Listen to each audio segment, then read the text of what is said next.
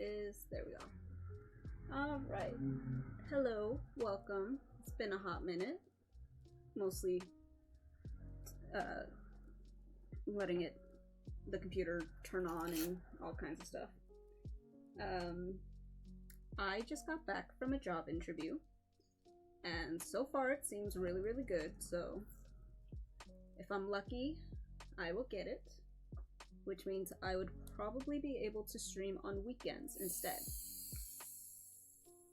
And if not, then more regular, at least. But I'm really excited about it, so hope I get it.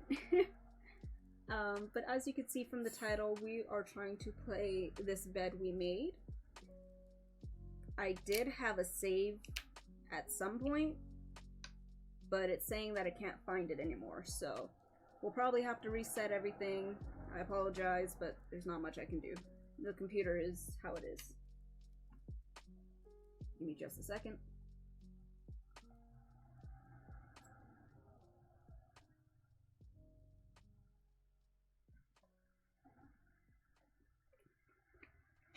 All right.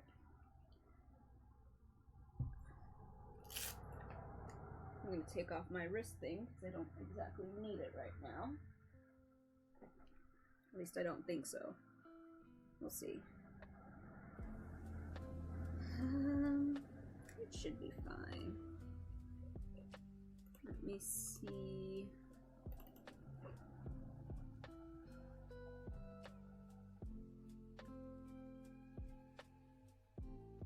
I gotta give it a second to load up, so sorry. I thought it'd be faster, but it's taking a second.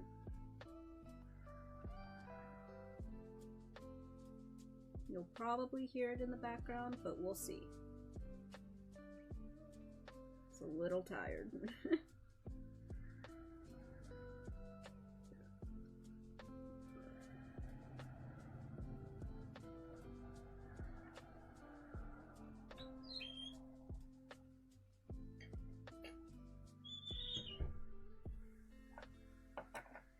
Luma, if you jump up here, I'm gonna clip your nails. Spooky, spooky.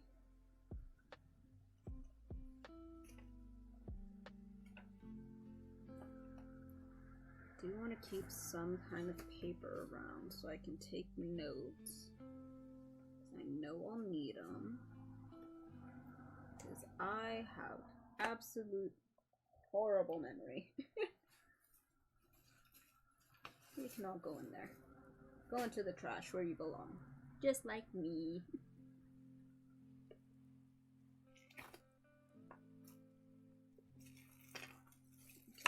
Oops. Dropping stuff.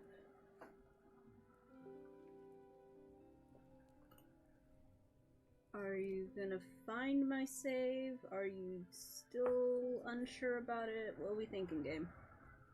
Sorry, I'm trying to make sure it's running first before I try to switch POVs. Or scenes, I guess. I have so much crap, no space to put it. You go right there. You go right there. What is this? Ooh, 11%. Don't mind if I do.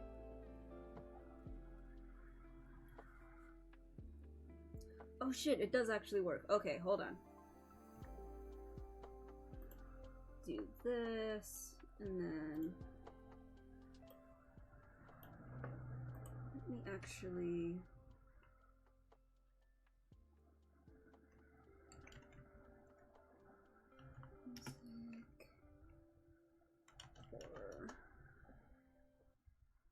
I am itchy. This is bad.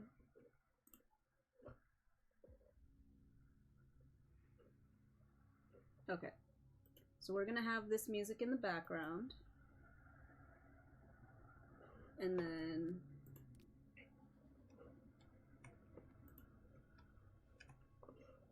okay. Fuse box is locked, have to get it open.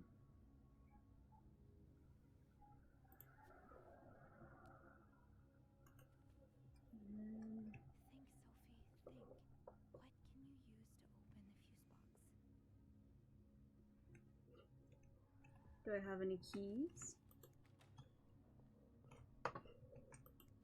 I remember my habit of closing everything behind me. I'm gonna keep doing that. So, if you don't know what this game is, you're a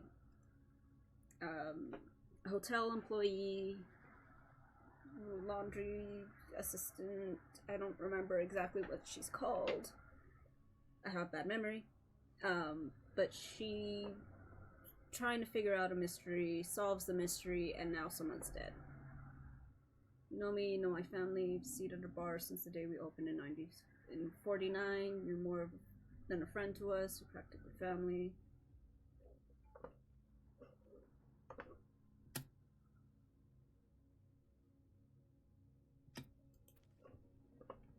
Let's see. Oh, this is the guy with the kids. I think this is the room that we first started playing in. I'm so used to E. I'm so sorry. Let's see. As you can tell, I don't know where I'm going.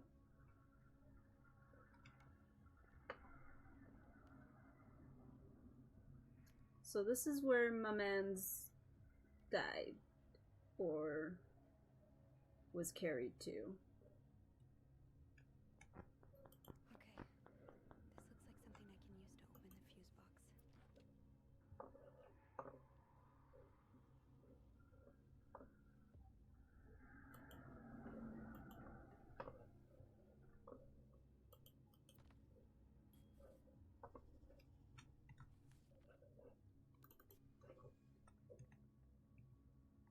Where's my buttons?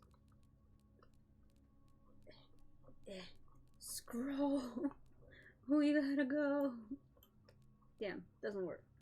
Camera. Camera with a very long lens, not the kind of camera an everyday person would have. I have to get the power back on.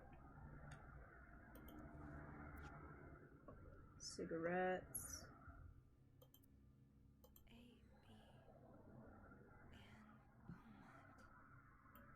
Okay. Who's Anne? Is there anything else we need on this? No.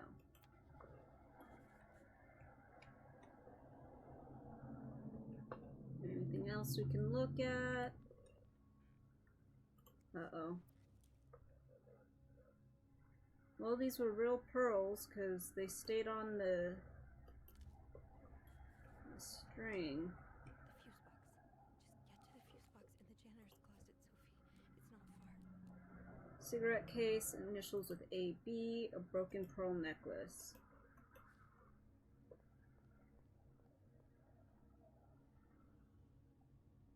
So he was stabbed over there, and then came over here, and then got stuck in there. Bless you, Luma. Jesus.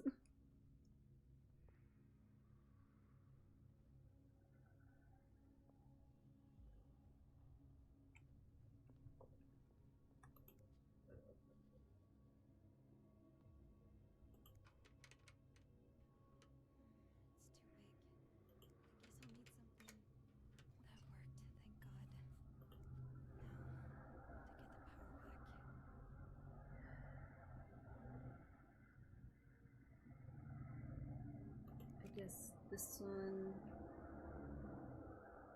How do I know which ones are which? Safe combinations, uh-oh. Let me write that down really quick. 501 0768 502 29 53 5 something. Not much use without the rest of the code. Unless those numbers I found in the laundry room. 23 4.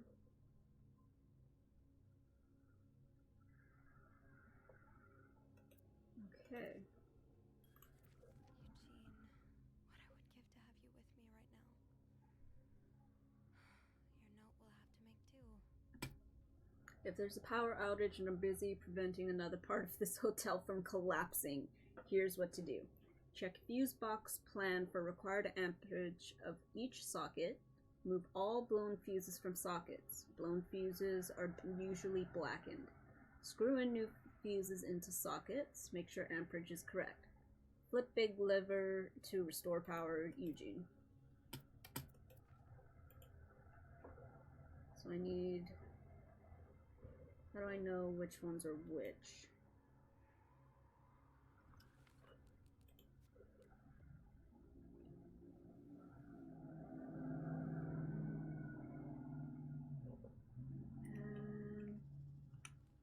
Oop, nope.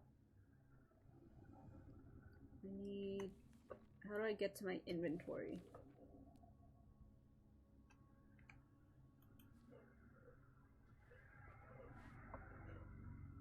Help! Getting the fuse box open was half the battle. Now I need to take a look inside and fix what needs fixing. Let's see. Oh, I can just look at the other ones. So type A, I think. Okay. And then let's try that. Not power. I think I need to change all of the blown fuses. Oh. Okay, so I need another 30. So that's G.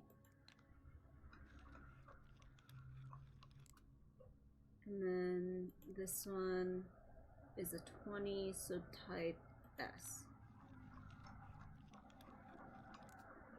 Okay, let's try that. I did it! Also, I need to change some audio. Oh, achievement. What is it? Restore power on the 5th floor. Okay. I've never been more grateful for electricity. The light from the window in the janitor's closet was enough for me to see what I was doing with the fuse box. And it occurred to me that had it been any later in the day, I would have been up the creek without a paddle. You're up Schitt's Creek, my guy. I'll head down to the lobby, go straight to reception, and get the police on the phone. This nightmare is almost over, or so I hope. Where did all of the blood... Oh no, it's on the other side, okay. I was gonna be like, where did it all go? Is there anything I've forgotten? Once I leave this floor, I probably won't be able to come back. Girl, we leaving. I'm sorry. I'm sorry. I'm so sorry.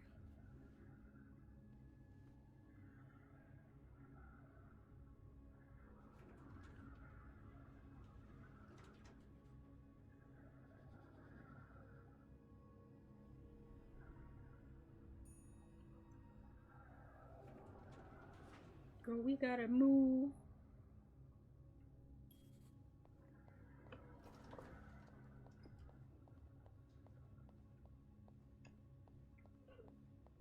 Beth? Where is everyone?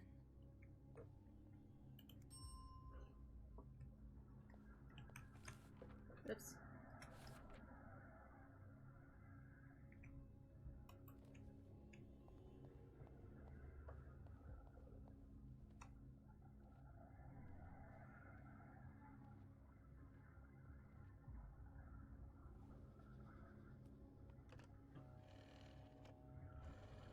Watch it not work.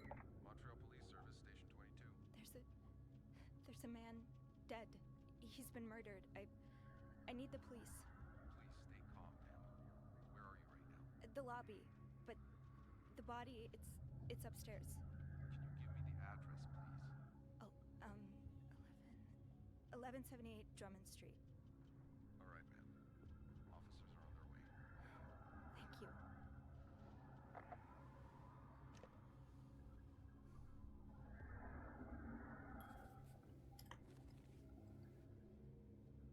The police are on the way. I think that's the most I can do right now. It hasn't completely undone the knots in my stomach and the tension in my shoulders, but it's a start. I might as well ride a bit to pass the time until they arrive. I don't know what will happen next. If my hunch is correct and Hector was indeed murdered, I suppose the police's main priority will be to determine who did it. I'm probably going to have to answer some questions, aren't I? Oh, they just have to. Oh, I cut them off. My bad.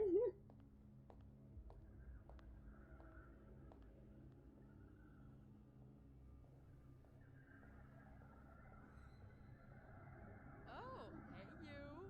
Great timing, right? I'm thinking if we're lucky, Bernard will let us go home. No point in working in the dark. Sophie?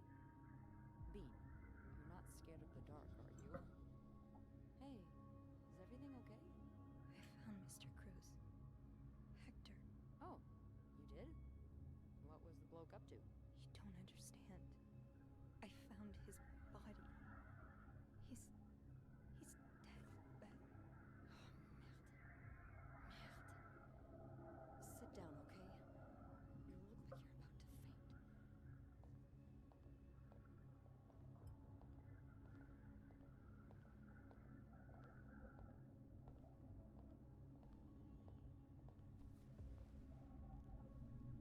faint. Have you called the police? Yeah, they're on their way. What happened? Was there an accident?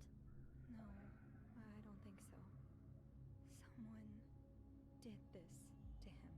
You mean... Merde. Do you think... Murder.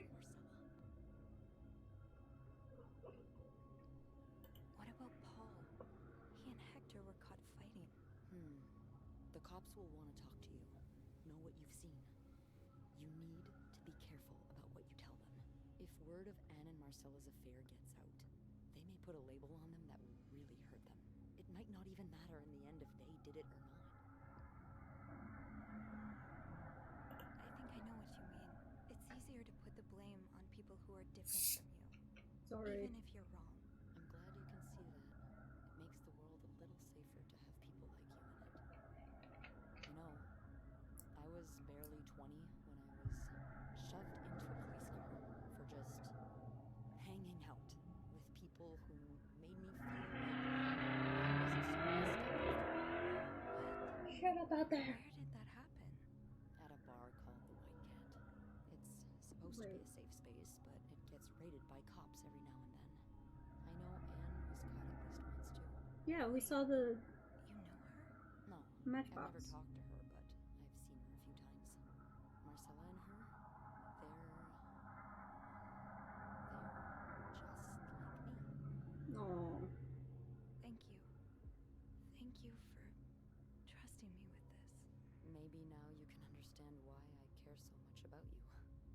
I don't know if I'm feeling inspired by Anne and Marcella, or if it's the shock of being so close to an actual murder, but I'd really like for us to be more than just friends, Sophie.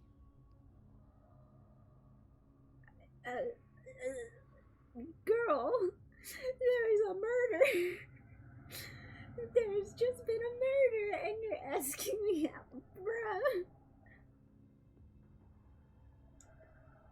What do you think, Luma? Should I take it or no?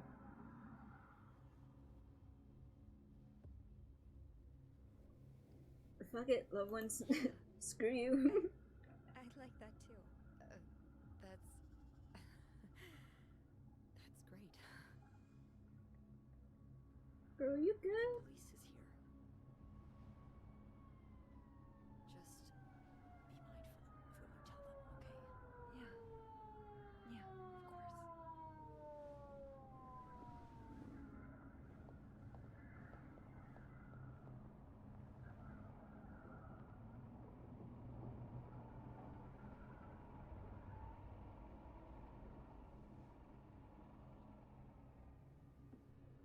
course.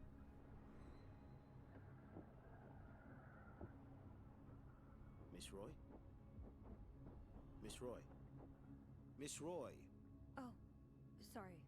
I was distracted. I really need you to focus right now. I don't want to be here all night, and I'm sure you don't either. No. Boy, No, I don't. I'll kick your ass. So, as I was saying, we're trying to ascertain the circumstances of Mr. Cruz's death. Can you tell me how you came to find the body? I was cleaning room 509 when I heard the elevator bell ring. Again and again and again. I thought maybe a child was playing with the doors, so I went out in the corridor, and that's when I saw him. All the blood and... Why was the elevator bell ringing? I'm sorry. You said you heard the elevator bell ring. Why was it ringing? I assume it wasn't a child after all. Well, Mr. Why did it Cruz's give me the option to body lie? was preventing the doors from closing. They'll be able to double check it. When we found the body, it wasn't that close to the door. Ah, fuckers. The stairs are blocked because of the renovations, so the elevator's the only way out of the 5th floor. I had no choice but to move the body. Just a little. Ah, so that explains the traces we found.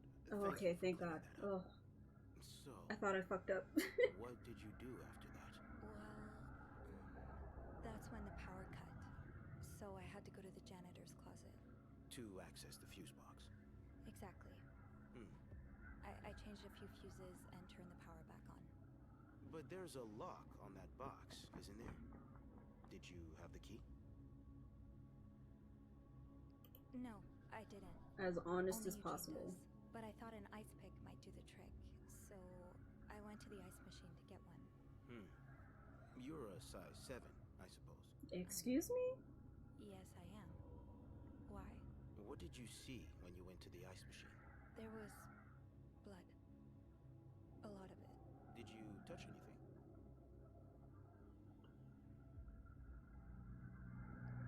I'm gonna be as honest as possible, that way they don't try to I might have screw me touched over. A few things.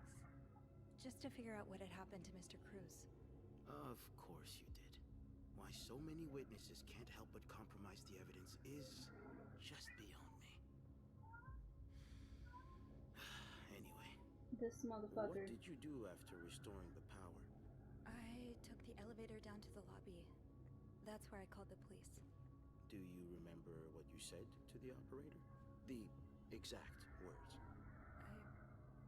No, I'm afraid I don't. You said, there's a man dead. He's been murdered. That's possible. What makes you so sure it was murder?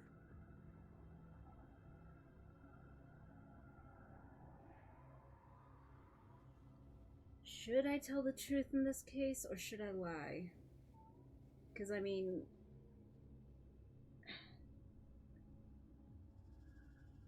Hold on. Let me let this goblin in.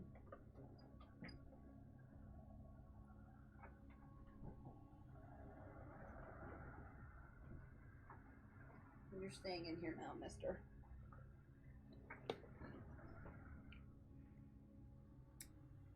Do we tell the truth and say that we've been snooping, which could get us into more trouble? Or should we lie and say it was an assumption? Because, I mean, with the amount of blood, that's very possible. But I don't know if they're going to try and be like, oh, but we saw this happen. I closed everything behind me, didn't I? You be quiet, mister. I'm trying to think. Should I be honest or should I lie? What do you think, mister? I'm gonna lie. They might try to call me out on it, but...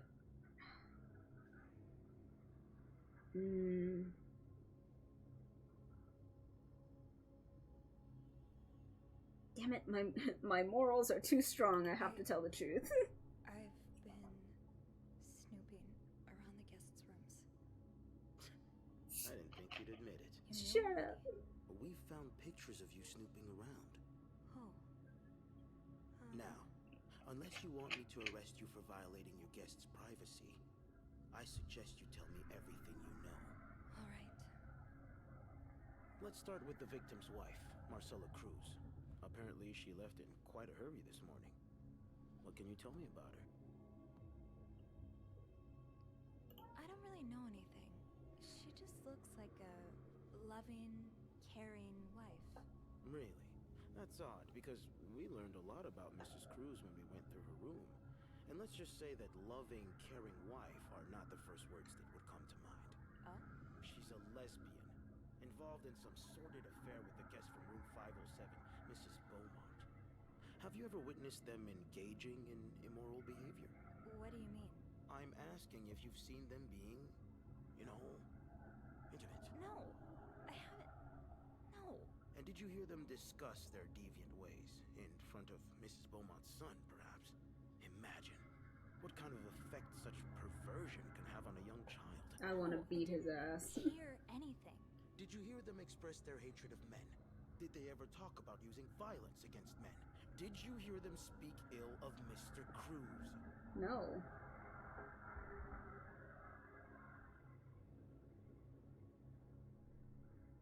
No, I didn't hear any of that.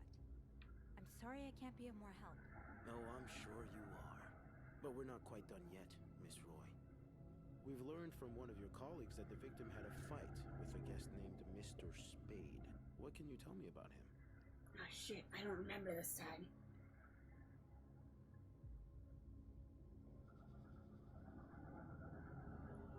He went to a psychiatric hospital, but I don't want to blame him. This better not be... I don't know. I'm much. lying again. I'm not doing that. He seems nice. Nice. I wouldn't be so sure. Oh? We found out that Mr. Spade is fresh out of a madhouse.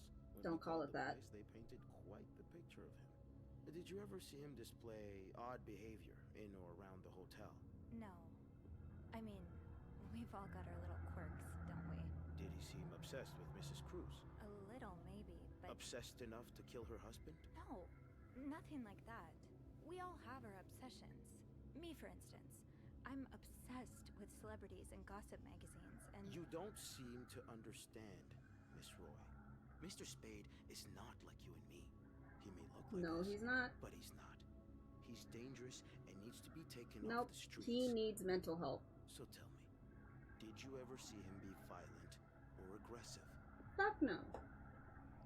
no, I didn't.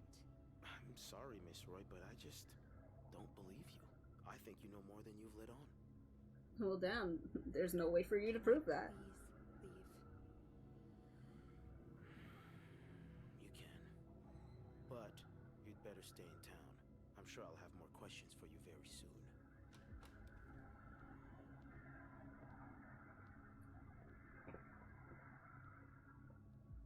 Could you lay down, mister?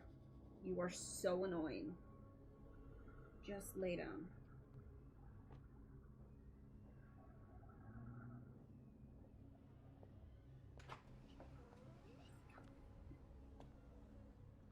Goddamn cat.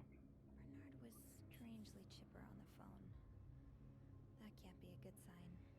I guess I'll know soon enough. Nope. Stop. Jesus. Interrogation. I never imagined I'd be sitting in an interrogation room at a police precinct. It's like something out of a crime scene. Crime film. The kind of scene you watch and wonder what you would do if you were in that character's place. Turns out the reality is much more nerve-wracking. Detective Tremblay told me outright that he didn't believe me. I'm not sure I blame him either. I was so overwhelmed. I can hardly remember what came out of my mouth. I don't know what will happen next, but I can't help but expect the worst. After the storm. It's been tough being alone with my thoughts since the hotel closed 2 days ago. According to the papers, the police are still investigating and haven't made any charges yet. I just hope they take the time to get it right. The last thing this whole ordeal needs is an innocent person put behind bars. Anyway, this morning I got a call from Bernard calling me to the hotel. He sounded surprisingly chipper, cheerful even. I wonder how it'll feel walking into Claritin again after everything that's happened.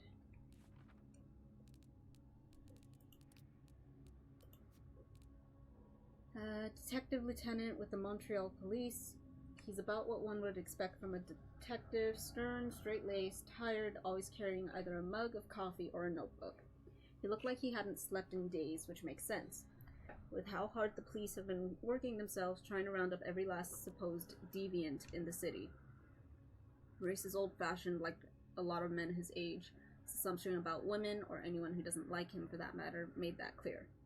I wish he wasn't the one in charge of the investigation into Hector's murder, but I'm not sure any other detective would make much of a difference.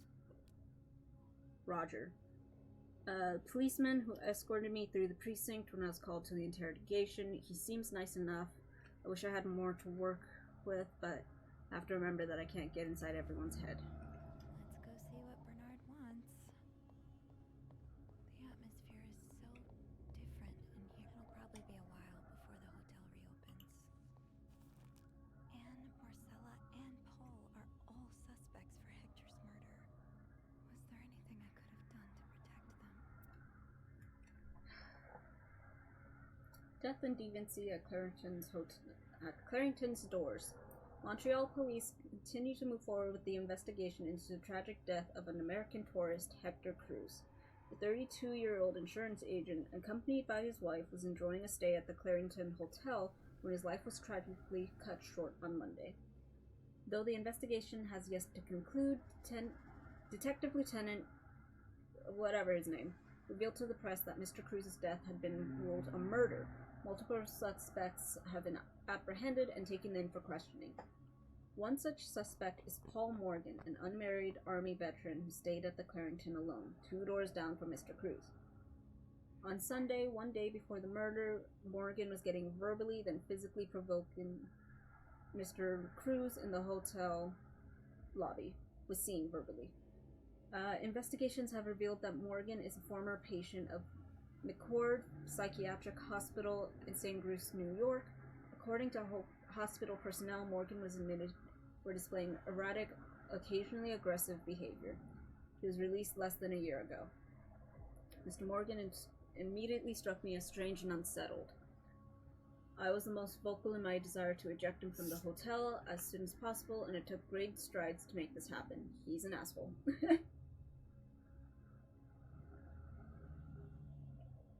Although no formal charges have been filed as of yet, the incident has led to an increased interest in the movement against the planned construction of the Rays of Light Psychiatric Hospital. In a strange twist of fate, if construction is sanctioned, the hospital is located just down the street from the Clarington. The victim's wife, Marcella Cruz, is also considered a person of interest by the police. Mrs. Cruz's absence following the discovery of Mr. Cruz's body has been as conspicuous and suspicious, adding that further evidence suggests that Mrs. Cruz is involved in a homosexual affair. Mrs. Cruz is apprehended by police at the Gare Centrale de Montreal. She was in the company of another one of the Clarington's guests, one Anne Bercy, whom police suspect is a woman with whom Mrs. Cruz engaged in sexual deviancy. Mrs. Bercy, a resident of Montreal, is a housewife pursuing a divorce from her husband. There it is. Louis Bercy. She and her 9-year-old son, Michael, eluded Mr. Bercy by occupying a room in the Clarington for over a month. In an interview with Montreal, Mr. Bercy deplored his wife's penchant for melodrama and urged her to cease poisoning their son's mind. Mr. Bercy was frank about his wife's history of poor decision-making, including making frequent late-night visits to the White Cat. White Cat is one of the city's many underground bars and meeting spots known to attract sexual deviants such as Mrs. Cruz and Mrs. Bercy. Yesterday evening, Montreal police promised more raids to counter the growing number of such encounters. I hate you, motherfuckers. But sadly, this is what people sometimes do. Oh, go to hell. Beth, Hey, are you okay? I'm out of a job. But other than that, yeah, everything's just peachy. What? No, I hope you're luckier than I am. Come join me when he's done with you, alright? I'll be questioning my life choices on the mezzanine. yeah, okay. Damn, this poor girl.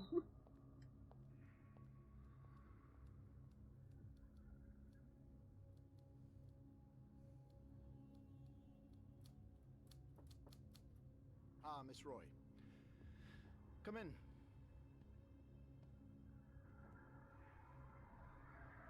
I suppose you know why you're here? I'm not sure, actually. Your phone call was a bit vague. Yes, well, I prefer to have this conversation in person. We've been getting a lot of press lately, and not the good kind.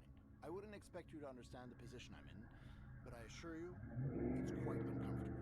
Shut To up, have Alvin. one's life's work blown away like that. All thanks to some sexual deviance and a nut job. It's obvious to me now that I haven't been firm enough. For guests of such morals to be comfortable booking a few nights here and committing such a horrid act. Things need to change. This means elevating our standards to the highest possible level, and it starts with the people working here. I don't like It starts this. with With me? you. Yes. From what I've heard, you've been quite the exemplary maid lately. Clean rooms, satisfied guests.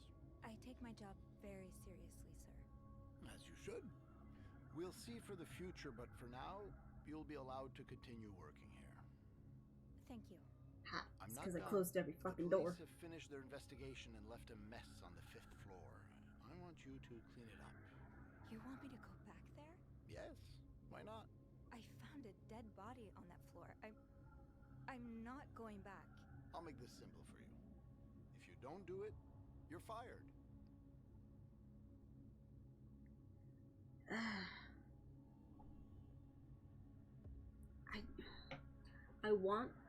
I want her to walk away, but I also don't know what job is available for her. 'Cause like I don't like this guy. I don't like what he's doing and everything. I want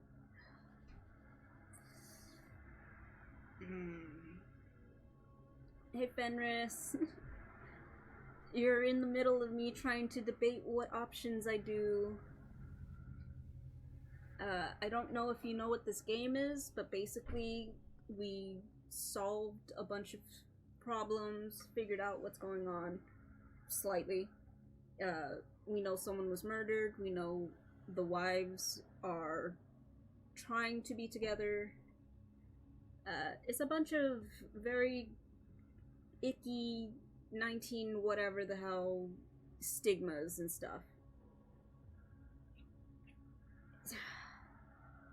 The person who's talking to me is like the owner of the building, and he wants me to go back to the 5th floor, which is where I found a dead body and was interrogated by police. So I'm trying to debate if I should just give up, just quit, because then he'd be out of workers. I don't know if the game would take that into consideration is the only thing. Or if I should just do it and get it over with.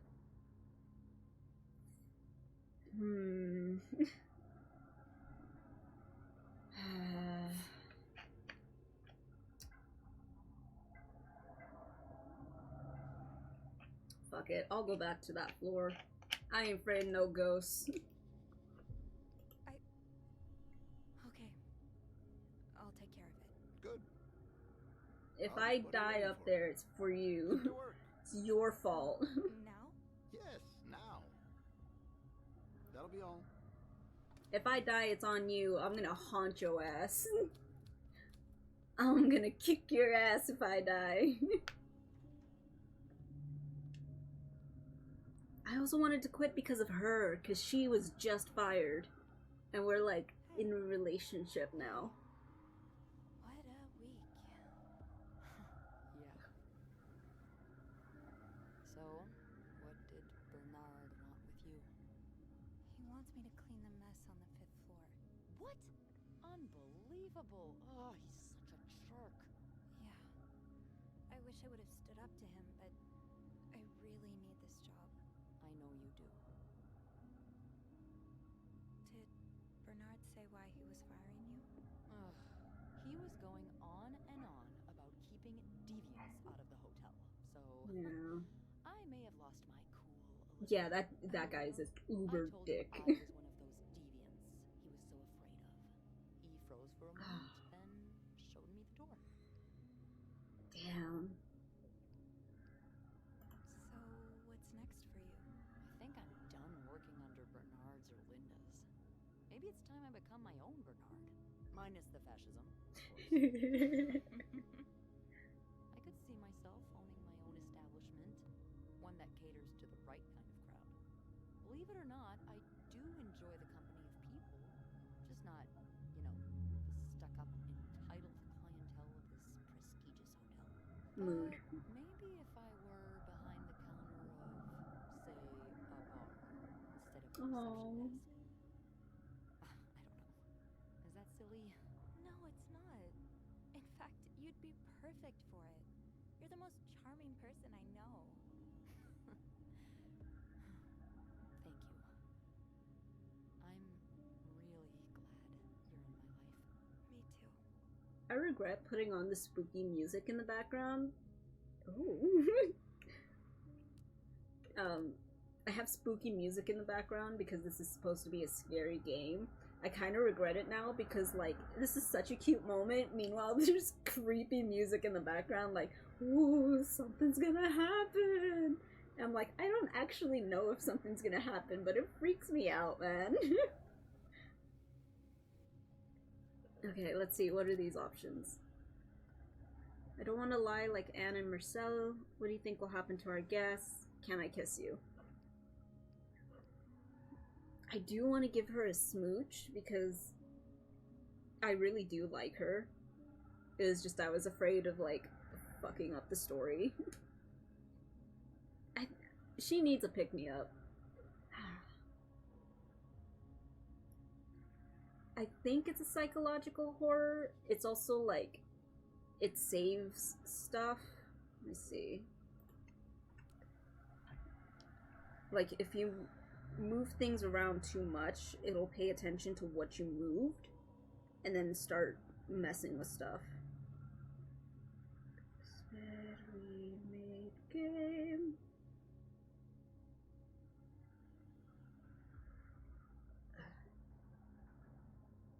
It's warm in here. I hate this.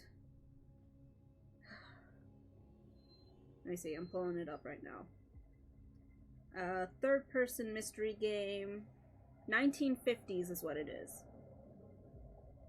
Mystery, cinematic, noir, walking sim, so be ready for that. Choose your own adventure, atmospheric, and drama. That's what it is. So it's more like it gets in your head kind of horror. Kiss. We need a kiss. But so far, I'm really liking it. I'm pretty sure I'm halfway through the game. I have no idea. I need to give her a pick-me-up anyway. We're right next to the boss's doors, but, like, I don't give a shit. If he kicks me out at this point, fuck it. Okay, don't go any farther than that. This is PG. We need to keep it PG here, people. We'll have more fun at night. Oh, I can still get... Kiss, kiss, kiss. You and your acolyte kissed. Yeah. Oh, you have a choice of who you can kiss. Because, like, there's two options for people to be your acolyte, like the person who works with you. It's her, and then there's also a guy. I didn't like the guy enough to go down his route, but... What do you think will happen to them? Who? Sorry, my mind wanders sometimes. I meant Paul, Anne, and Marcella. Do you think they'll be released? Let's go! Paul will probably become a famed photographer. His portrait of you will be hanged at the Louvre, entitled The Inconspicuous Maid. It will sell for millions. I hope so. That man needs the money. Is that so? Yeah, and Anne and Marcella will ride into the sunset on the back of two Appaloozas, watching over their newly acquired ranch. They'll be constantly followed by their only sheep. They'll call him Paul, for old time's sake. I love this woman. I like that. I just want them to be happy. Hold on, I gotta turn it up because it's like hella quiet. I need to make sure you can hear. Me too. Who's watching us? I don't like these, like, zoom out things. It makes me watch too many horror movies for this shit.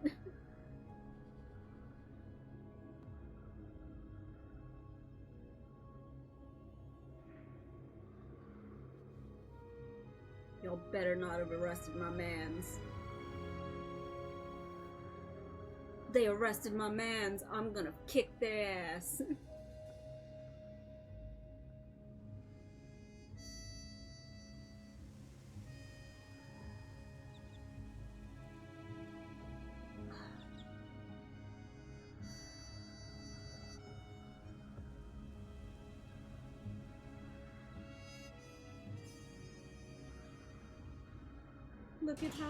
Look at what they've done to my boy and my girls.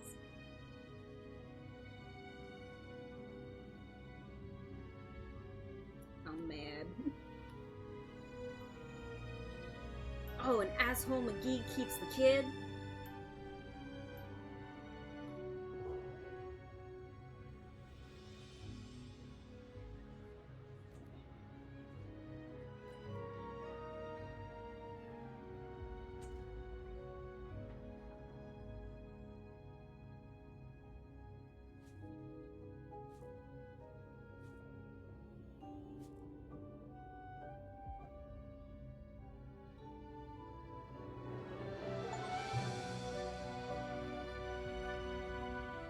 Well, I completed the game.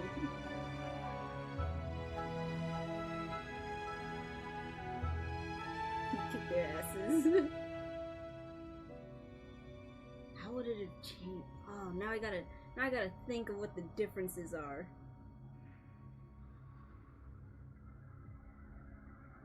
Damn it. Now I gotta figure out how to get the good ending. Let me see. Is there a way I can find out what their achievements are? Let's see.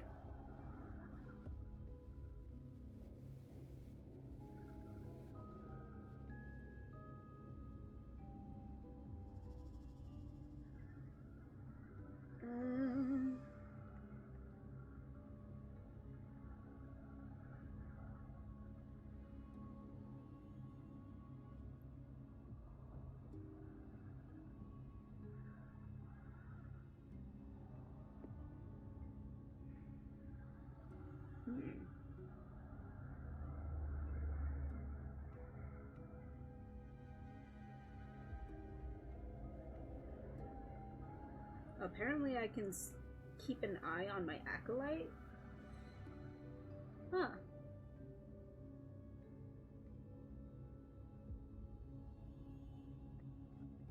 Live to fix another day, protect Eugene, I got that one. Safe and round.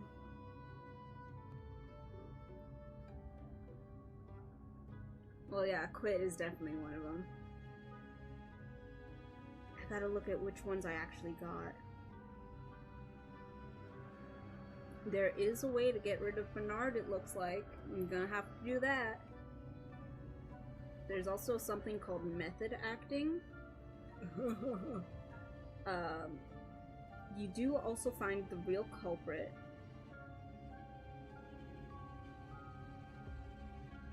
Dead end and gone, and moving up the ladder.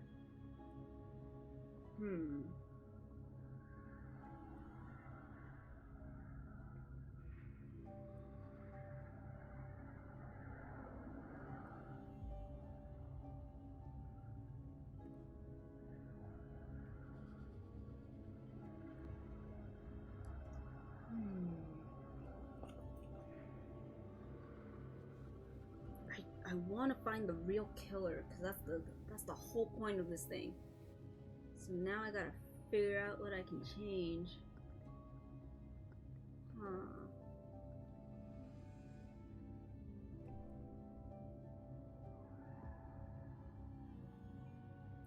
Good game, guys. 10 out of 10. Will play again right now. I will probably replay the whole game just because it's fun. And also I want to see what changes I can make. Oh, I also didn't talk about, like, Anne and them. There's so much I can do. Let me see. Turn this down real quick, because it's kind of deafening. Have fun! I'll be here. I'm gonna replay it all.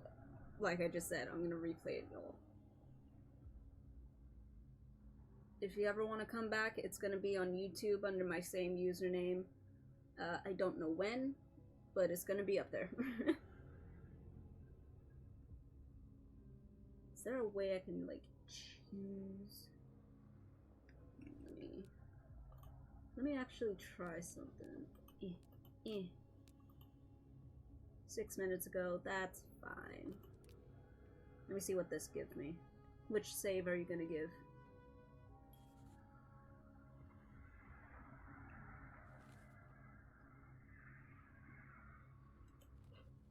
Okay. Well, I guess I'm gonna very quickly do the I quit ending.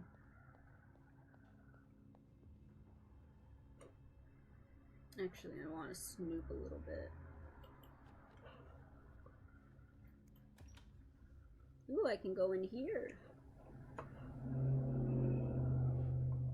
There's nothing. Oh, Wendy and Jack's kissing spot's cute.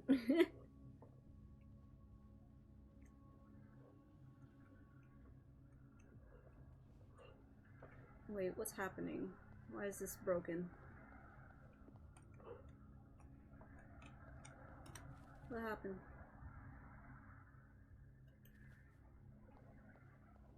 I think something happened. I'm not going back up there. Well, maybe I have to click it. Nope. I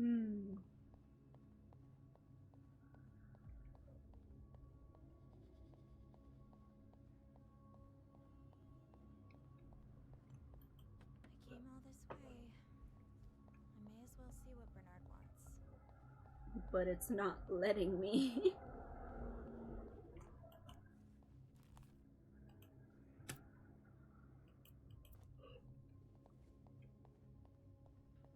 Well, it's broken for some reason. Damn. I guess we are playing it all over again. Let's see.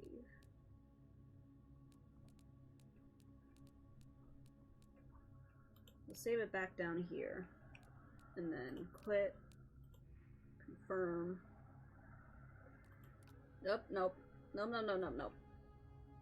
God damn it.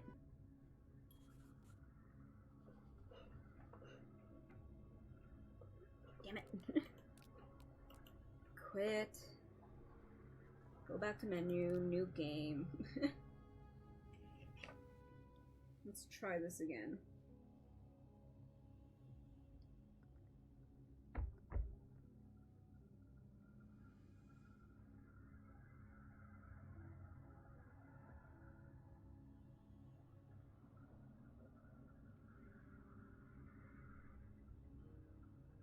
And now I have to wait for everything to load again. Sad.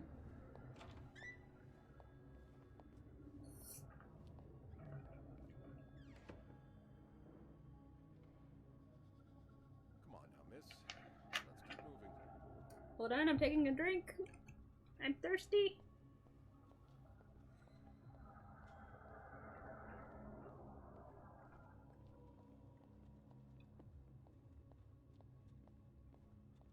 It's on your right. Here.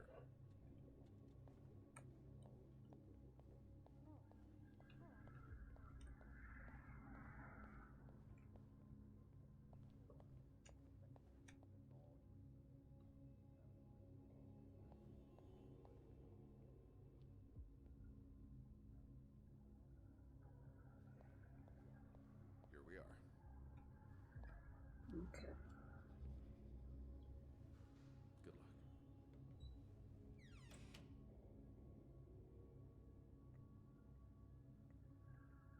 She's all yours, sir. Sophie Roy, I'm Detective Maurice Tremblay. Let's see. 21 years old, working at the Clarendon Husband? I'm sorry? Are you married? No, not yet. I live with my mother. She's sick, so I have to take care of her. No father. No. It's always just been me and my mom. All right, Miss Roy. I need you to tell me everything that happened, starting with this morning. Oh, parc la fontaine, les filles s'en vont et s'y promènent au bras des garçons. Tu les entraînes au cœur des buissons où elles étrennent l'amour en saison.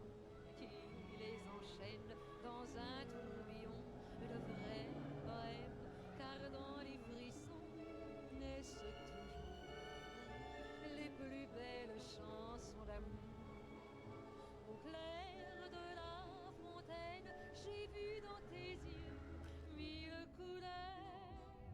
Quand la claire fontaine s'amusait au jeu de nos deux cœurs. Document's done. Now just a bit of tidying up and I can go on break.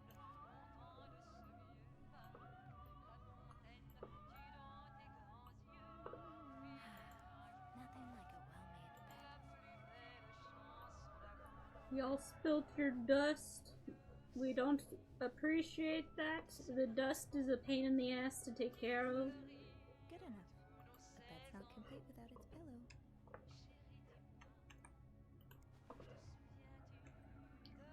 Do.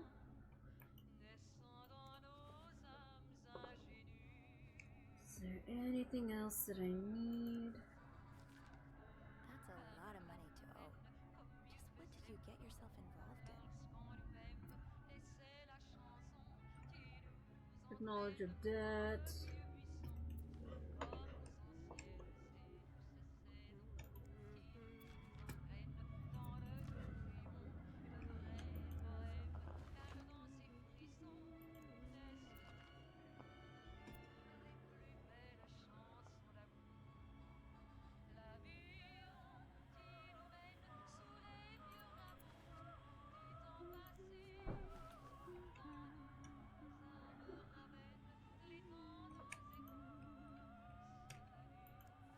You brought your own mug? Well, I guess ours aren't quite as complimentary.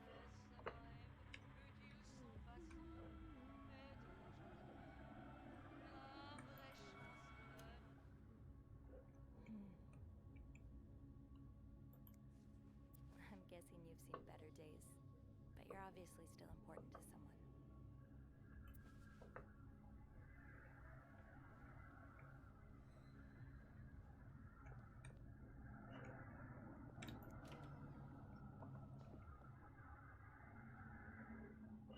Anything I need to clean in here?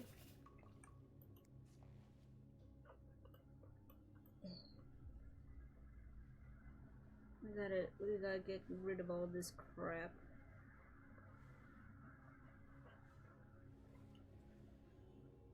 And voila. Good as new.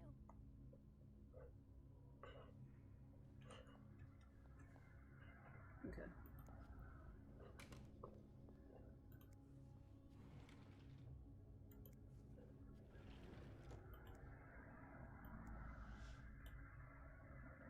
Ah. Okay, there we go.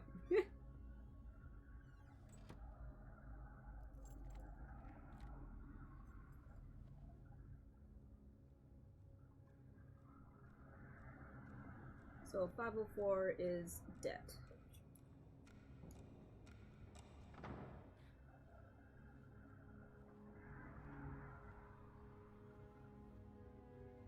Wait. That can't be it.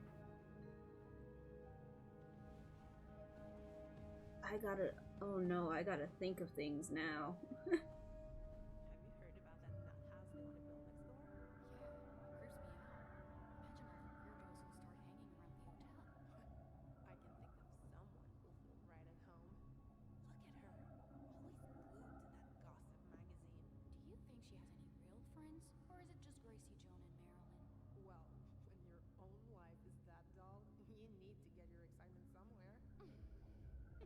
I will kick your motherfucking ass.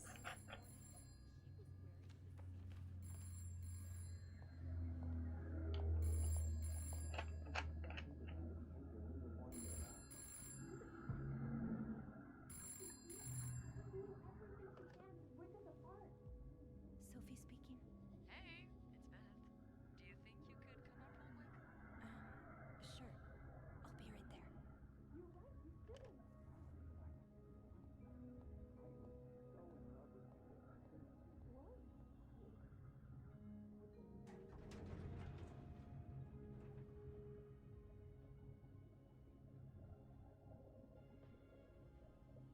Let's see what Beth wanted to talk about.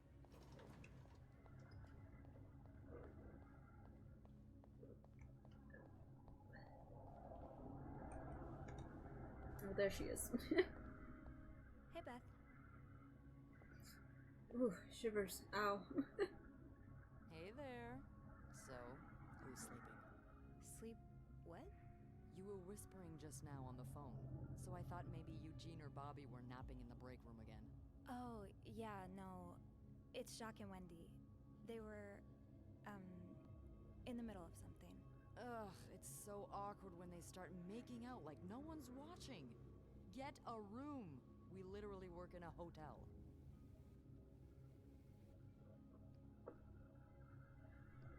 They weren't kissing this time.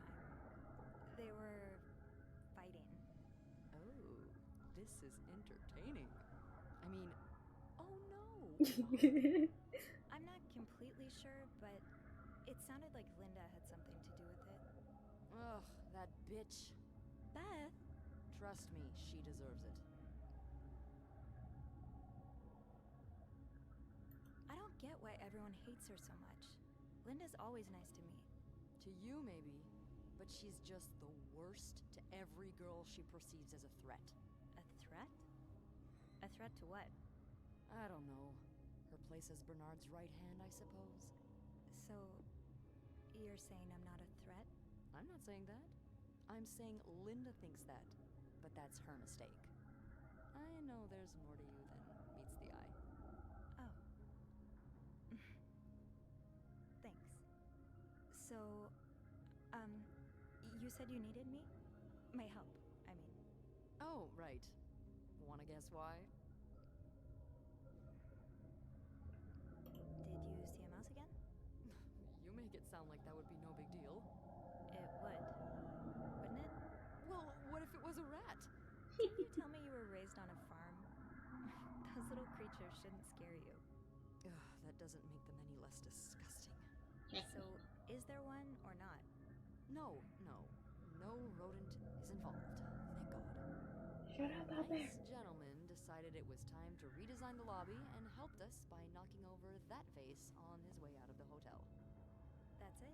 I would do it myself, but the last time I tried to leave the front desk, Bernard emerged from his lair to scold me about procedures and whatnot. Well, we can't have the beauty of the Clarington Hotel take absence from her throne, can we? Oh, the people would riot. Bernard especially. Bernard's hardly the people. Anyway, I have to get back to work. There's a mop in the supply closet next to Bernard's office, I think. Thanks. I'll see you around.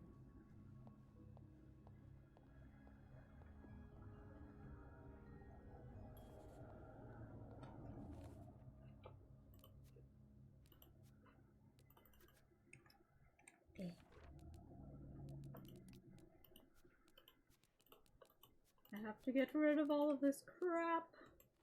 There we go. Oh, Jacques. Leaving luggage in the lobby? Are you trying to get Bernard to kill you? Linda, Wendy's great at her job. Guests absolutely love her and... Not just guests, apparently. Oh, God damn it, Linda! I only like her because guests like her. Making sure guests are happy is my job, after all. You don't seem to care whether I'm happy. Listen, if Wendy wasn't doing her job, that'd be another story, but I can't just fire her without good reason. What if she stirred up trouble among the staff? Would that be a good reason? Curiosity killed the cat. Oh, Andrew. Hi.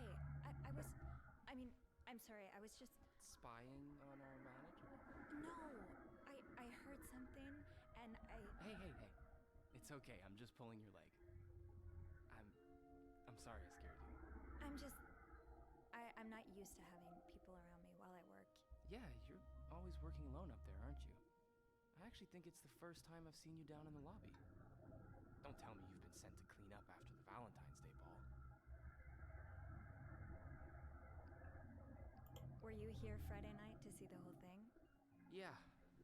They had someone in charge of the event, but she ended up crying alone in the stairwell, so I had to take over. What happened? Poor girl. Did it really go so wrong? It certainly didn't go wrong for the people enjoying the party, but for those sober around them, that's another story. Uh-oh. Good God. I'm glad I didn't have to be there. I don't know how you do it. And I don't know how you handle cleaning up after other people all day. You must see plenty of weird stuff, right? Yeah. What's the weirdest thing you found in a guest's room? It's a bit gross. Oh. I hope it's got nothing to do with bodily functions. God, I hope so too. A few weeks ago, I walked into a room and found the trash can filled with cucumbers. Like, whole cucumbers. And some of them were carved, and I threw the whole trash can out that day. Don't tell Bernard. I won't. Oh. I better go help Beth. It's hell here with the snowstorm. It's okay. I need to, Yeah, all right. Take care. You too.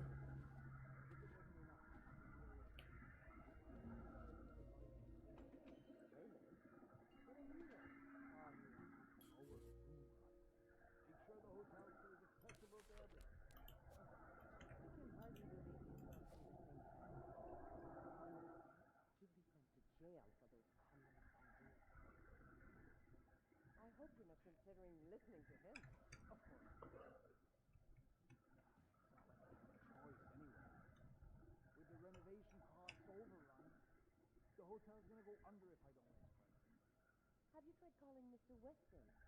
I have. I haven't been able to get through. And anyway, the last thing I want is to look like a beggar. It's not begging if the other party's getting something in return. I'm sure the sales of lessons have gone up since the partnership. I don't know.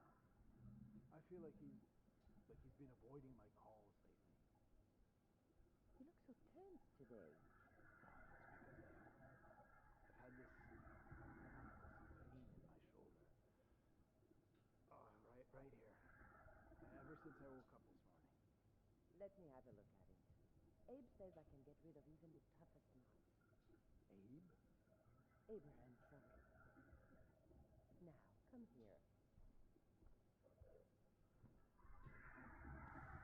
Just a little bit of snooping.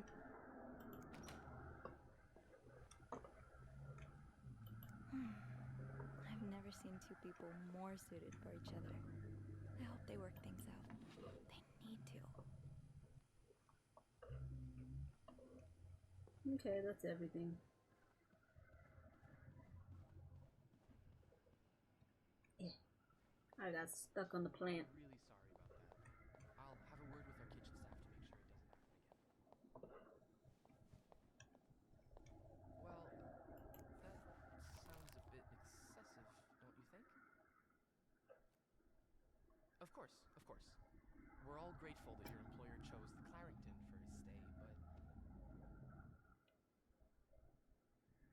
All right, yes. I'll speak to my manager and see what we can do. Was there anything else I... Yes? I beg your pardon? You want me to...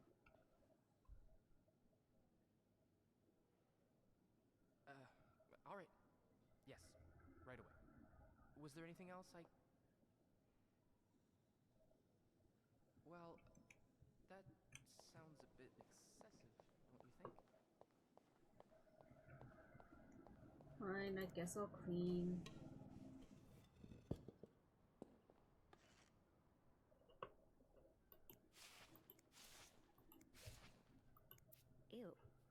better throw that away.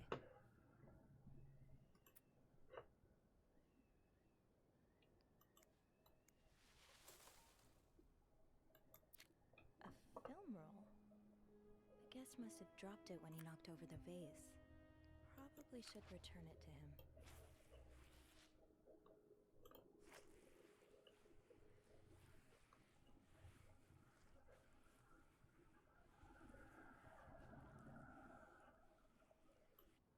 Now I just put the leaves back in the vase, and it'll be like nothing ever happened.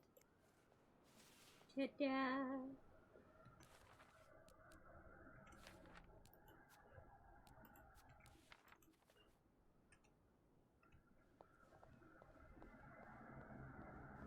I understand, Mr. Ramsey. I wish I could make the snowstorm disappear. I really do, but sadly, that's not within my power. Beth, who knocked over that vase? Mr. Spade. Mr. Spade? Well, I can check with the airport and let you know when flights resume. Until then... Yes, I know. You've said that already. But... no, that's very unlikely. So, which room are you staying in, Mr. Spade? Well, you're welcome to speak to my manager if you'd like. I'm sure he'll be thrilled to talk to you. No, that's not it. Beth said Mr. Spade. Manager. Would you like to contact him? Room 505. Great. That's on my floor. I can return that film roll without going out of my way. Yes, certainly. So first I suggest finding a nice little... Bernard still leaves these around the front desk? All right. Guess he didn't hear Beth when she swore she'd burn the place to the ground next time she had to suffer through one of his sermons. It may help to repeat his name, too. It's, God, G-O-D. I'm sure he'll be very sympathetic to your plight. Making fun of you, sir. No, I never dare. No, I'm dead serious. If anyone can make the snowstorm end, it really... I gotta take care of my homeboy. Ain't no one slipping and falling today. Hold it, please. Phew, made it. Thanks. You're welcome. Was it you who cleaned the puddle by the restrooms? Was I not supposed to? Well, Eugene asked us not to touch anything until he's repaired the leak, but it's probably safer this way. Someone could have slipped on it. Which floor? Oh, 6th. Thanks. What's the big rush? I need to bring this to our VIP guest, the one who rented the entire floor. Oh, is it that British man I keep hearing about?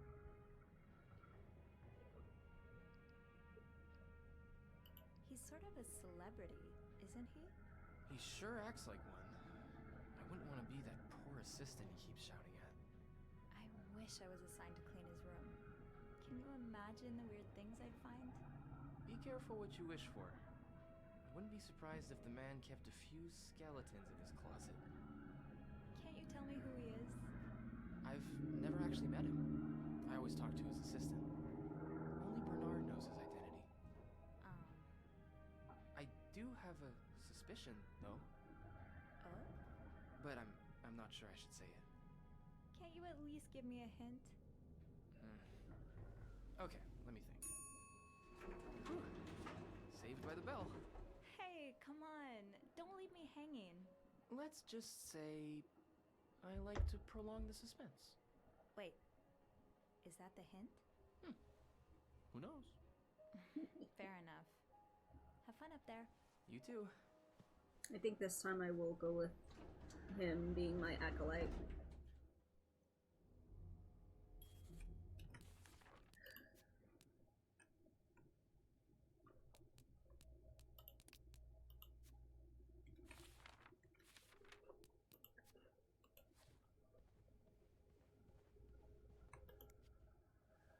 It's slightly open.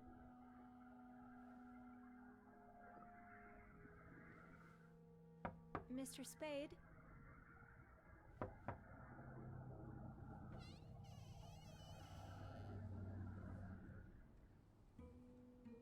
Mr. Spade?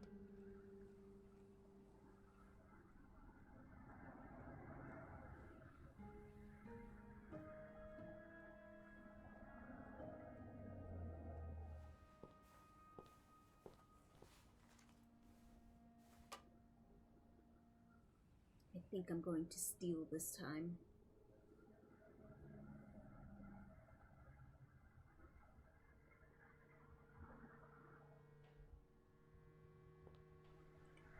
I feel like doing some crimes.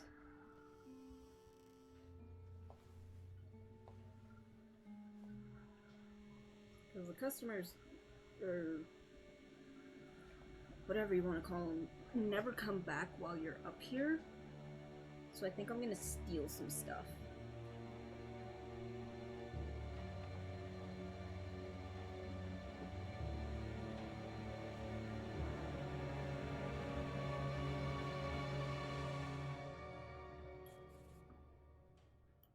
What is this?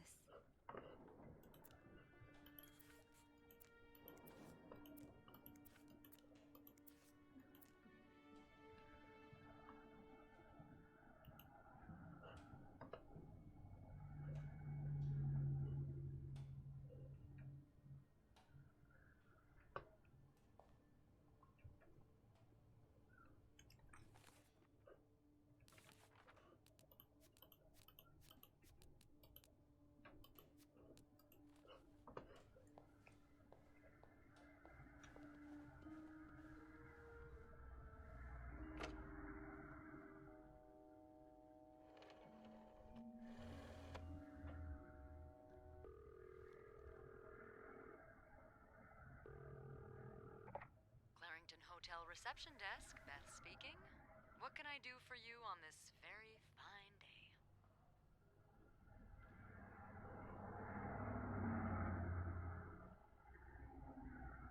Okay, so last time I went with Beth, I think this time I'm going to go with Andrew, just so we can see what happens. Beth, it's Sophie.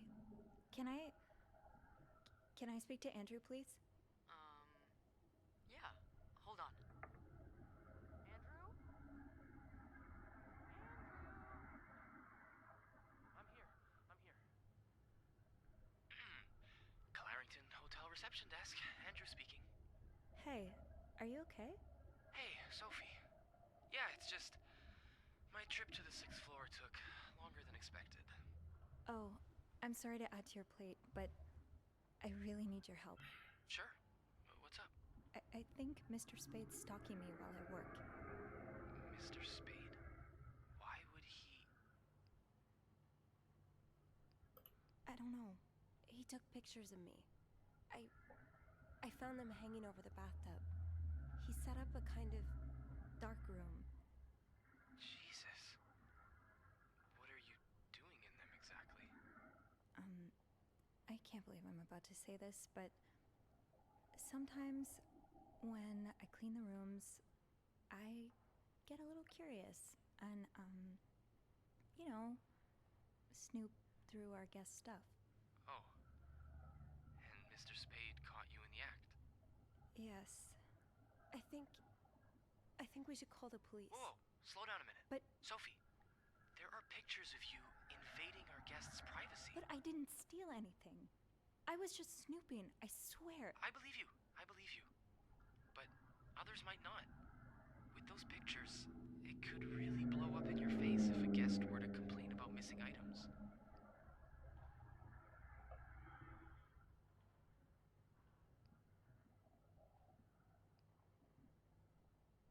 I said I'm going to do it. I could always throw them out.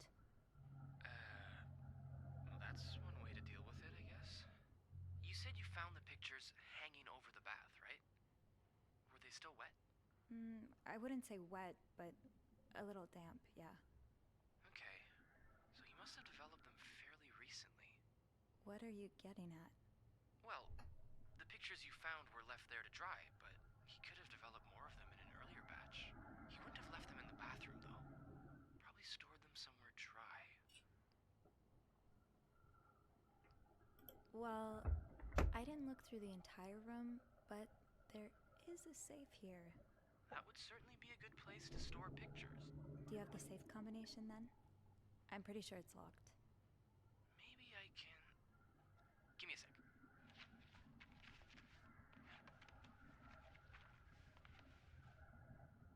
Shoot. What? Bad news is, I can't find the combination list. Good news is, we can probably do without it. Most guests write their code down to make sure they don't forget it. So, say you wanted to look for it, I could keep an eye out and call you if I see our mysterious photographer return. Okay. Yeah. Thank you. No problem.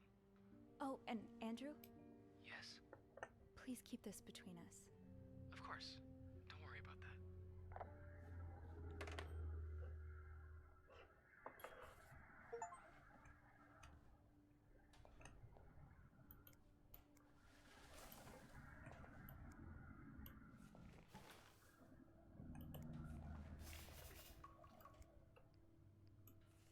Looks like prescription drugs.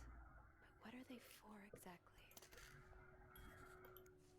I should bring that back to my cart.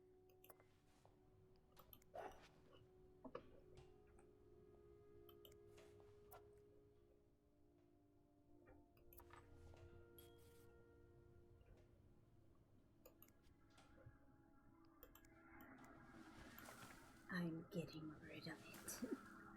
You can't stop me.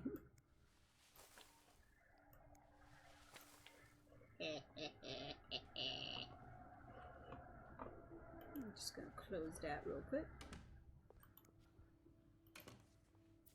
I'd forget my own head if I didn't write everything down. I guess we have that in common.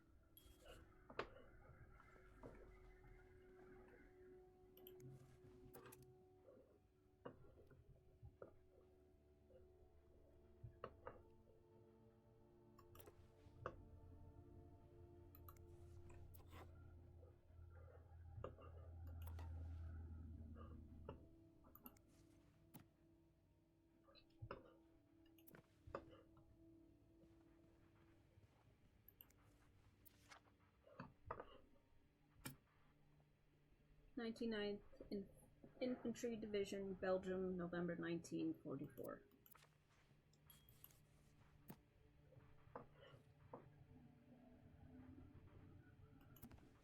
Listen to birds.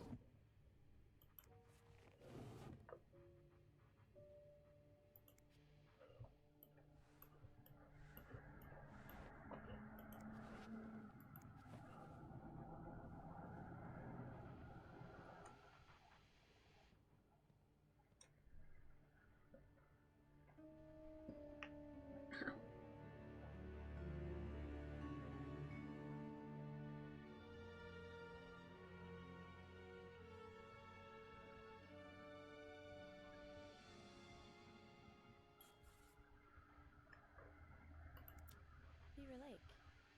I took Mom skating there just a few weeks ago. Okay, now I gotta do all this stuff.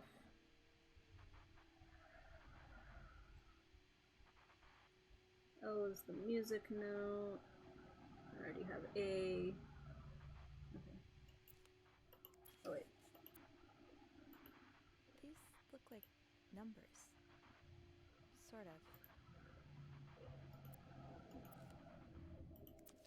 Harry's Diner, too. Were we ever there at the same time? H is a squiggle. I is 4. You didn't strike me as much of a doodler. This was the sale where I found that winter jacket that Mom loves. Were you there too? How's Harry? Why Harry's? Lots of burger places closer to the hotel.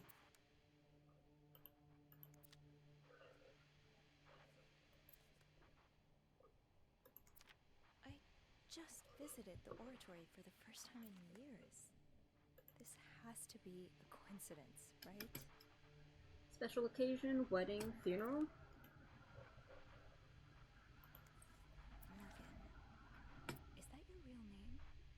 Why did you check in under Mr. Spade? Dear Mr. Morgan, you have to stop writing to this address. Lindsay died 2 years ago. I don't know what happened between the two of you, but please let us grieve in peace. Thank you, Lindsay's mom. Is this a floor of the Clarington?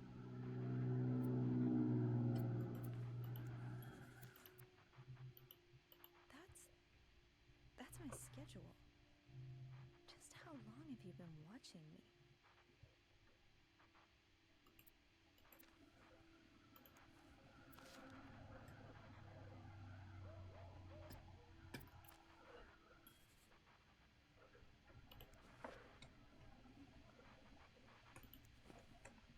Okay, give me just a second. I gotta go pee real quick, so I will be right back.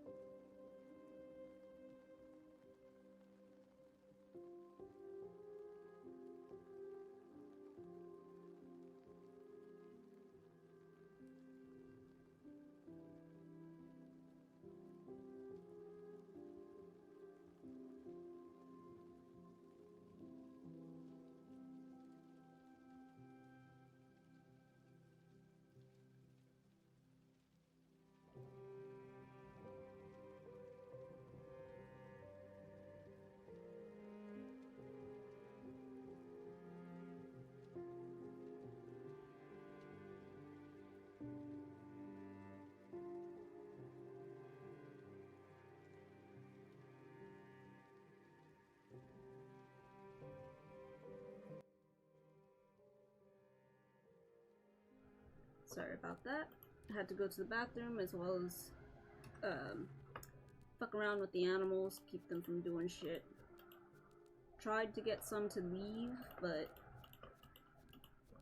they won't.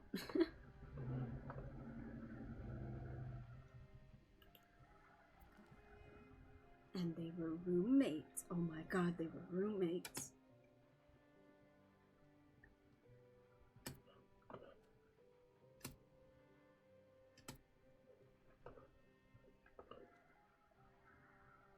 She was alone in a town she barely knew, hundreds of miles away from home. She was desperate for comfort and found it in the arms of the most unexpected person. What first started as a normal friendship between two women soon blossomed into something much more passionate and disturbing. This is a tale of love and desire like you've never read before. Out of her own experience, the author, working under a pseudonym, tears the curtain from one of the gravest threats to modern social morality. Strangelove practices trapping unwary girls today, particularly in our large cities.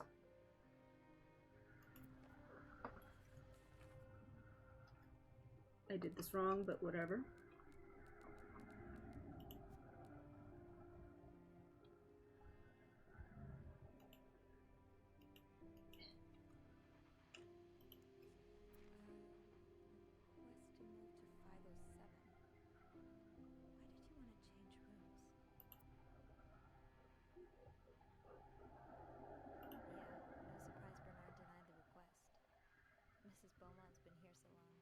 Probably just put her name on the door at this point.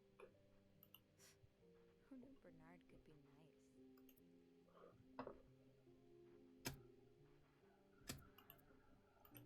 be a reminder for the safe combination?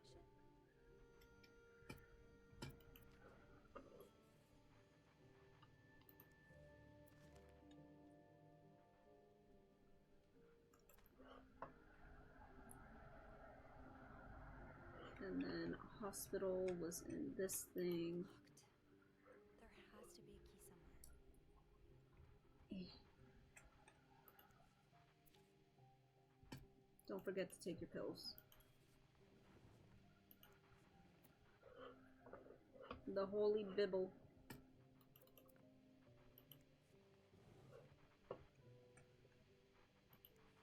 What do we have here?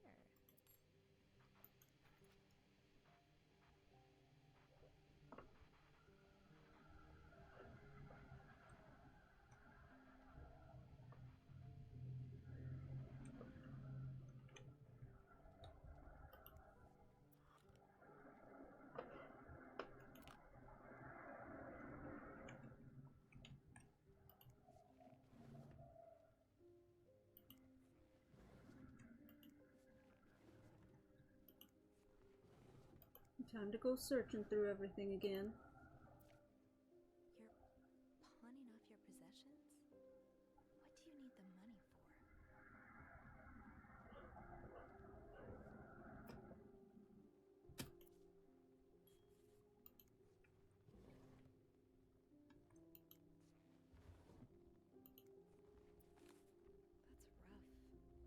How are you supposed to support yourself when no one will give you a job or a place to live?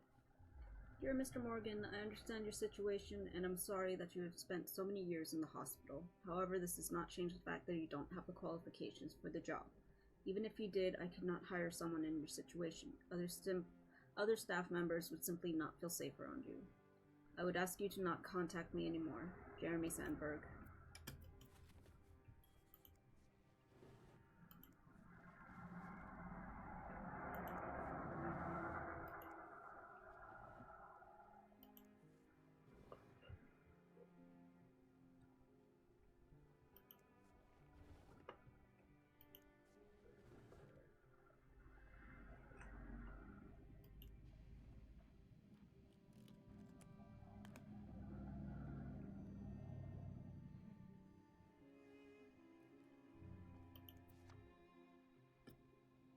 Nine, 49, 42, sorry. You spent 10 years in a psychiatric hospital.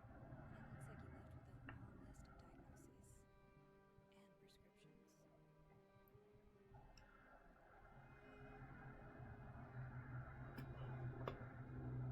prescriptions.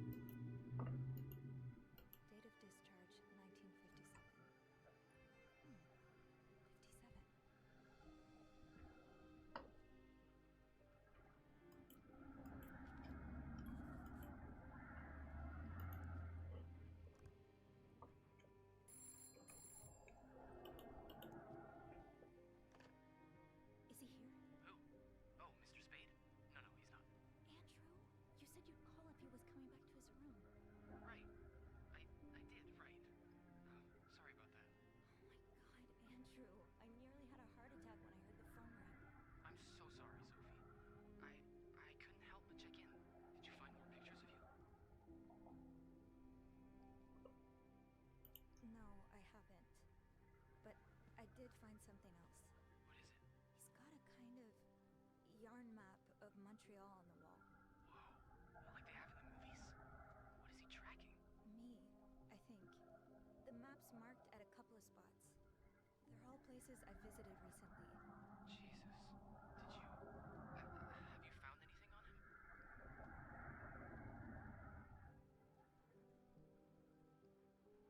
He seems to have spent some time in a psychiatric hospital.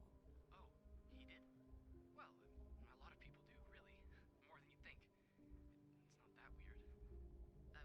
What does he suffer from? According to his file, insomnia, anxiety, memory loss. He's probably been through some pretty traumatic events. So is that all you found, then?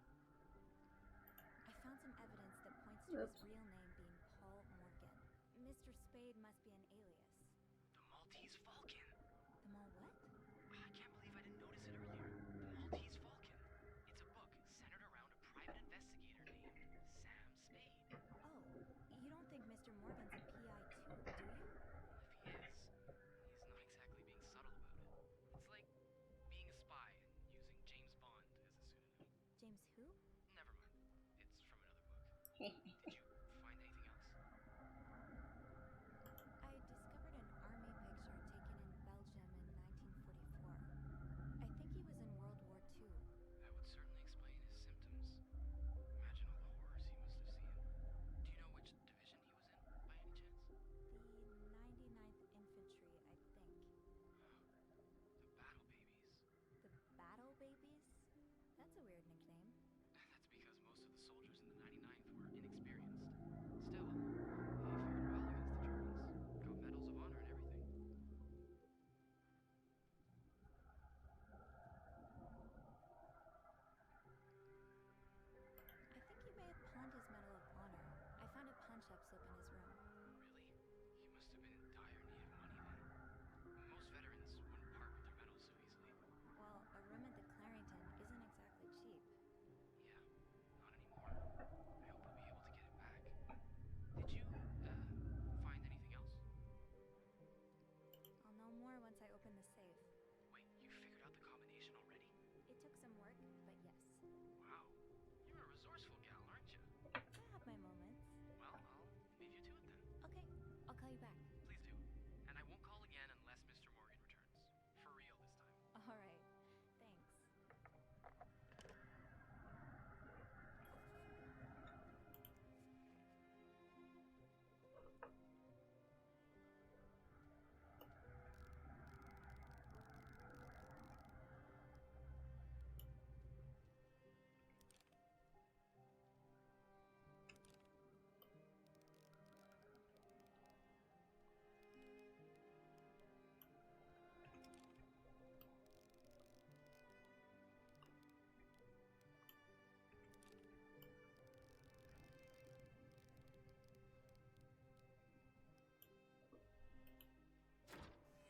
Haha.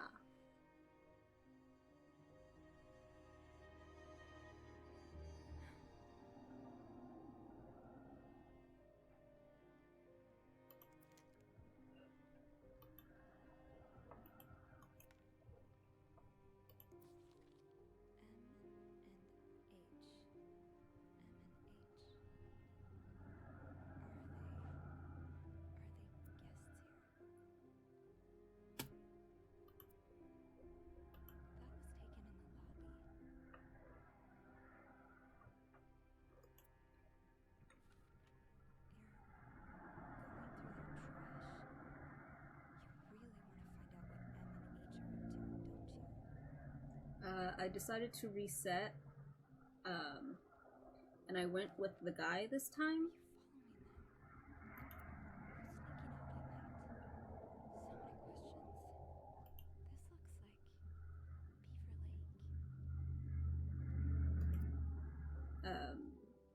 But yeah, so far, nothing really. Sophie, you should probably put this down. No.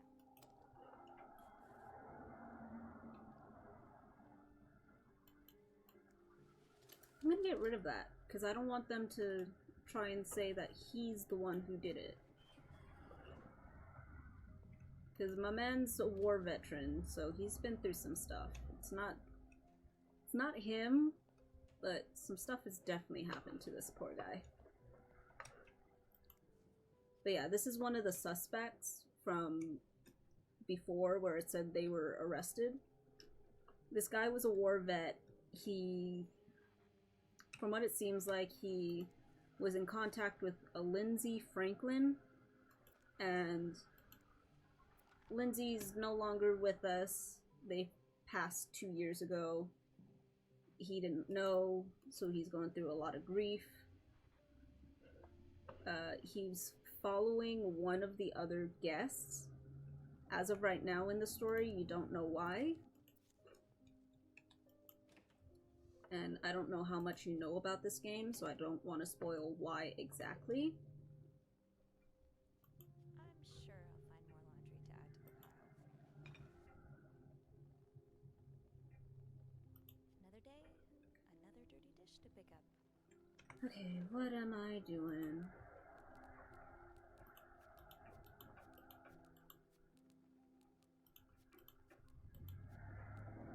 Gun with a European look. So we went with Andrew. That's the other person you can have as your acolyte.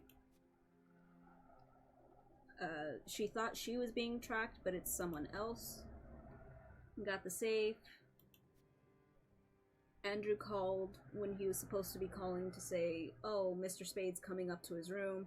He was just curious, scared the character, us, and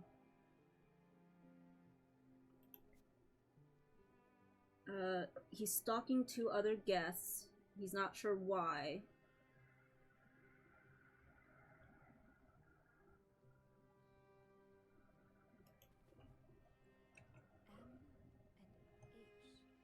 Oh, I'm still supposed to be in the room. So I got rid of any evidence that I'm going through people's stuff. I'm not sure what exactly it'll do, but I want to see what it happens. Andrew speaking. What it happens. Oh, Makes hey. sense. Just a sec. Beth, could you cover for me? Again? Pretty please? Sorry about that. So, I take it you opened Morgan's safe. What was in it? A journal. Oh. Does it say why he's stalking you? No, but it seems he's stalking 2 other people as well. 2 other staff members? Who is it? No, they're guests. I don't know their names though.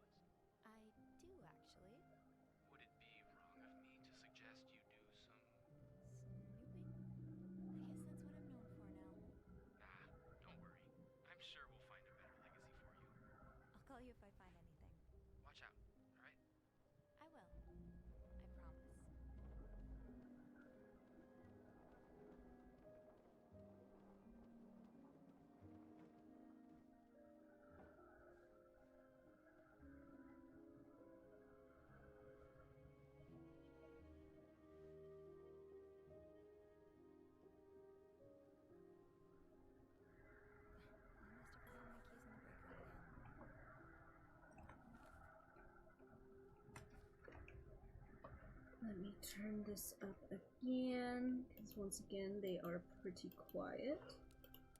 And to the break room.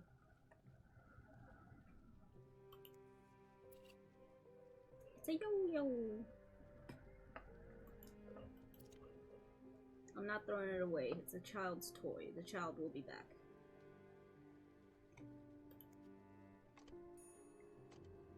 I believe the child will return. We must leave their toys, because there's nothing worse as a kid than losing your toys.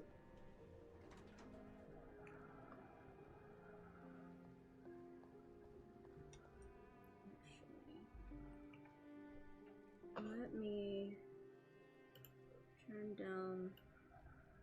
Damn, it ain't even that loud, and it's still loud to me. Okay, you might hear it in the background, who knows? The game should be louder than it, though.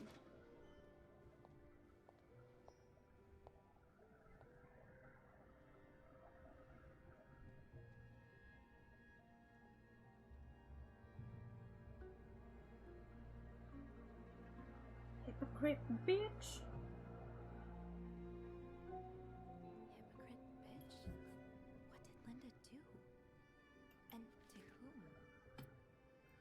Linda, my wife will be at her parents' tonight, so come by my house at 8 p.m. Make sure you bring your new lingerie I brought you. B. Oh, wait. Oh, Linda. What would your husband think of all this?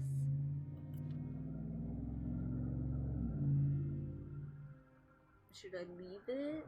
I think I'll leave it. Linda's...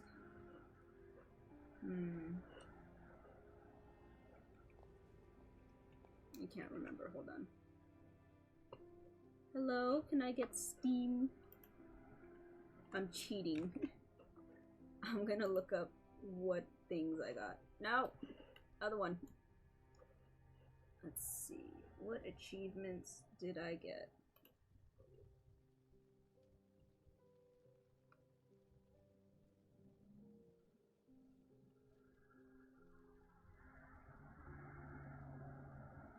Fire and Life.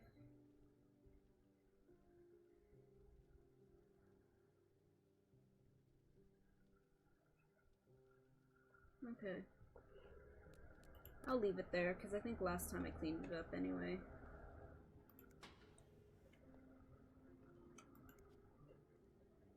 Haven't gotten any tips so far today. Being recognized for doing a good job. That feeling never gets old.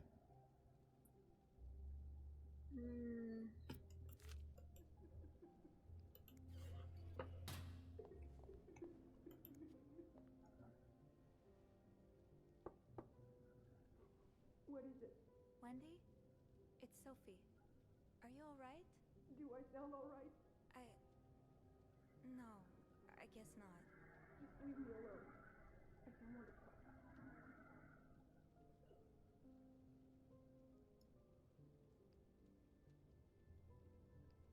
I want to see what's I wrong. was in the break room earlier, and, I couldn't help but overhear your argument with Jacques. I'm sorry he let Linda get to his head. He should be trusting you, not her. Yeah, well... I know I wouldn't be your first pick, but I'm here if you need to talk. Maybe later. Can't talk about it.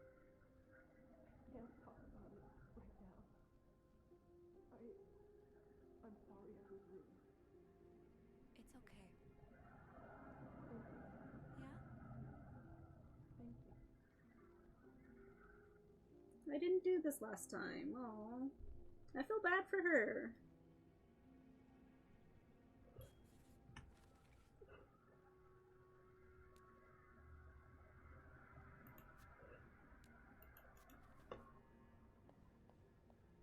That'll do. I'll just have to make sure I don't forget to return it. If there's anyone to be in a book club with, it'd be Andrew. Maybe I should join this. Linda, you're not even trying to hide the daggers in your eyes. Linda offers Wendy the Employee of the Month reward.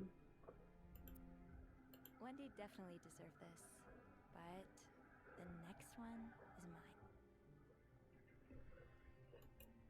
Okay, I guess that's everything.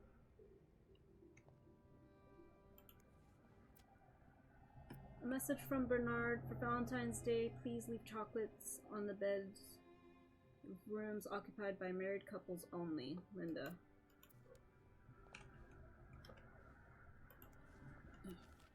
Mrs. Beaumont seemed perfectly nice to me. The divorcee from room 204 has moved to room 507 and she wants more sheets again. Sophie, please take care of it. I do not want to speak to people like her. Motherfucker. To all employees, you're probably aware Valentine's Day is upon us and we're almost completely booked for the weekend. I know it's the time for colds, but I will not accept anyone missing a work shift in the next few days. I want the rooms cleaner than ever.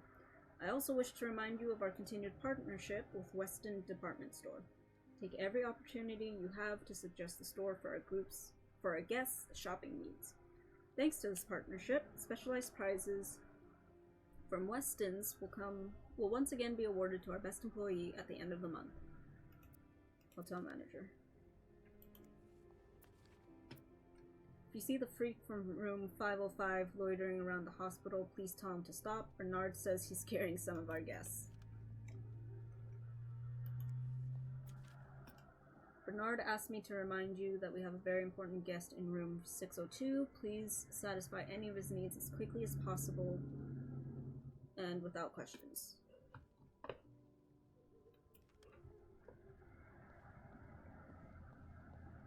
Rebecca's had her hands full lately. I hope she's doing okay in there. Let's see, where are the stupid candles again? I gotta take note before I forget. I don't fucking know. I'm too lazy to look for them properly.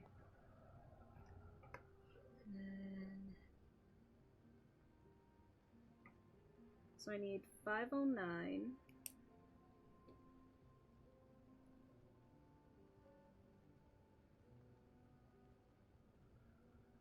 That's about it. Okay, goodbye Steam. I don't think I need you for a good hot minute. Let me get rid of this.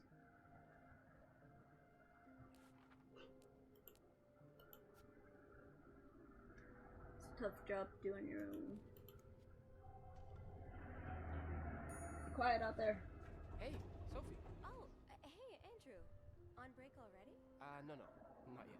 I have to deliver something to our VIP guest. Again? Yeah, the requests just keep on coming. What about you? Aren't you supposed to be in 509? I'm heading up now. I just had to grab Linda's master key before I could continue our investigation. Ah, gotcha. What a day, huh? Tending to an eccentric VIP guest, discovering, well, what you discovered in 505. Pretty exciting as far as a workday at the Clarington goes. Yeah, that's definitely one way to put it. That's not all, though. While I was looking for my keys, I found some graffiti on Linda's door. No way. What is it? The words, hypocrite bitch, in red lipstick. I wonder who could have written it. Call this an educated guess, but Wendy has a pretty solid motive to me. You'd have to be living under a rock to miss how Linda's been treating her lately. I get Wendy's frustrations with Linda, but she's also sobbing her eyes out. Isn't that a bit much? I guess she needed to get it out of her system. Well, maybe she should have tried talking to Linda first. I know she can be harsh, but it can't be easy dealing with Bernard. She must be under a lot of pressure. Oh, talking it out would be the more productive option for sure. Sadly, that instinct doesn't come easy to most people. Yeah, you're right. Interpersonal conflict makes for a good read, but in real life it can be a bit much to deal with. You've Agreed. always been good at staying above it, though. You get along with everyone.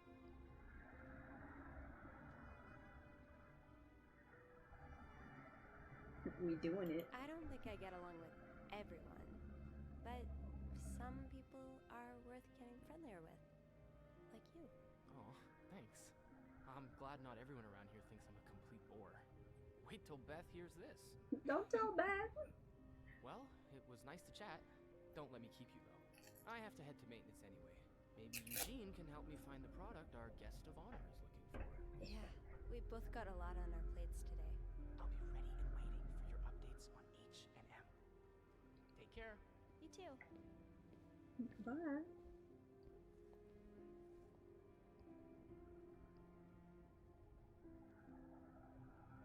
I don't think there's anything else I need to do.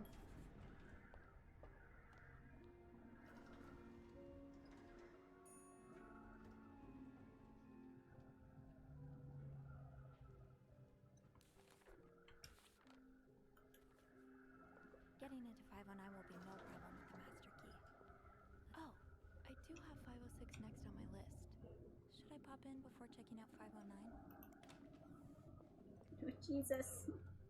Oh boy, someone's been living it up. Living it up on top.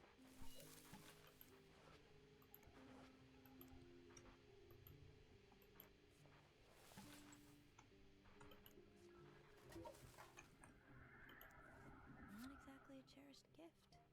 You just left it behind like this.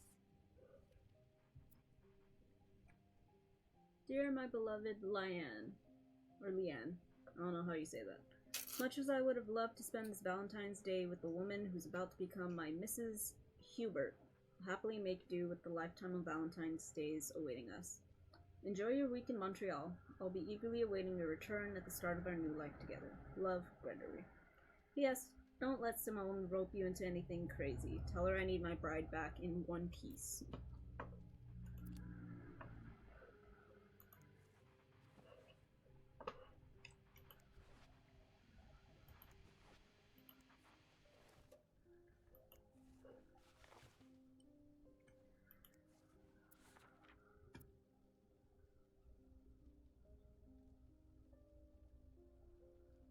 Did he really just scold us for talking? These Montreal cab drivers, I swear.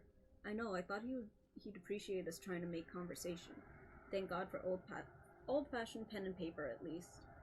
Yeah, it takes me back. At least Sister Gabrielle isn't here to confiscate them anymore. Like I was saying, are you ready for your week-long bridal shower, Mrs. Hubert? Stop it, Simone. I'm not Mrs. until we walk down the aisle, and this week is for thinking about anything but that. That's right. We're making the most out of this week, before I lose you to the jaws of married life. I would never. I won't be Andrea, I promise. Leanne, he's going to kick us out if you keep making me laugh.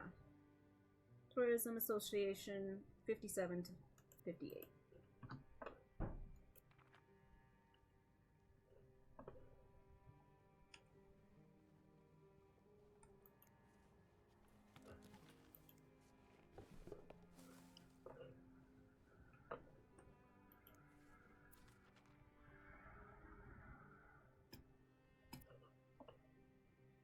So, a man and a woman and a woman. Maybe I should get rid of that. For their safety.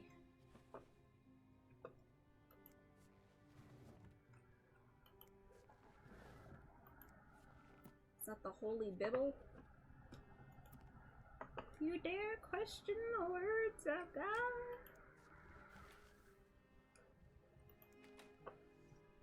Oh, Jesus. Girls, please. What's the story behind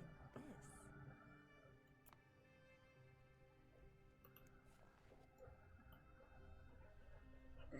We gotta get this out of there. We gotta clean it up. Is it good? It's good. Oh, Jesus. Sorry for the mess.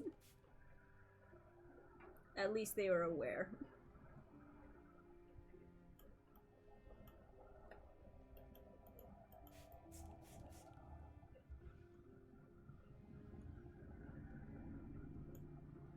There we go.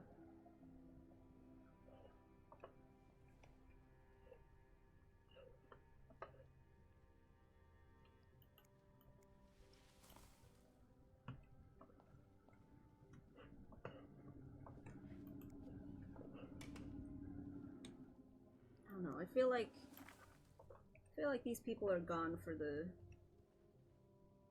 whatever you want to say. So I kind of just want to clean up. Up. A stray little balloon.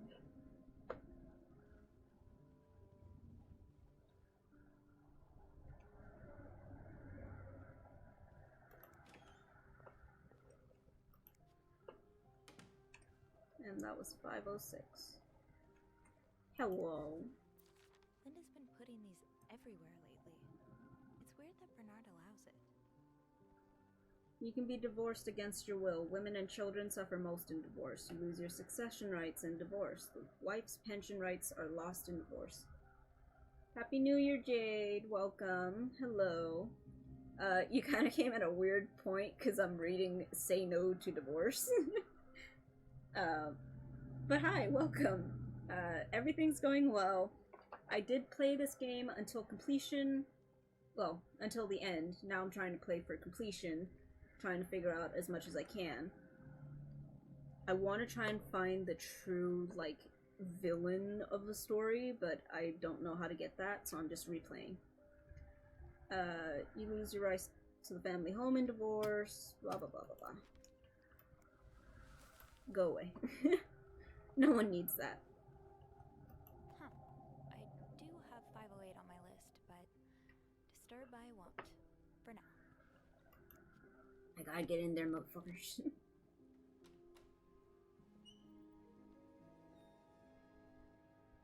I forgot you were in here, Silver. Jesus. Have a good day and or night. I don't know what time it is for you guys, but for poor Rebecca. Have a good day or night. And hopefully you get some good food tomorrow. What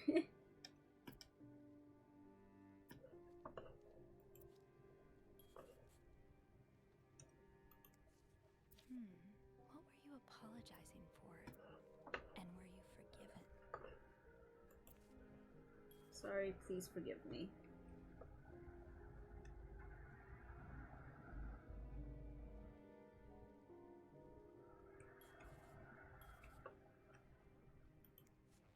Wow. You look like a couple out of a magazine. February 14th, 1948. Valentine's Day. Ooh.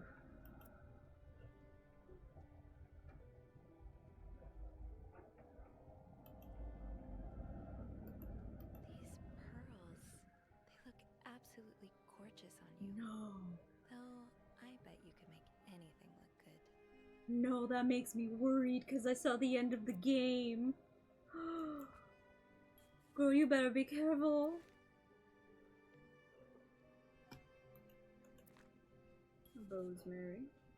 Rosary, sorry.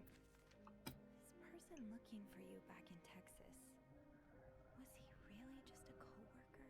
Dear son, I cannot believe you decided to renew your vows so far away from the family. Your father and I are very disappointed, and so are your sisters. Montreal? What a strange destination. I would not be surprised if this was another one of your wife's ideas.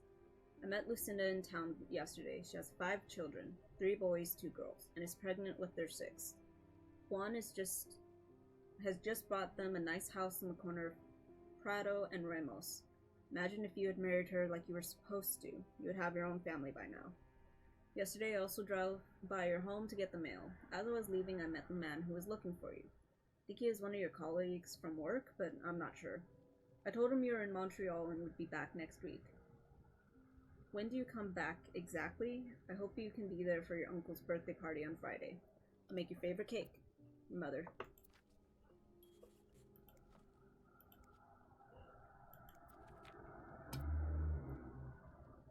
Meet with John.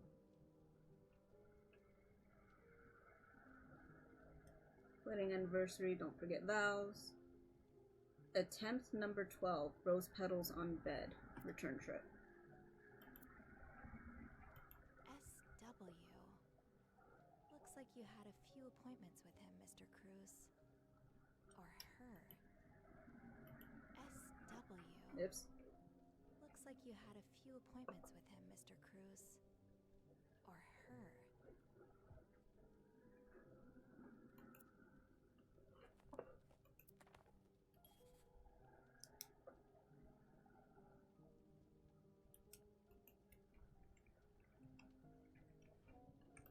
I just remembered this stupid thing that I'm gonna have to do.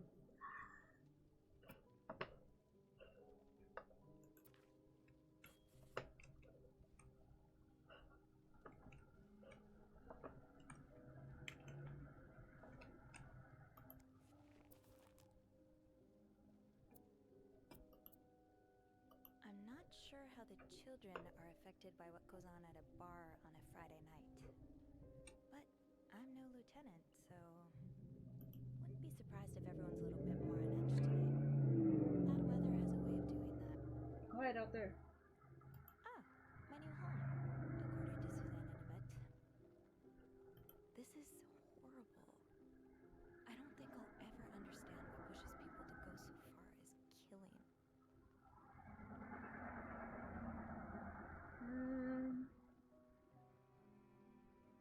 34-year-old man shot and killed in a home. 11:15 maybe at night. No suspect has been apprehended.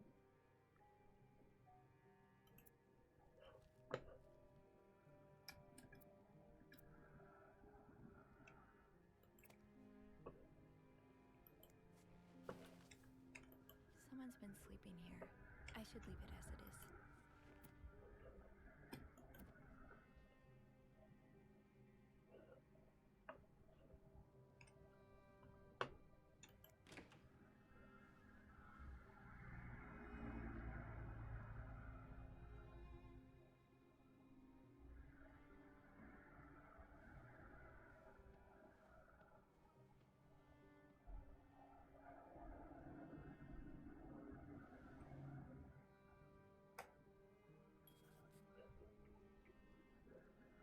Mrs. Cruz got her personal information stolen. Is Mr. Morgan behind it? Okay. O is 5. S is equal. W is 8. Who could blame you for seeking help? I'd do the same in your shoes. These scribbles don't look random, but I can't figure out what they mean. Fernie and Wiseman. Have I seen this logo somewhere?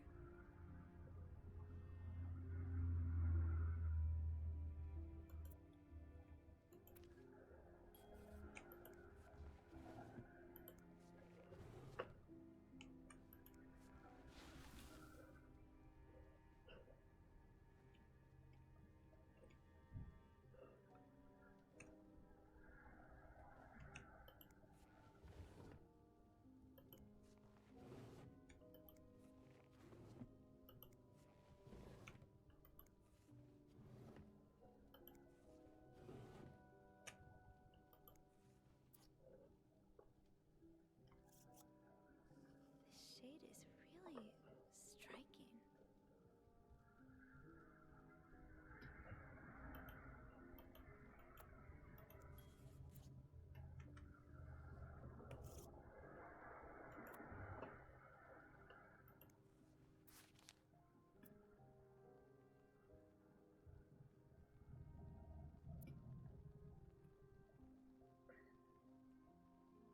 M is dash. U is 6.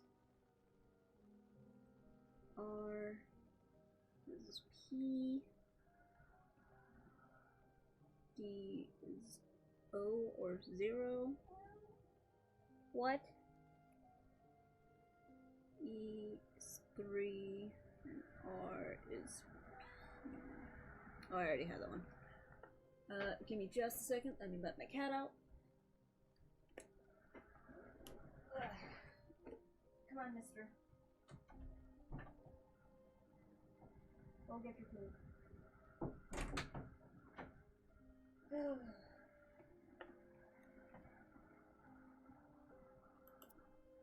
Whoever wrote this is as much a reader as they are a doodler.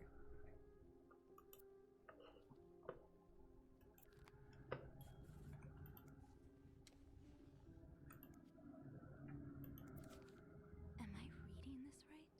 The account's been emptied.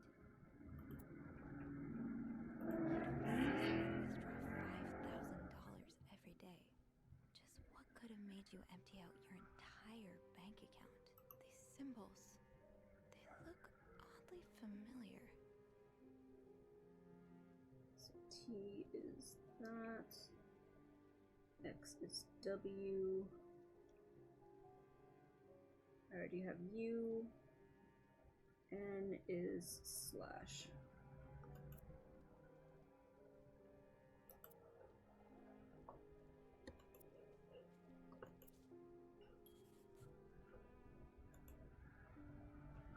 Let me just close that real quick. Looks like someone tore that note apart, but I'm missing some pieces. I can't make out what's written.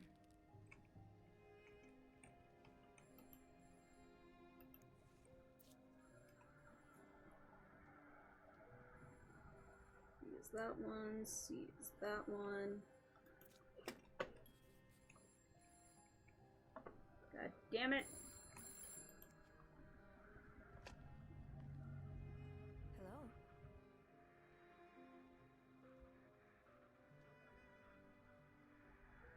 Hello? Andrew? Is that you?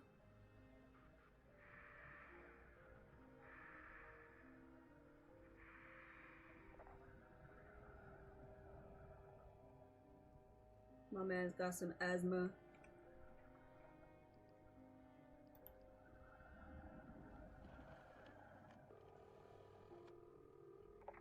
Clarrington Hotel reception desk.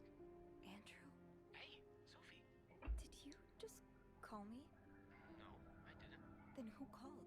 I'm not sure I understand. Someone just called, and they said nothing. All I could hear was static and breathing. That's pretty unsettling. Hang on. Hey, Beth? You got a minute? No. Give me a second, Sophie. Okay, so Beth tells me she just patched a call through to 509. Did she recognize the caller's voice?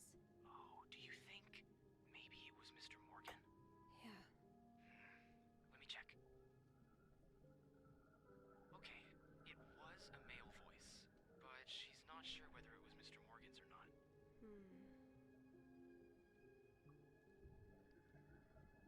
Did she notice anything else? She says it sounded like a bell rang in the background, like an elevator bell. So she assumed whoever was calling was one of our guests. You didn't see Mr. Morgan come back to the hotel, did you? No. I get why you're on edge, but I don't see any way he could know you're in 509. I haven't spoken to anyone about this. I know you didn't. Can you ask Beth not to patch any calls here for a while? Yeah, sure thing. Thanks. I haven't had time to check all of 509 yet, so I better get back to it. Wait a second. I just remembered something about this morning. I can't believe I didn't think about it before. What is it? A few minutes after Mr. Morgan knocked over that vase in the lobby, I saw Mrs. Cruz rush out of the hotel, all alone. Really? Do you know what time it was exactly? I think it was a minute or two after 10. What? I remember hearing a loud noise on the 5th floor right around that time. Like a door slamming really hard. You think it was her? Maybe. Did you notice anything weird about her? I don't know. She passed by the front desk so fast I barely had time to see her. Although, Yeah? I've always seen the Cruzes as a pair. I suppose it is a bit odd that she left without her husband. Maybe she was sneaking out. Or maybe she was following Mr. Morgan. Yeah. Hopefully I can make sense of all of this. I'm sure you can. Give me a call as soon as you found something, okay? Okay. Thanks for the info.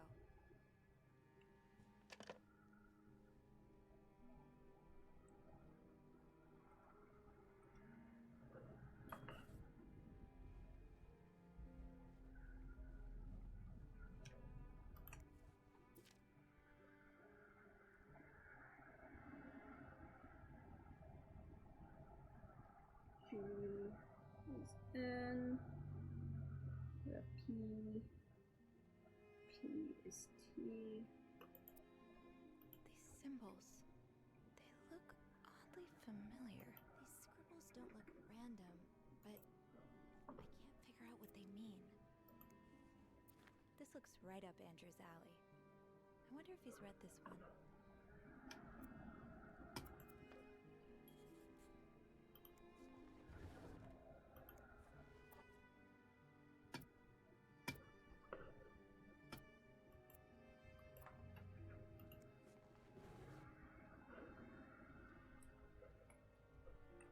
Okay.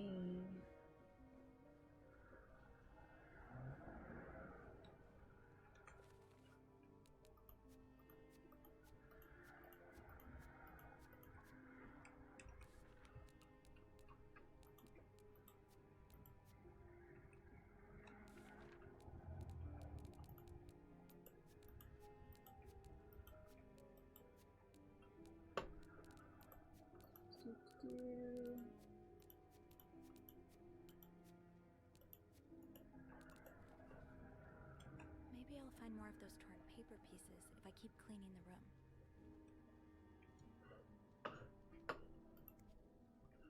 Where is it? Eh.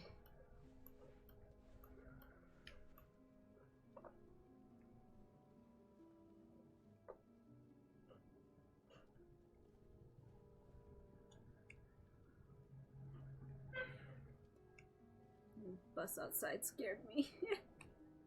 Locked. It looks like the code is made up of 4 letters.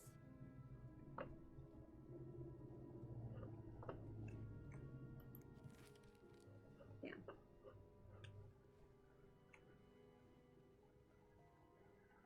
Should I go in the bathroom yet? These are lovely. I wish you'd had more confidence in yourself.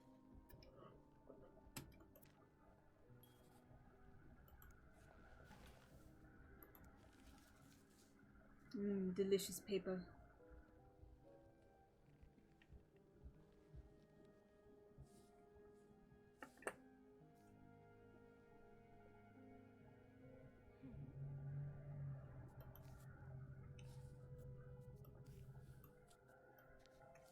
Oh, I forgot how weird this thing is.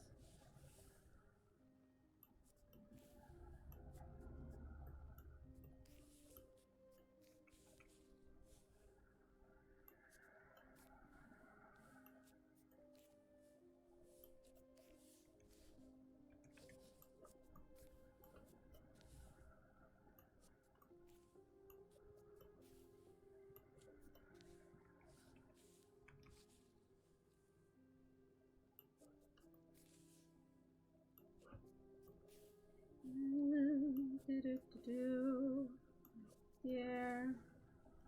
Right there. Ta-da!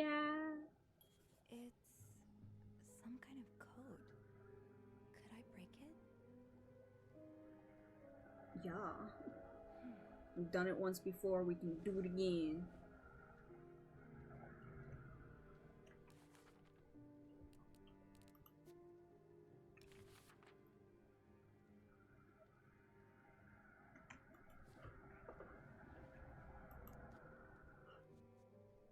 Let's see, what was for? Here, we know what music note is, that's L. I'm redoing this because I forgot.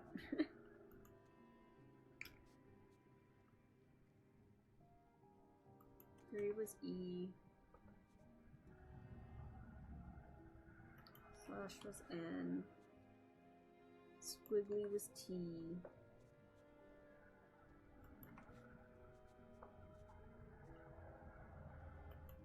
Mark is O. That has to be S. Dash is M.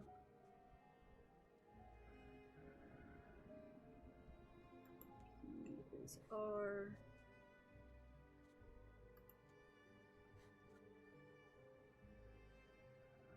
Nope, that can't be right.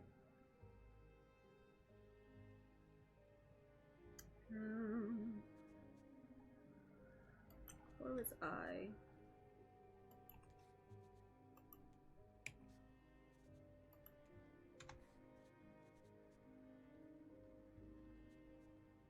don't think 7 is actually D. I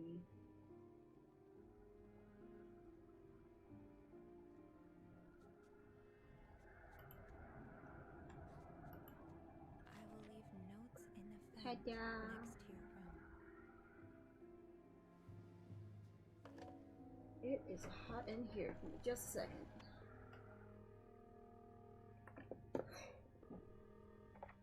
Clarington Hotel reception desk. Andrew speaking. Hey, Andrew. It's me. Sophie, did you uncover anything in 509? I did. I found a message written in strange symbols. A kind of secret code. What? Awesome. Did you crack it? It says, I will leave notes in the vent next to your room. Vent? What an odd thing to do. Yeah. And whoever the message was intended for Gonna went have to through turn a myself lot of trouble to down. hide it. It was torn in a dozen pieces and scattered in 3 different trash cans. So the Cruzes are keeping secrets from each other. Do you think maybe one of them's having an affair? I don't know. It really looks like blackmail. Blackmail? What makes you say that?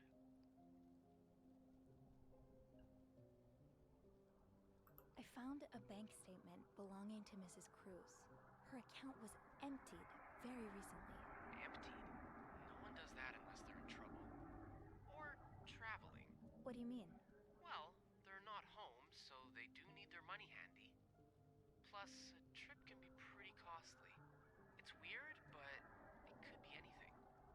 Did you find something else to back your theory?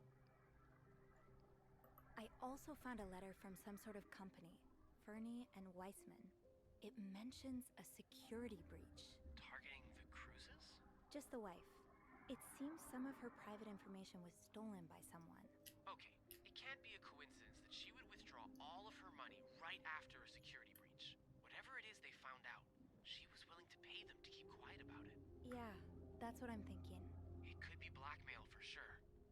Do you think Mr. Morgan's the blackmailer?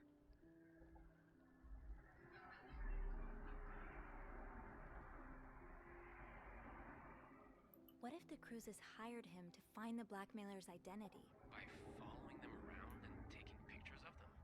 That's a weird strategy. Maybe he hopes to catch the blackmailer the next time he gets in touch with them. Yeah, that makes sense, I guess. I'll go have a look at the vent that's mentioned in the message, just to be sure we're on the right track. Good idea. It's almost break time for me. If you need my help again, you can ask Beth to patch you through the Quiet break out room. there, damn. All right. Enjoy your break. Thanks, Sophie.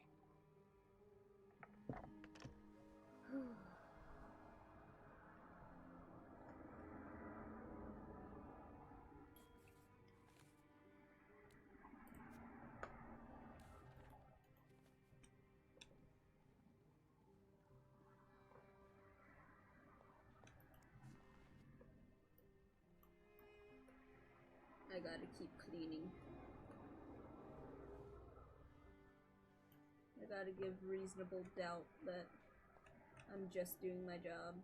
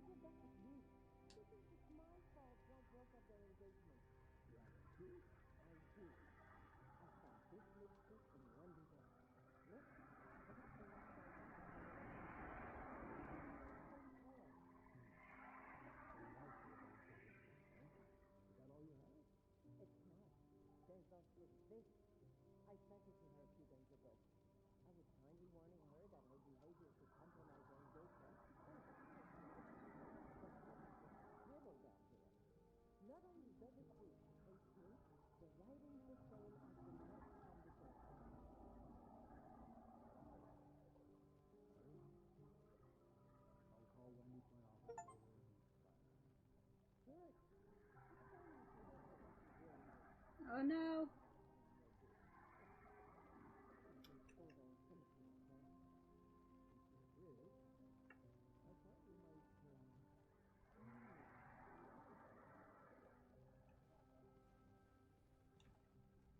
Let's put those on the bathroom shelf. I didn't do it right. Ah, I left the clean towels on my cart. Also didn't do this right.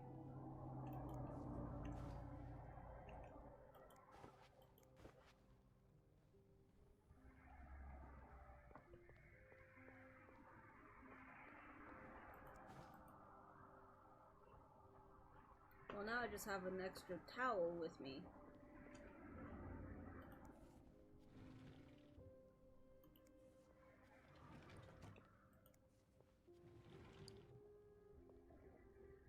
No combination, no entry.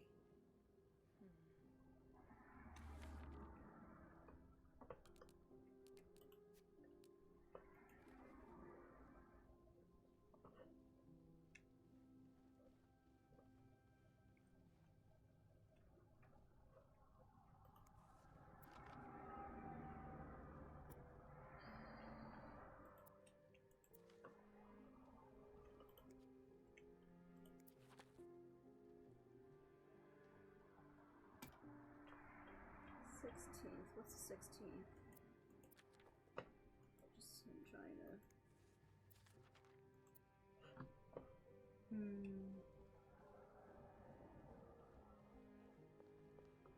It is so uncomfortably hot in here. Jesus Christ. I will leave notes in the vent next to your room. But which vent? I forgot about this.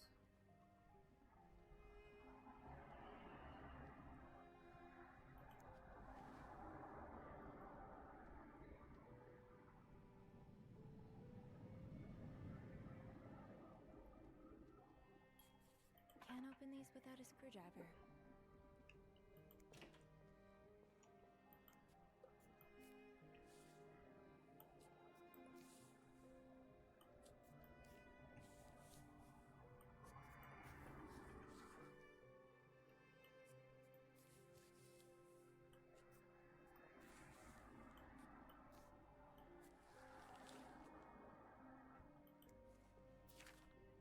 Highest priority, huh?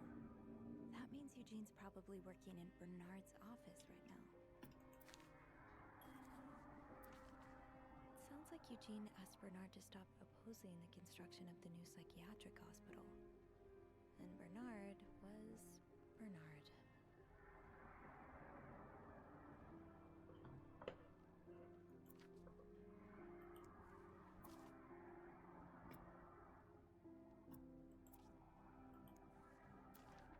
Oh, Eugene. I had no idea.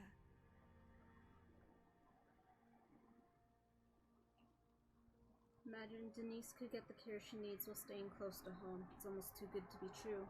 I don't dare get my hopes up, but still. I'll keep my ear to the ground and keep you posted as soon as I have more news. Joyce. Oh, another one. Wendy and Jacques have really... this must be Eugene with his daughter. He looks like a caring father. The daughter is special No needs. screwdriver.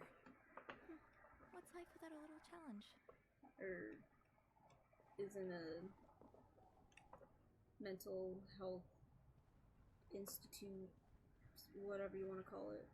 Eugene must be down in Bernard's office. I should go ask him for a screwdriver.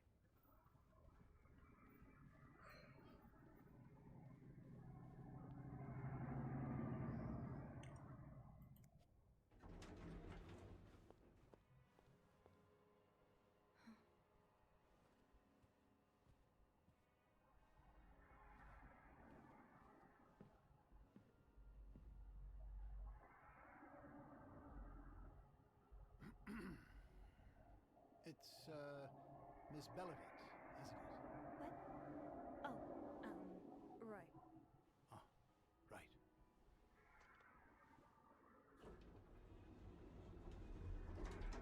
You're the took last week off, aren't you? You had to take care of your sister, I think? Mother. My mother. She's very sick. No, I hope this doesn't become a recurring thing. I need to know I can count on you. I understand, sir. What are you doing here anyway? Are you on break?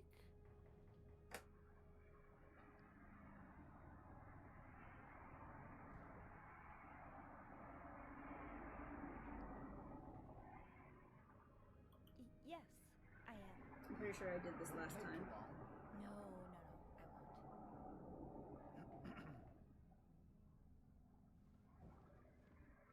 Oh.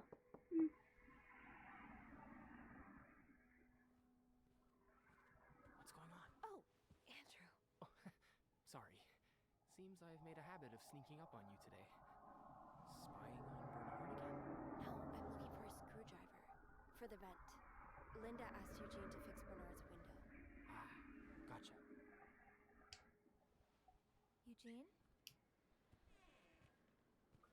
What the...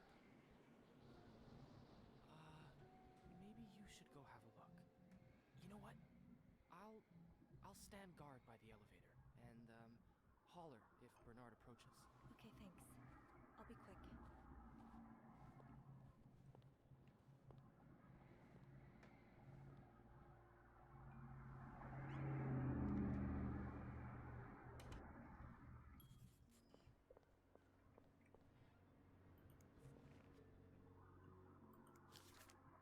Opposing something that could help so many people just because it's close to your hotel?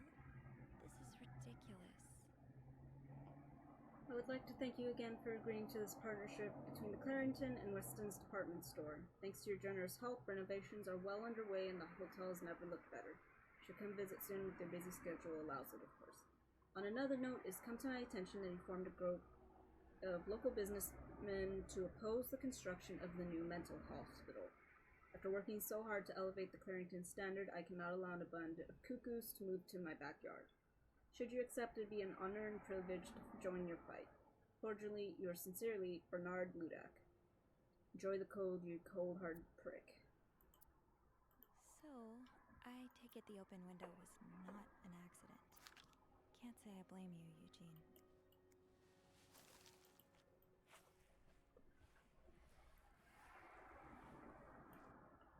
Aha! Let's get you to that vent. With this blizzard, Bernard's office will be a skating rink by the end of the day. Best to avoid that. You know what? On second thought, maybe some fresh air is exactly what Bernard needs right now. Thank you. This does not look like a nice brotherly check-in. I had no idea things were this bad between Bernard and Raymond. Oh, Bernard. So close to doing something altruistic, but here you are holding it over your brother.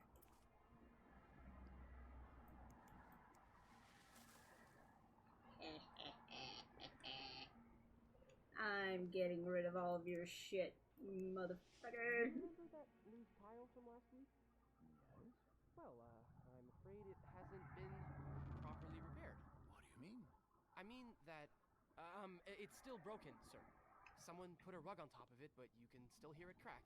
I'm just checking to make sure guests don't trip over it. Is that part of your job description? No. No, it isn't, sir. Well, then I suggest you stop worrying about Miss Belivet. What are you doing in my office? I was simply closing the door. Someone left it ajar. Really? But that doesn't explain what you're doing on this floor. You know very well the cleaning staff isn't supposed to wander around the lobby for no reason. You wouldn't be lying to me, would you, Miss Belivet? No. You can't even get my name right. It's my fault, sir.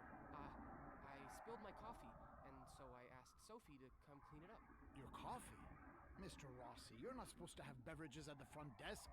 Oh, right. I'm sorry. Come with me.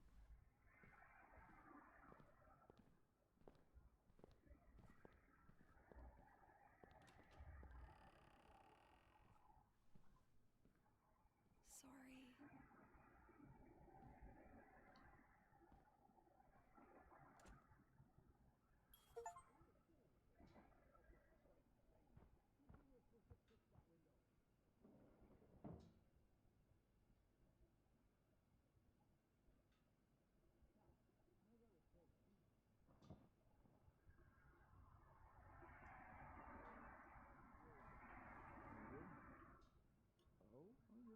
appreciate your assistance. I hate to ask you for, but you're so... Cigarette? No, thank you, sir. Don't smoke. You see, Inside. that's what I'm talking about. Your perfect choir boy routine works well with guests, but what about outside of work? Do you ever unwind? Of course I do, sir. I like to read and go to the movie theater. No, that's not what I mean. Do you have any lady friends? You're not a homosexual, are you? Bro. No, sir. Actually, there's a girl here that I quite like. Really? Well, I wouldn't usually condone relationships between staff and guests, but... No, she's not a guest. She works here. Some of the women here may be good looking, but trust me, a working woman's nothing but trouble. Once they get their first job, they start having all these funny ideas about women's liberation. I'll kick his ass. Very easy on the eyes, isn't she? But marry her, and she'll push you around for the rest of your life. Now, what you need is a nice girl to wait for you at home with a good meal cooking. Yeah, I guess. You know what? I get all these resumes from young women looking for their first job. Some of them even leave a picture. Why don't you take a minute to look at them? I'm sure if you find one you like, you could convince her she doesn't need to work after all. Well, to advise a passion, I don't mean to complain, sir, but I couldn't possibly support 2 people with my current wages. Oh, well, if you find yourself a girl you like, I'll give you a raise. How does that sound? Okay. Guess I'll have a look. Then go ahead. What? Right now? Yes, right now. There's no time like the present, is there? Bro. This is like kinda illegal. What the fuck? Yeah, very nice. Yeah.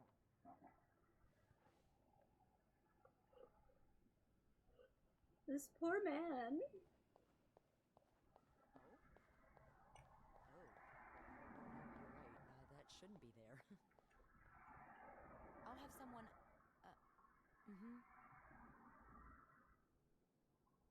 No, we don't offer that service, unfortunately. Yes, it would be nice. Poor Nicole.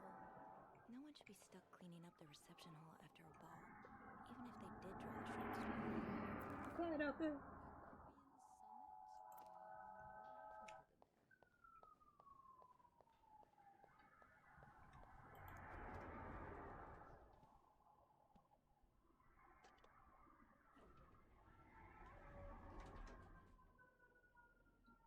The ambulance.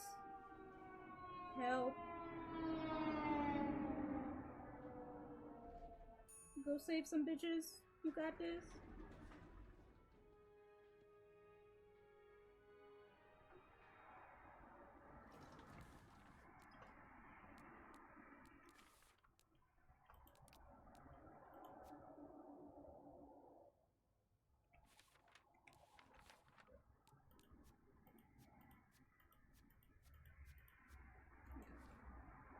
All right, let's open the vent.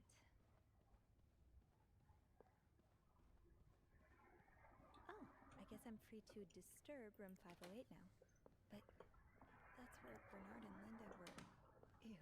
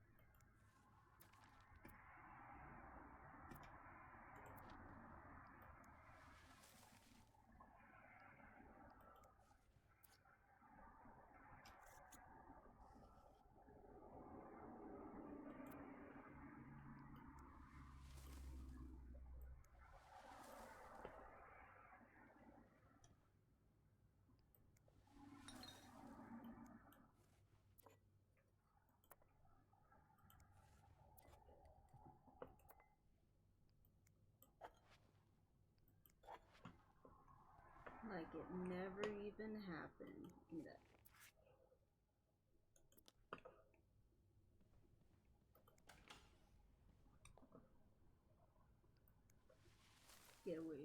Get rid of all those.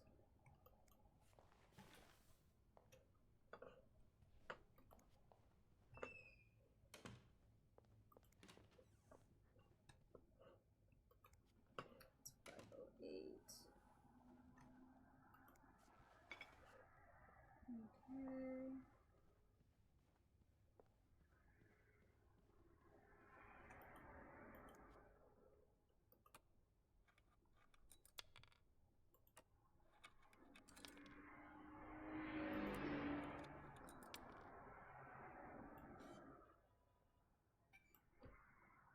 Give me that. More.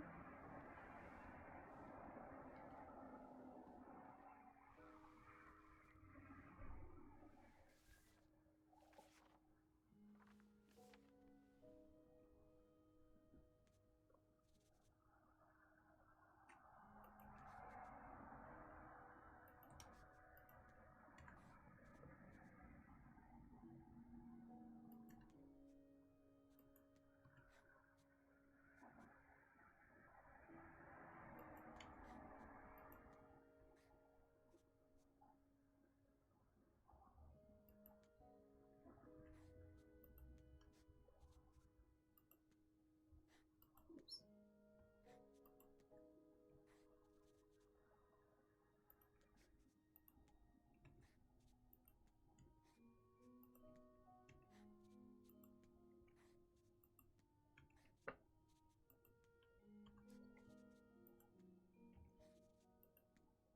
Meet me tonight in my room. Michael will be sleeping.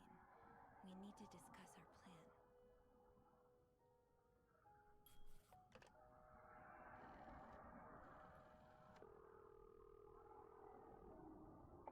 Clarington Hotel reception desk. Andrew speaking.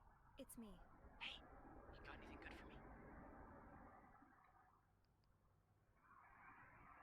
Yeah, but I also wanted to thank you for saving my skin earlier. Oh, no problem. I hope I didn't get you into too much trouble. I wasn't in trouble, per se, but I did have a pretty awkward conversation with Bernard. Oh, I'm sorry. No, don't worry. It was just weird. He asked all kinds of personal questions. That's just so unlike him, you know? But it's alright. I'd rather have that than his usual sermons. Anyway, did you manage to open the vent? What was in it? I found another message written in secret code. And? It says, meet me tonight in my room. Michael will be sleeping. We need to discuss our plan. Who's Michael? A guest's husband? I don't know. It's the first time I'm hearing of a Michael in this story. Yeah, the cast keeps getting bigger. I'll just check the logbook. You ain't gonna find him that way.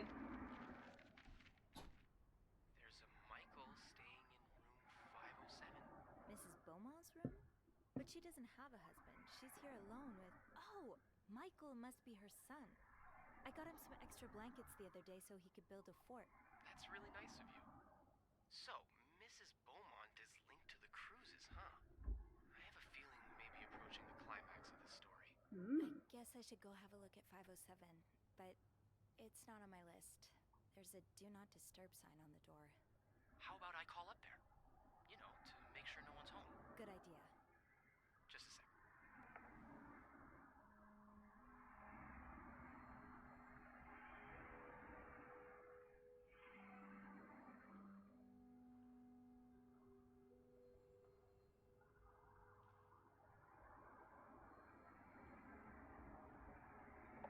Well, it looks like the room is ready for your snooping, my lady. Thank you, good sir.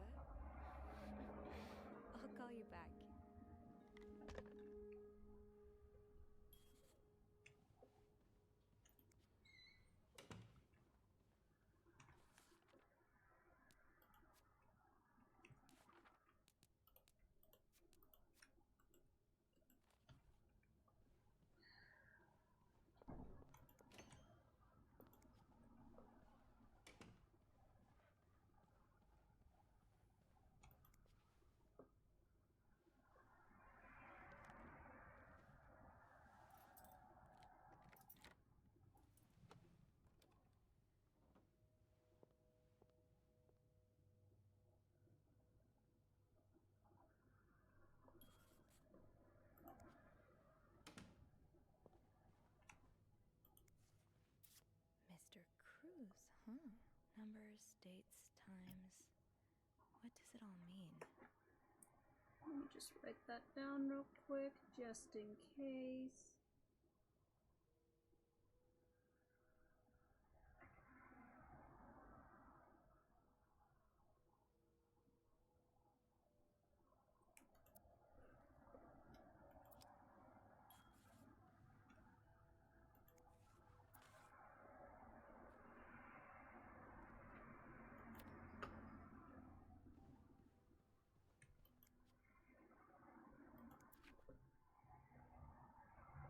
So you were eager to set up a meeting, but didn't want anyone noticing.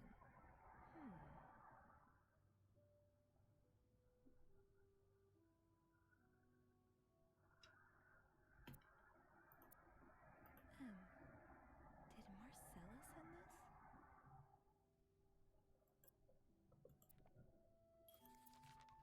Oh, Michael. Adults can be so confusing. I promise it's not you. Dad, I'm sorry, but Mom asked me not to tell you the name of our hotel. She allowed me to talk about our room, though. We have 2 little beds, a radio, and even a television. Mom let me build a fort, and the maid brought us extra blankets. She's really nice. The hotel is nice too, but I miss home. I wish Mom and you could be happy, and I wish everything could go back to the way it was before, but Mom says it's impossible. She says she no longer loves you. Do you think she'll ever stop loving me too? Michael.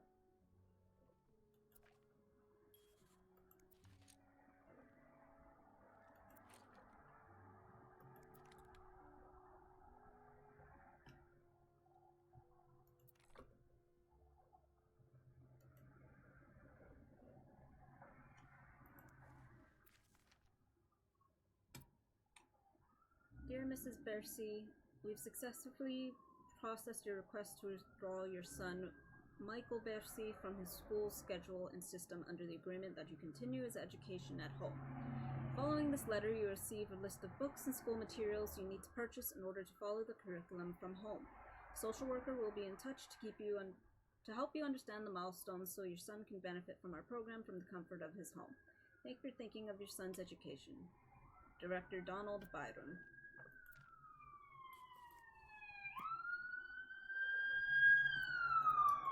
Jesus. Sounds like this is from your school days, but the name of the sender is smudged. 1945. Dear Anne, you're right. I miss the snow already. It's so hot right now in Texas. It's quite a shock after the cool weather of Montreal.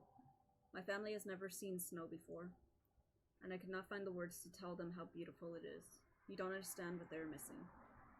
I wish I could build my brothers a snowman like the one we built together a few weeks ago. I know it's childish, but I have not had that much fun in years. Christmas was exhausting. 9 days of eating, singing, dancing. It's great fun, but I'm glad it's over so I can rest a little.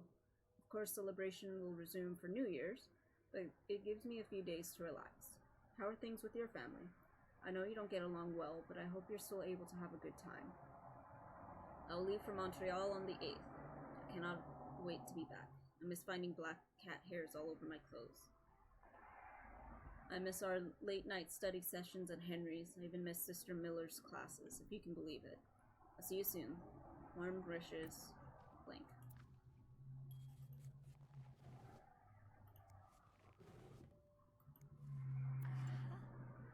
Keys are Snoop's best friend.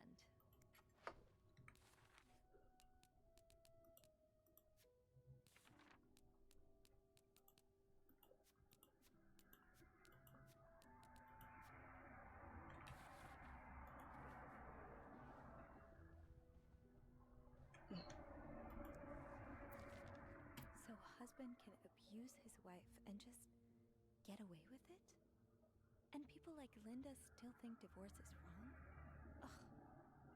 Dear Anne, I've met with Lewis and he's asked me to give you a closed letter. I think I should reiterate that some of your accusations as wife abuse are not grounds for divorce in Quebec. I understand you're hurt, but I do not think antagonizing your husband is very wise at the moment.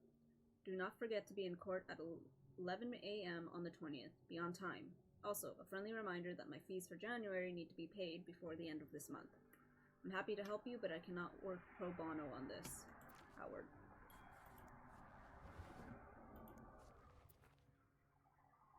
Adam or Eve? Bridget Boswell. Didn't I see that name somewhere earlier?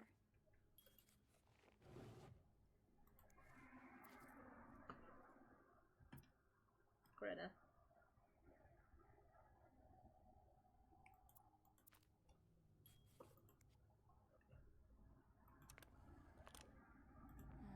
I'll need another key to unlock this. Haven't I seen one just like this somewhere?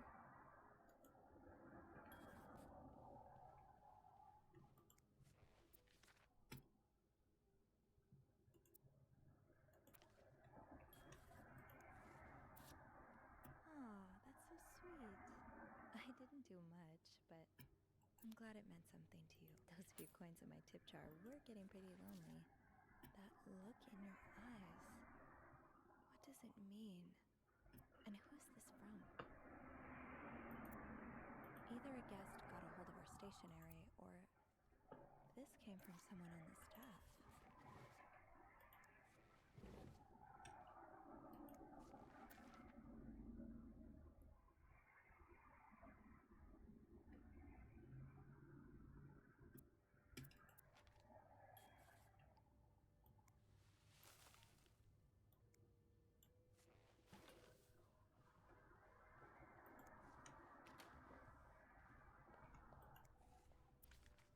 He's all but outright threatening you.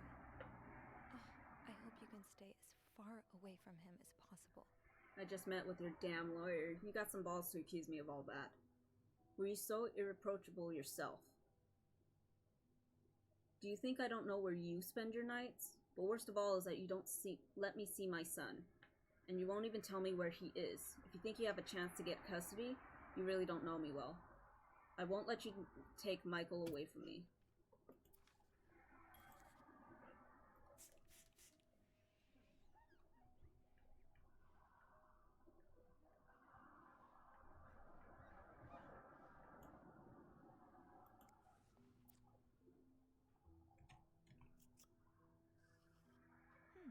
A lovely shade of lipstick.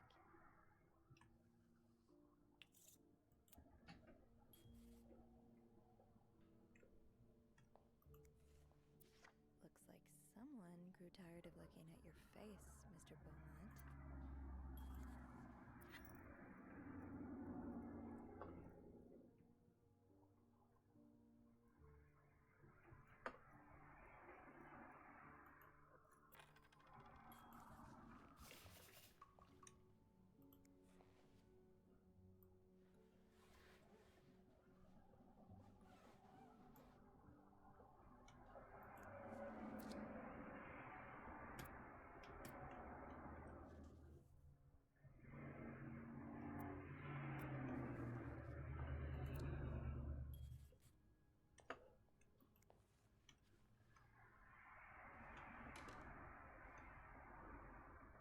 Well, I've done all that I can do in here.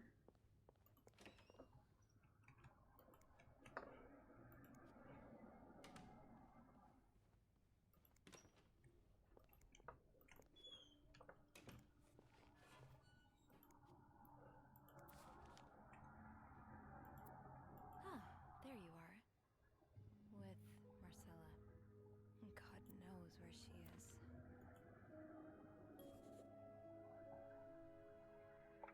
Clarington Hotel reception desk, Andrew speaking. Hey, Andrew. Jesus. Crazy timing. I've got something for you. Oh, what is it? I heard a certain Mr. Cruz and a Mr. Morgan had an argument yesterday evening. Really? Who told you that? Jacques did. Apparently it got so heated he had to get involved. And it sounds like I was on the right track, because he heard a particular word thrown around quite a lot. Can you guess what it is? Affair? Exactly. How bad was the fight? I think Jacques got in the middle of it before it got too intense. But he said Mr. Cruz looked like he was about to kill Mr. Morgan. So Mrs. Cruz must be having an affair with him, right? And her husband found out? Maybe, but that doesn't explain Mrs. Beaumont's involvement with Mrs. Cruz. What do you mean? I found a chest in room 507. I I think it can only be opened by turning 2 keys at once. I found one of them in Mrs. Beaumont's things. What about the second one? Well, I remembered seeing a similar key in one of Mr. Morgan's stocking pictures, so I went back to check. Mrs. Cruz wears it as a pendant. It looks identical to Mrs. Beaumont's key. Let me get this straight.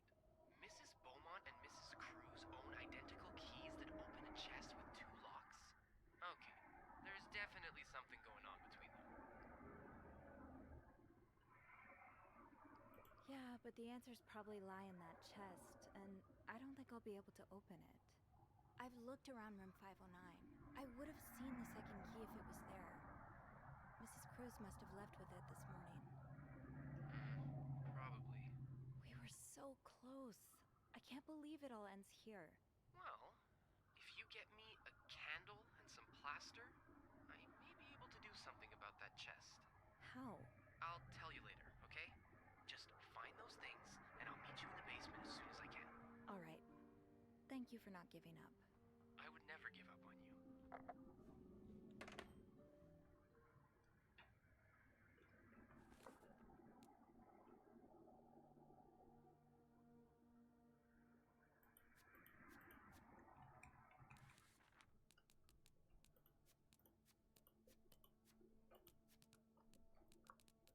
Jesus, there's so much I have to get rid of. Okay. Oh, nope.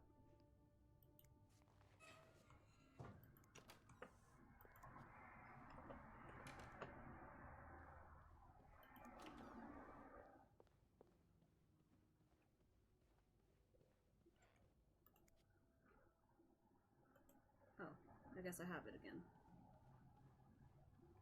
Oh, yep, I do. Dope.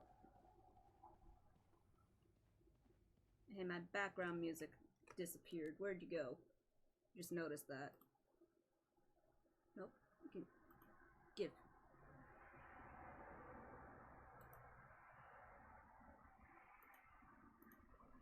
Let me get rid of this. There we go. Back to the spooky. Great. This takes care of half of this little scavenger hunt. As for the candles, doesn't Rebecca keep some in her locker downstairs?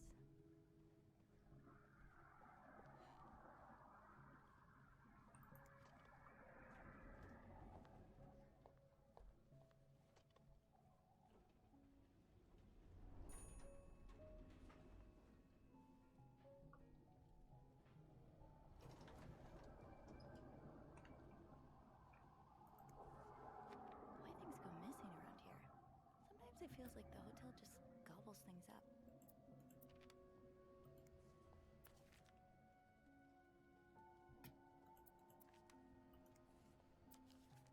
Huh. Carol seems sweet. If I wasn't so bad around new people, maybe we could be friends. Wait. Welcome to our big, happy family, Carol.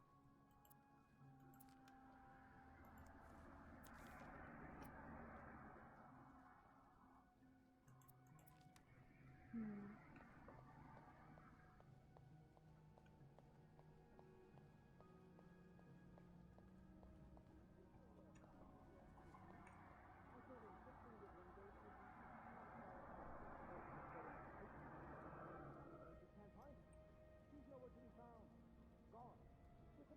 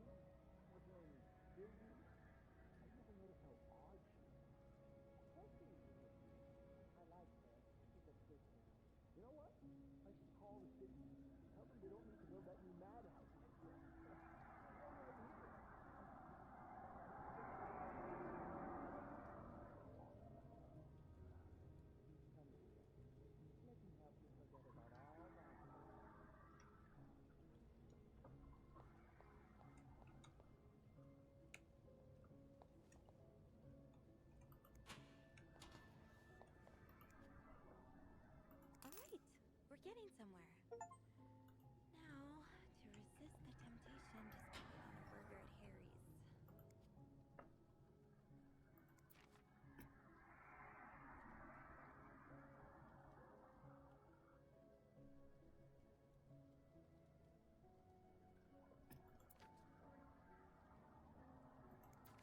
So you do have a stash of candles, but where is it?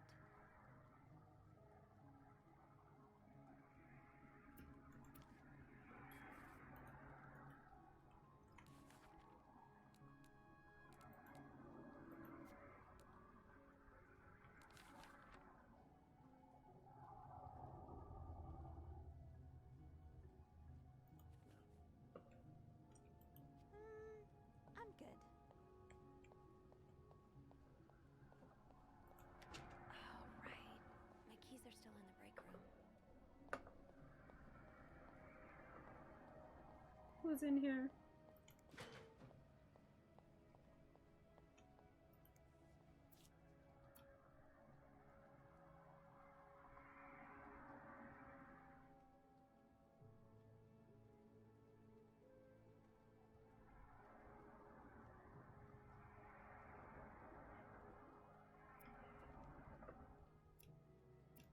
They stole his paper.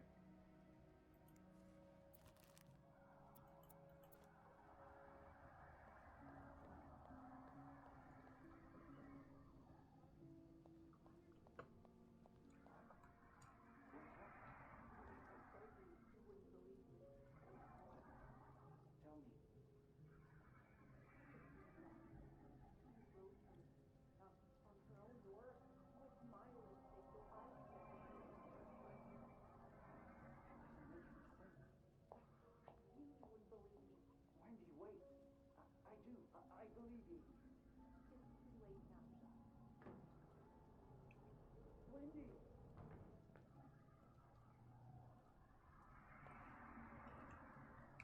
I'm gonna hope they're okay. Cause, sounded like they went out into the Hold on to wilds. these tight.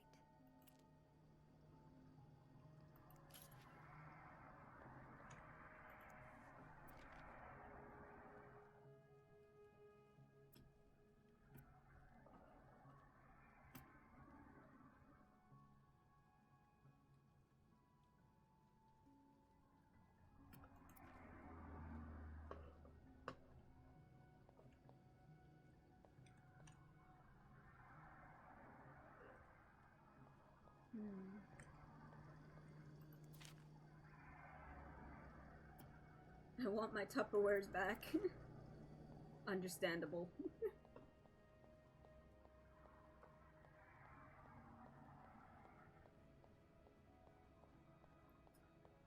Did I remember to punch in this morning?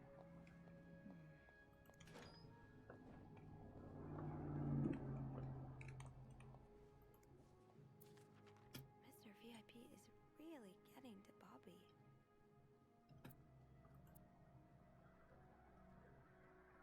I hope you managed to calm him down, Reb. The last thing the Clarington needs today is a murdered guest. Funny you should mention that.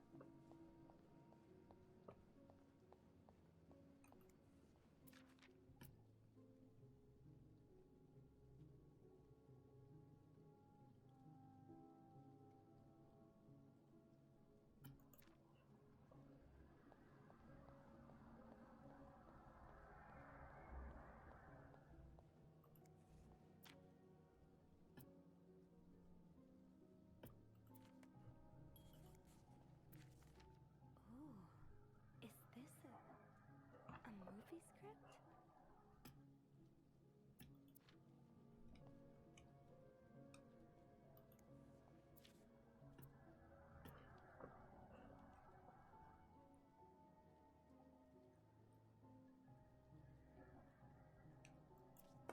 Don't know what that's about, but I'm gonna hold on to that.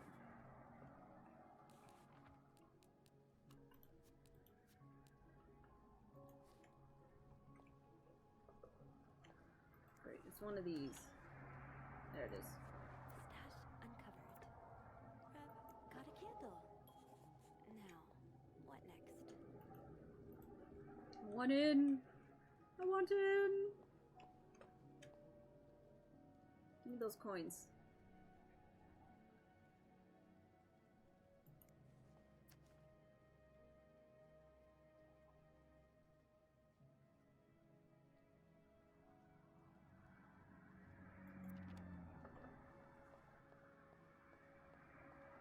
I think that's everything.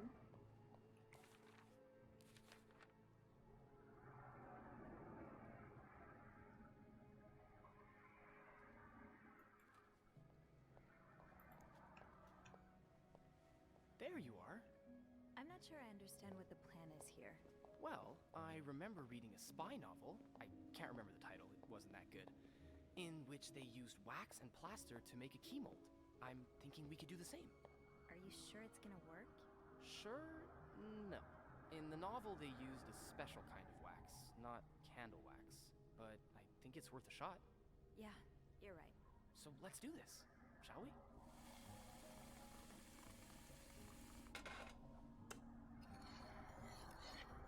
Hate that First sound. step, pour the wax, I suppose? Careful though, the pot's probably hot.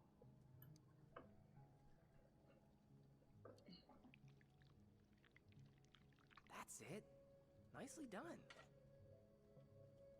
Next Hold on. step, put That's the not what's key next. in the wax, right? Better wait a few seconds before removing it. Looks good. Pretty sure you can take it out now. I think we're almost done. All that's left is to pour the plaster from the cup into the mold. In you go. Delicious. Good job. So now we wait until it's dry, I guess. How long do you think it's gonna take? A few minutes, probably. We can poke it every now and then to check. I bet you didn't think you'd be making a plaster key today, huh? No. But I like it. I feel like I'm in one of those novels I spend my days reading. Yeah, I always see you with a book in your hands. Do you write as well? Oh, no. I'm terrible. So you've tried. I thought for a while it would be my true calling, but one of my roommates read my manuscript and assured me it wasn't for me. What did you write? Oh, a while back I went through a rough patch, so someone close to me suggested I write my autobiography. She thought it might help. That sounds interesting. It's really not. Trust me, my life doesn't deserve to be told in a book. And what about you? Do you write? Not really. I mean, I have this journal in which I write about my day and stuff, you know? And sometimes I scribble down some story ideas, but I've never had the time to properly develop them. Hey, why don't you come over sometime? We could read each other's writing. What do you think?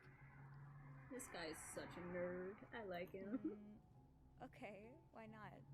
Just promise not to laugh. I won't laugh at yours if you don't laugh at mine. But seriously, I'm sure you're underselling yourself.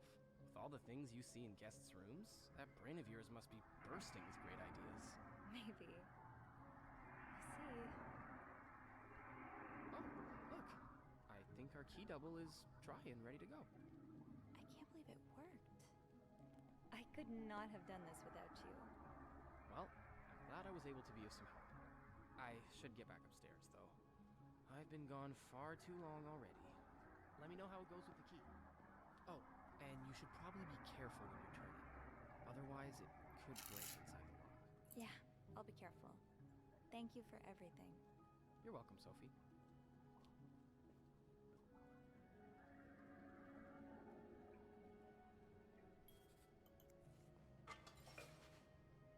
Like it never happened.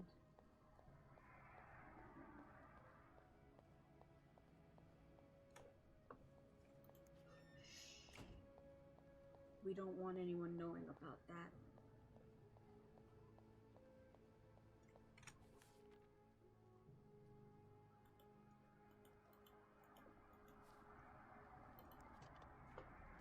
Away!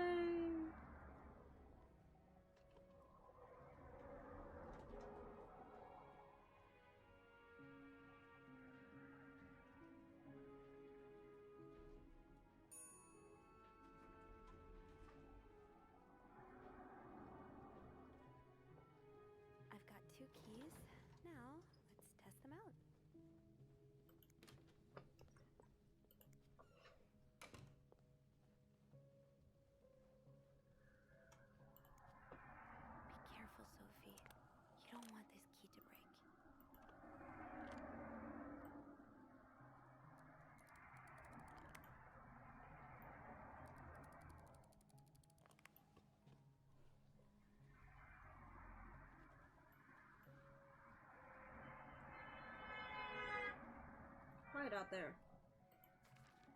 Unlike my favorite bar, this one was black. Her alliterative name will surely take you back. These two sure love their riddles.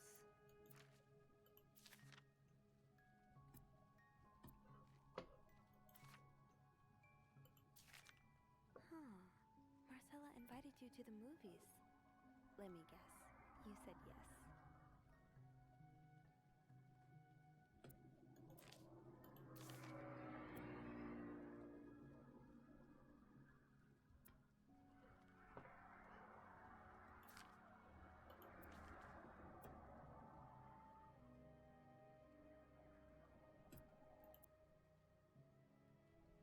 Doris Day.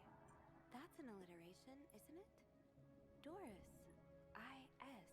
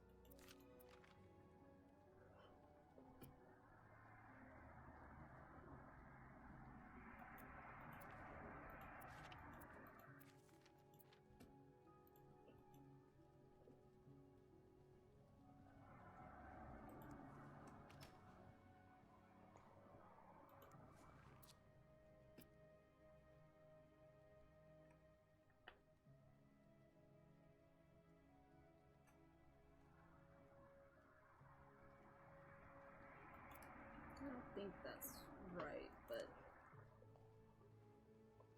can't remember. That riddle's a toughie. Maybe I need a fresh pair of eyes on it.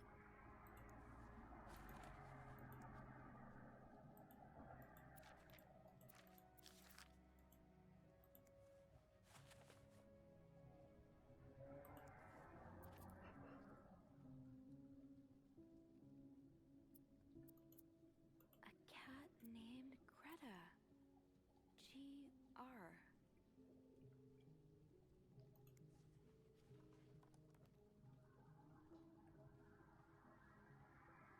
So GR from Greta and IS from Doris. Agree? Could that be the code for the case on the bed in 509? It's worth a try.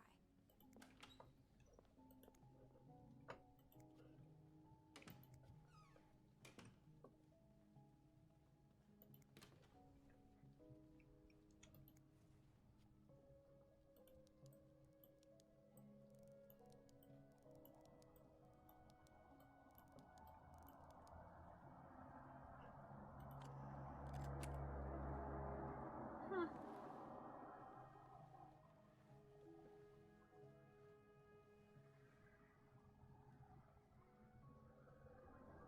That novelist, Bridget Boswell, is actually you, Marcella? Oh, Anne. Murder might be a bit much, but you deserve some kind of justice. I do like a happy ending. I just hope that's where your story is headed.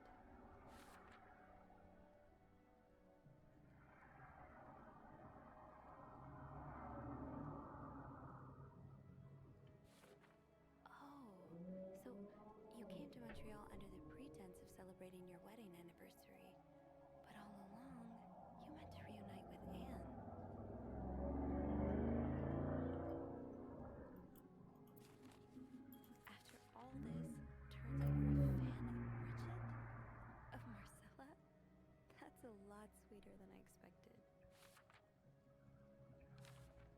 I'm glad you were able to open up to Marcella like this. Everyone needs someone to talk to.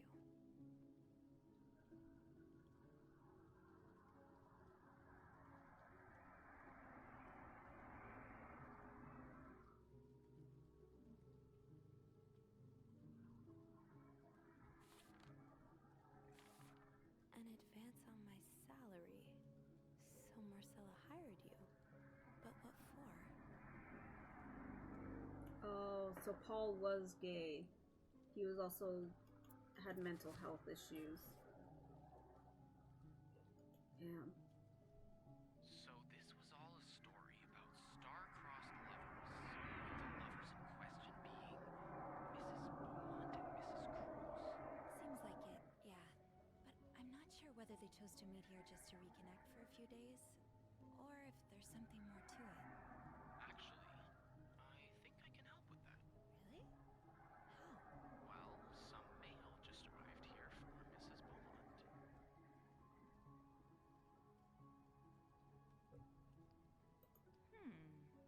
I wonder what's in it. Me too. Should we open it? Well, that's illegal, isn't it? But sometimes the mail arrives a little damaged, you know? Oops. So? It's a tourism pamphlet for California and 3 train tickets. What do you think this means? I'd say Anne and Marcella are probably planning to run away from their husbands. Those train tickets must be for them and Michael. So you're on a first-name basis now, huh? Well, after reading so much of their correspondence, I kind of feel like I know them, you know? Yeah, like characters in a book. I have to say, though, I'm still a bit confused as to how Paul fits into all of this. Turns out he's a big fan of Marcella. He is? Why? She writes pulp fiction under his pseudonym. I think her books gave Paul a chance to get out of his own head while he was staying in a psychiatric hospital. I get it. Books have always been a way to escape for me too. But why did he have pictures of you? We'll probably never know. I think the trail ends here. I guess investigations in real life always have some loose ends. I was kinda hoping we'd have this big third act reveal, to be honest. At least it made our day pretty interesting. That's for sure. It helped me understand you better, too. Oh? Why you snoop, I mean. Piecing together people's stories, learning what makes them tick. It makes you realize we may have more in common than it seems. You're right. Which is why the next story I'd like to learn is yours, Andrew. Oh? Am I gonna find you snooping through my apartment next? No. I Maybe. would love to share my story with you, Sophie. You're the first person in a long time who's made me feel like I can. Would you come and see me when your shift ends?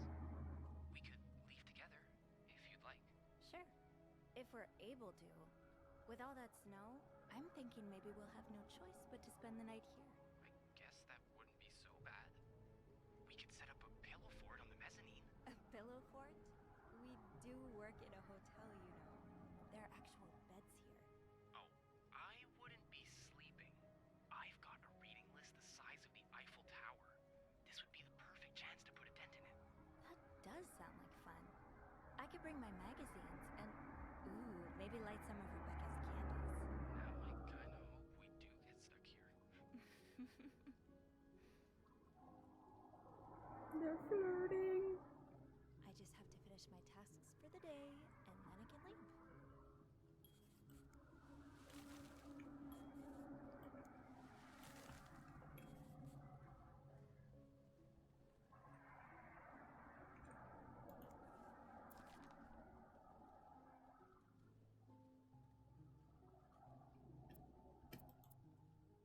Fernie and Wiseman. somewhere?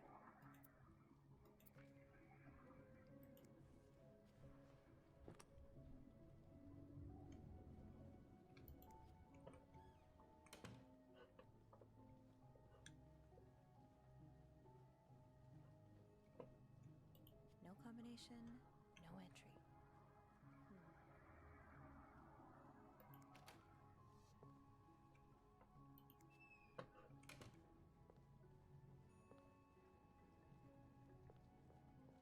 Eugene's a pro at fixing the fuse box whenever there's a power outage.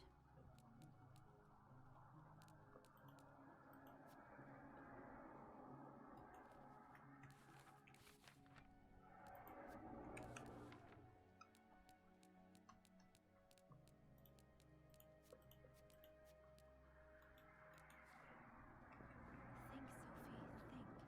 What can you use to open the fuse box?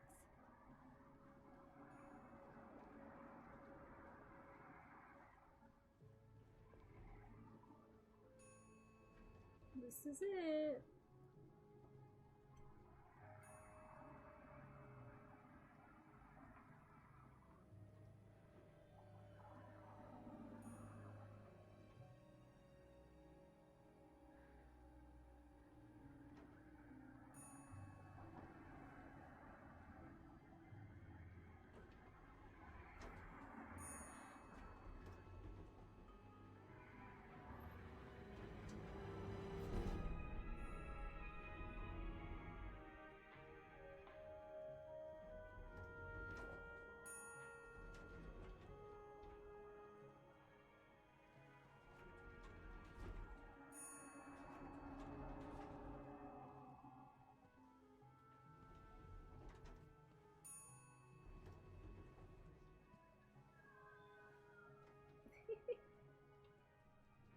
Just a child screaming in the background.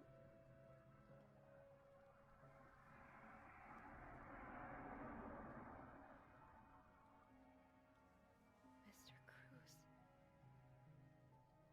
Oh God. Oh God. What happened? Mr. Cruz's life insurance policy. Why did he have this on him? Marcella? Okay, let's not jump to conclusions.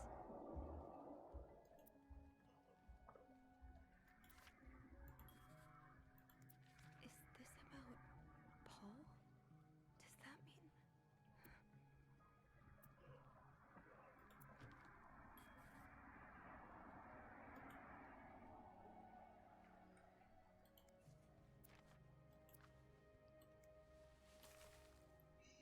Maybe an ice pick. Think, Sophie, think. What can you use to open the fuse box?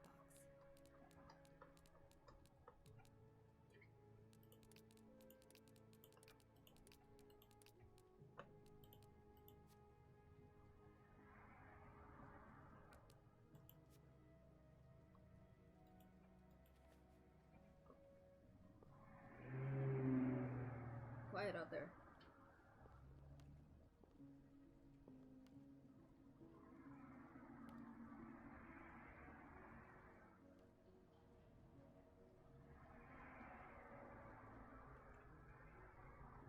Okay, this looks like something I can use to open the fuse box. Poor Paul.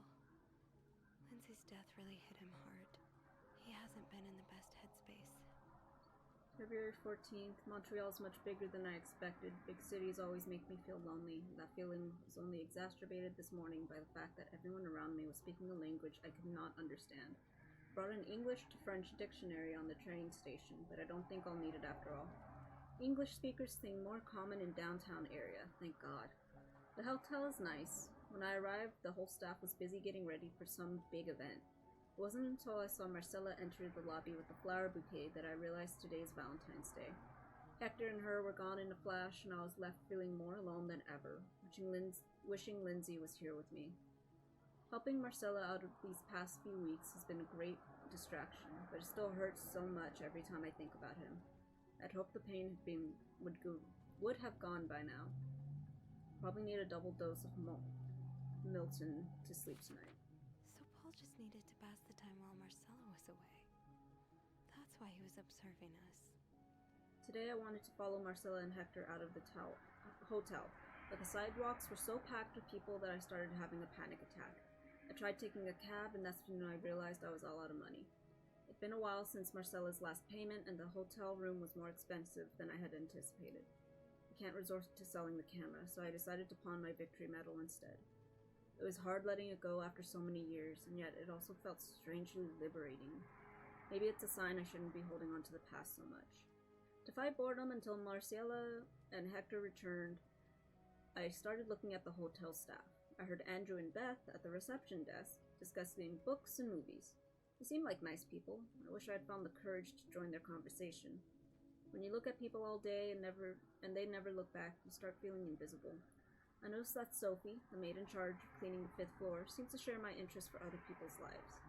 Maybe I should try talking to her. Paul was hiding out right here. Did he ever find the person who was sneaking out at night? Who's sneaking out of their room every night? The question has been driving me crazy since my first night at the hotel, so I decided to investigate. I found a hiding spot near the ice machine with a nice view of the whole corridor. My camera's at the ready, but there's been no movement for at least 3 hours, and I'm fighting not to fall asleep. No need for Miltron tonight. I thought being a detective would be more exciting. Maybe Marcella's right. Maybe it's time I let go of Mr. Spade. 9:45? So, Anne and Marcella met here this morning while I was busy cleaning room 504. I woke around 9:30 and realized I had fallen asleep sometime in the early morning. I was about to go back to my room when the guest from 507 came to sit on one of the chairs close by. She's been there ever since, and I don't dare leave my hiding spot in front of her. Marcella joined the guest from 507 around 9:45. Apparently she told Hector she didn't love him anymore, and he's now convinced she's cheating on him. That explains why he assaulted me out of the blue yesterday evening and accused me of having an affair with his wife. The guest from 507, I've heard her name is Anne, has just said she might have an idea on how to solve their problem. I'm thinking of revealing myself, but I don't want to anger Marcella. The longer I wait, the more awkward it will be when I do come out. Maybe I should... Looks like Paul had to stop writing in a hurry. What happened? I was listening to the radio at the time. Did the music drown out the noise? Oh, so Paul's work with Marcella was to follow her around like a private investigator, to help her with research for her novel. I've been writing novels for almost 8 years now. My publisher takes most of the sales revenue, but I was able to collect a substantial sum of money over the years. Now, I would like to use that money to hire you. I'm getting tired of romance novels and thinking of branching out into crime fiction. As a sort of research, I would like you to follow me around town and take notes of my comings and goings. I'm aware this is a very unusual job, but considering you were able to track me down, I believe you would have a great private detective. In addition to your salary, I will cover all work-related expenses, and you would of course be the first to read the manuscript once it's finished. Sincerely, Anne. Paul really got into his role. Dear Paul, I hope spying on me isn't too exhausting. You've really inspired me so far, and I already have a ton of ideas. The trench coats you bought were a nice touch. You look straight out of a film noir. I also noticed you started smoking. It's probably another way for you to get into character, but maybe that's pushing it a little too far. You know best, of course, but don't pick up drinking next. At this rate, I should be able to start writing in 2 to 3 weeks. Thanks again for your help. He followed Marcella to Montreal even though she was done with her research. Why did you follow me to Montreal? As I already told you, I do not require your services anymore. I'm starting to worry that you're taking your role a bit too seriously. You're not a real detective. You have to let go.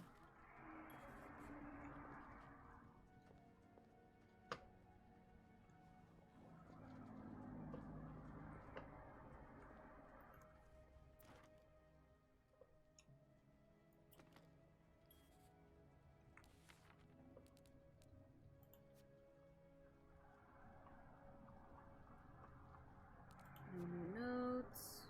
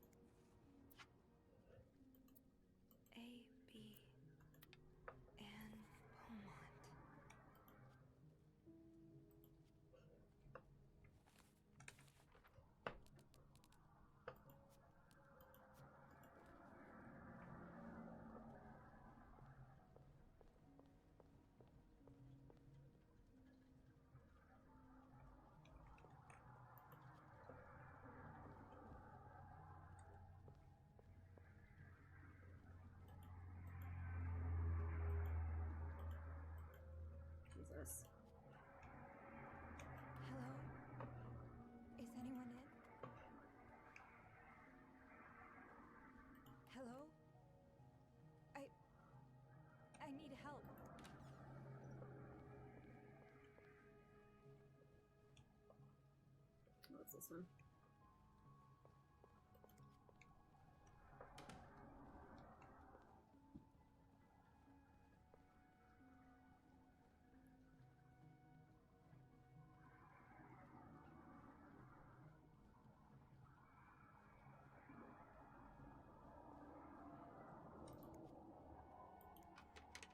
Oops. It's too big. I guess I'll need some. That worked, thank God. Now, how did this end up here? Not much use without the rest of the code. Unless those numbers I found in the laundry room, could they be part of the same combination? Okay.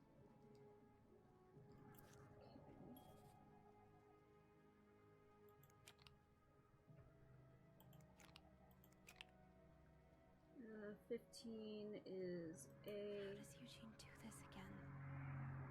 Fuses. I probably need new fuses. God damn it. Yes, this is what I need. I need 3. Whatever. A. Whoops.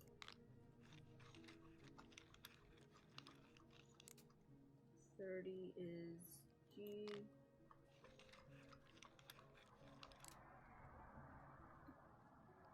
How does Eugene do this again? Fuses. I probably need new fuses.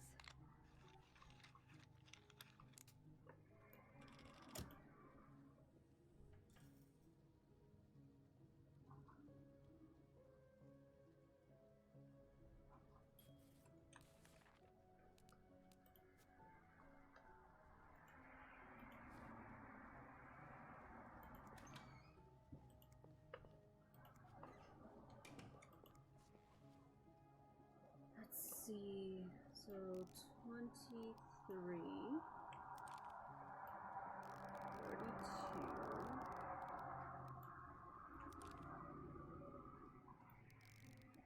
Whoops. Aha.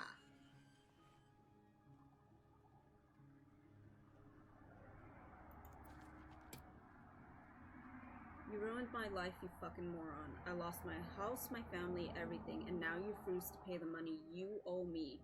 For years I gave you my hard-earned money. It was all for nothing. I hope you and the All-American burn in hell. SW. The bodies of a woman and 3 children. 3 children.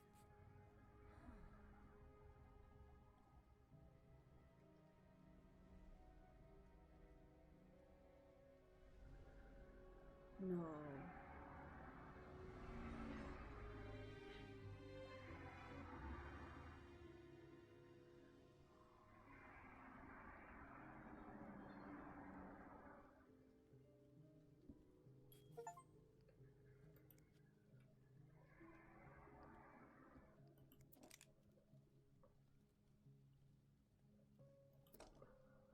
I'm gonna throw that away.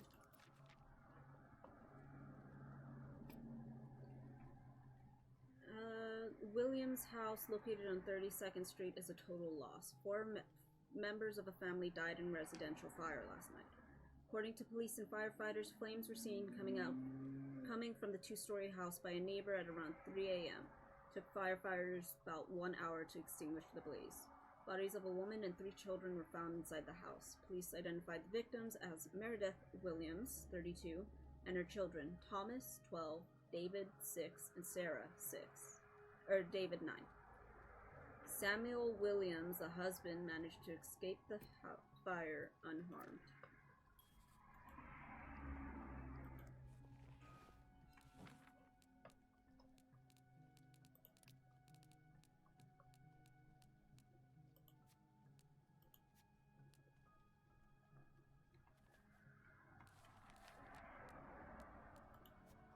Samuel Williams, client of Hector Cruz, lost his wife and 3 children in a residential fire, but Cruz's company refused to pay his insurance claim.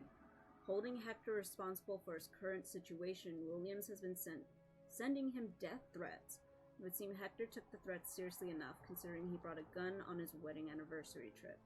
Now, if my hunch is correct, it would seem Williams is staying at Clarington room 504. These three singed teddy bears that I saw in his room when cleaning it this morning. First they seemed a little odd, but now they're downright tragic. Would William act on his death threats? Is he responsible for Hector's fate?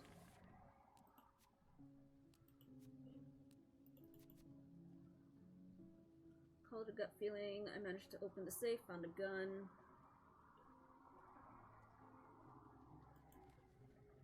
Power's back. Now, I should go down to the lobby.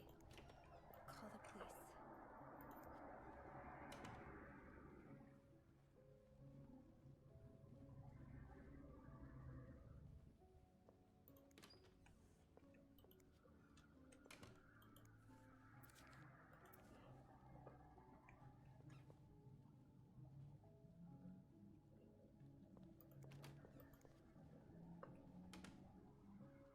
.504.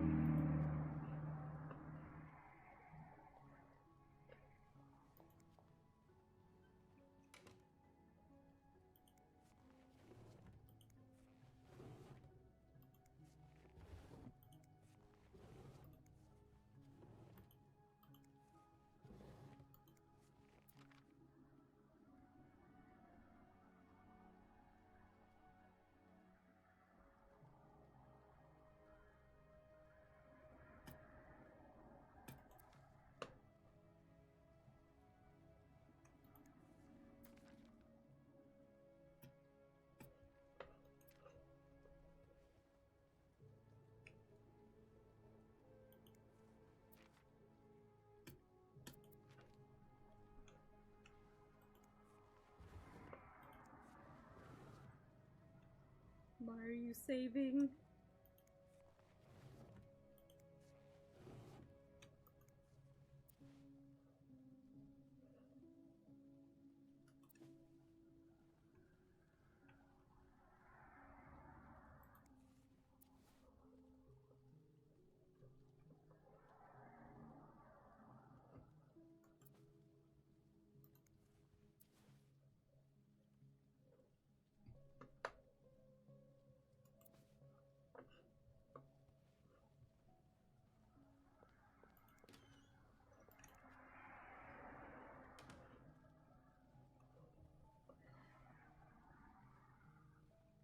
I feel like that isn't everything, though. I feel like I'm missing something.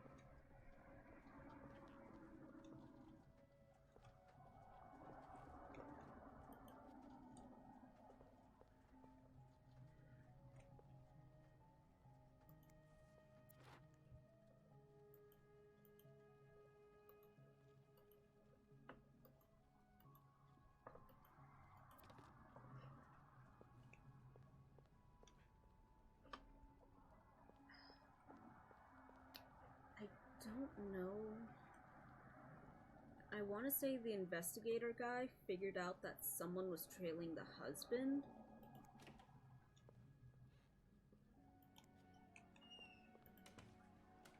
So he was trying to keep an eye on them to keep her safe. But he didn't know, like, how to tell her about it.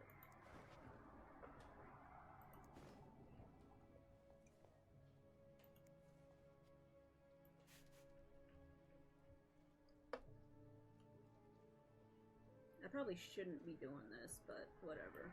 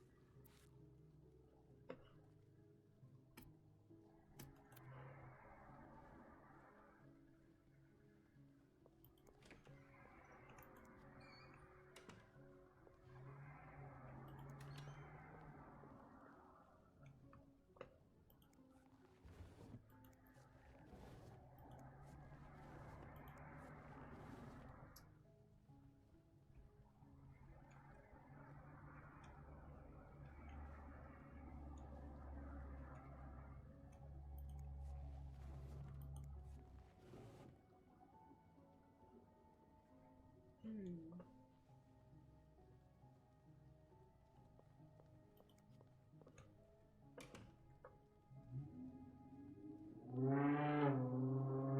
Is there anything I've forgotten? Once I leave this floor, I probably won't be able to come back. I have to contact the police. I should be able to call from the front desk.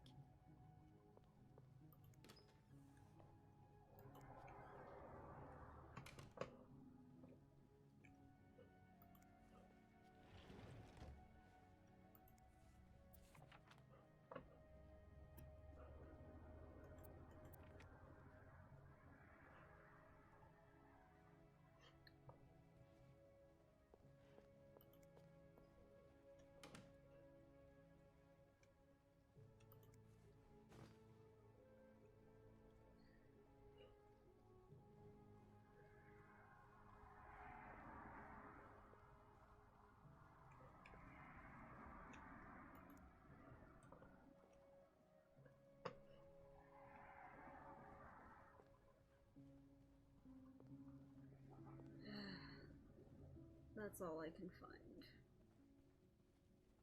Damn. I really have no idea what else. Oh. What is it? 502 we have the number for. But we can't get in there, right? Hello? Is anyone in? Hello? I need help. Sorry, I want to look at everything.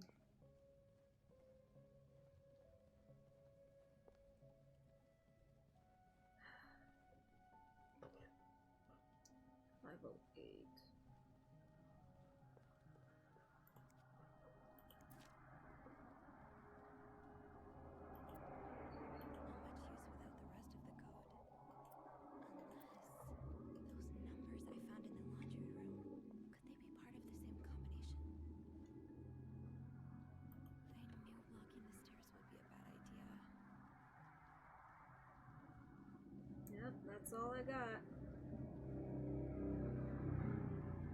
Quiet out there.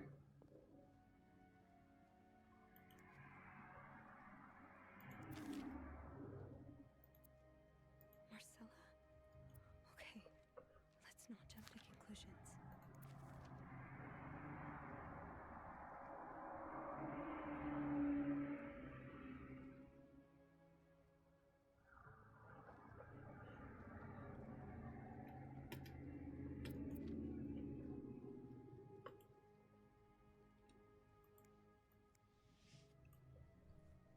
I don't know. We'll look through later. I'm sorry. I'm so sorry.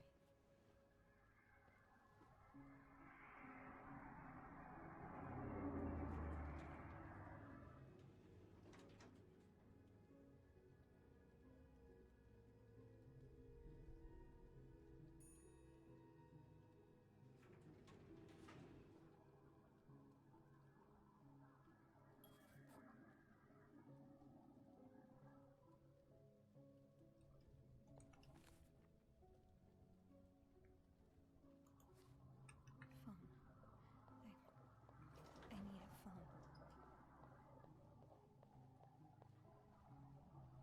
Anybody down here?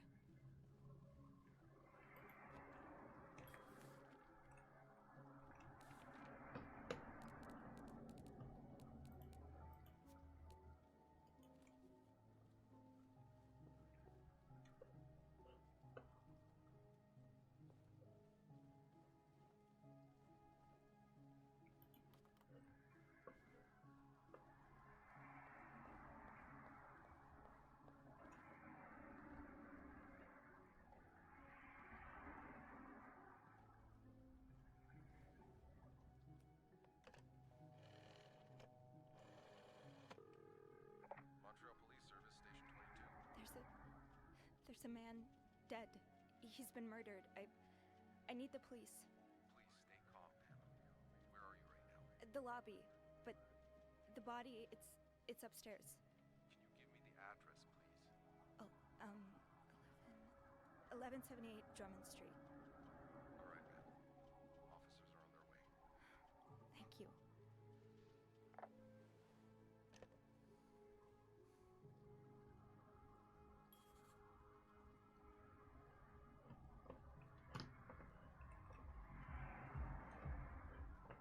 It's fucking recent.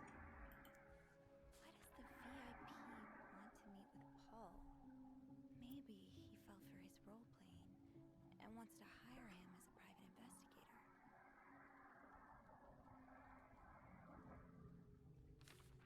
Bernard really wants Paul out of the hotel.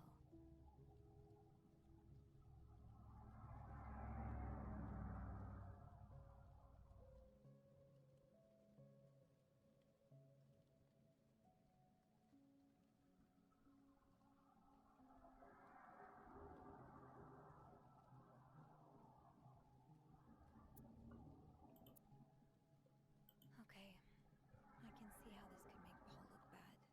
But it's obvious Bernard cares more about the hotel's reputation than the guests' well-being.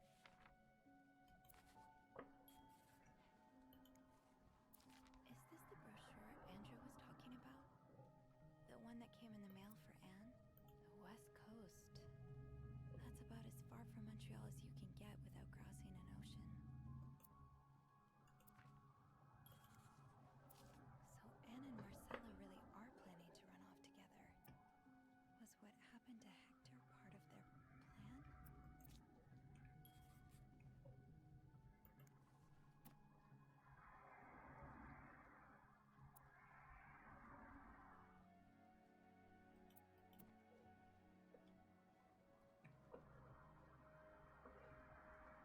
I feel like I'm still missing so much. Ugh.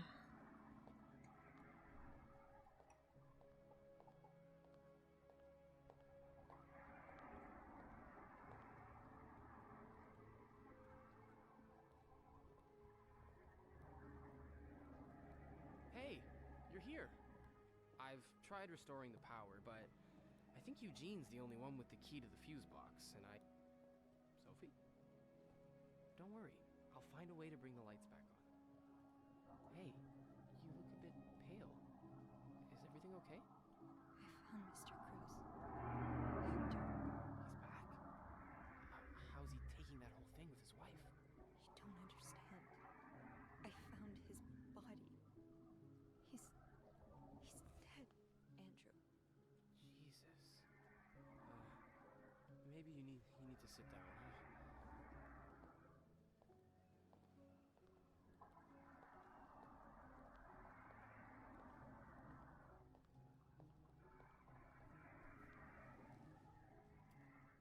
Did you call the police?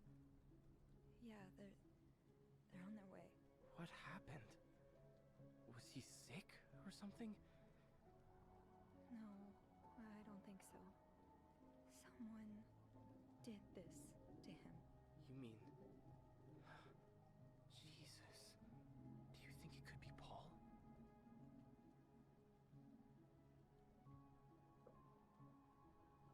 What about Anne and Marcella? Their affair is a pretty good motive. I also found a letter from one of Hector's customers. He seemed really angry. I guess it could be him as well. The police will want to ask you a lot of questions. You may want to be careful about what you tell them. With Paul's history of mental illness, there's a good chance they'll suspect him even if he didn't do it. I think I know what you mean. Some people seem to assume that spending time in a psychiatric hospital means you're a murderous psychopath. Yeah, they really do. You know, when I was 19, I studied to be a priest, but I felt so lost. I couldn't enjoy the things I used to like. I could barely get myself out of bed. So I ended up going to a psychiatric hospital. And the doctors, they helped me get back on my feet. But when I returned to my hometown, it was like I had become a complete stranger. My mother kept telling me I was making it worse in my head, but I swear, people were changing sidewalks when they saw me, looking at me as if I was this dangerous creature all of a sudden. That's why I didn't tell you that... What? Call it coincidence or fate, but that psychiatric hospital, it's the same one Paul went to. I've met him there. Talked to him a bit. I'm sorry I didn't say anything before. You were afraid. It's okay. I get why you didn't. Yeah. You do? You know how I tell everyone that my mom's sick, bedridden? Well, it's true, but I always leave out the part about her illness not being physical. I'm ashamed of the truth. So even though I don't know exactly what you went through, I can understand. Thank you for telling me.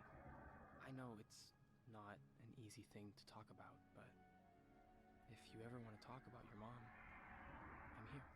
Aww. They're here. That's cute.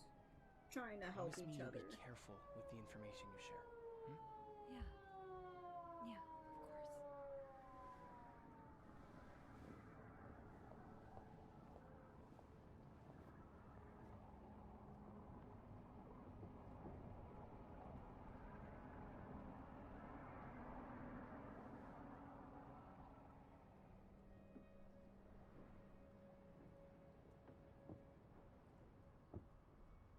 Miss Roy? Miss Roy? Miss Roy! Oh, sorry. I was distracted. I really need you to focus right now. I don't want to be here all night, and I'm sure you don't either. No. No, I don't. So, as I was saying, we're trying to ascertain the circumstances of Mr. Cruz's death. Can you tell me how you came to find the body? I was cleaning room 509 when I heard the elevator bell ring. Again and again and again. I thought maybe a child was playing with the doors, so I went out in the corridor, and that's when I saw him. All the blood and... Why was the elevator bell ringing? I'm sorry? You said you heard the elevator bell ring. Why was it ringing? I assume it wasn't a child after all.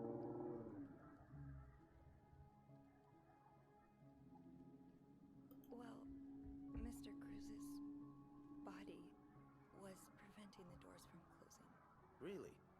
When we found the body, it wasn't that close to the doors. The stairs are blocked because of the renovations, so the elevator's the only way out of the 5th floor. I had no choice but to move the body. Just a little. Ah, so that explains the traces we found. Thank you for clearing that up. So, what did you do after that? Well, that's when the power cut. So I had to go to the janitor's closet. To access the fuse box. Exactly. Hmm. I changed a few fuses and turned the power back on. But there's a lock on that box, isn't there? Did you have the key? No, I didn't. Only Eugene does. But I thought an ice pick might do the trick, so I went to the ice machine to get one. You're a size 7, I suppose. Yes, I am. Why? What did you see when you went to the ice machine? There was blood. A lot of it. Did you touch anything?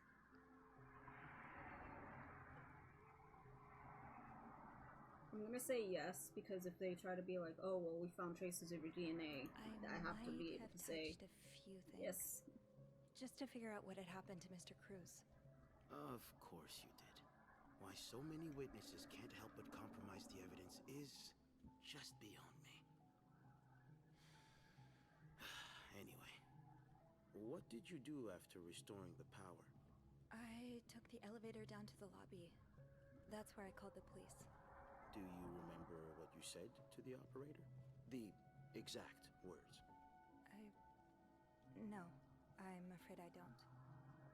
You said there's a man dead. He's been murdered. That's possible. What makes you so sure it was murder?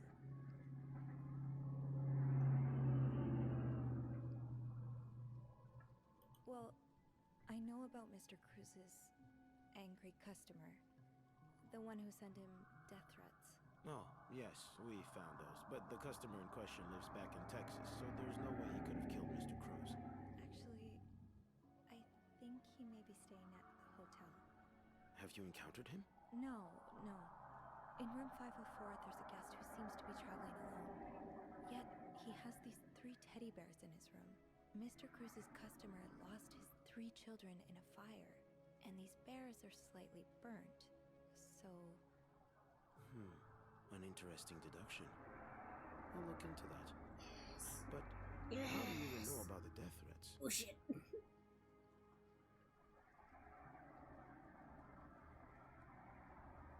I mean, Mr. Cruz is dead, so...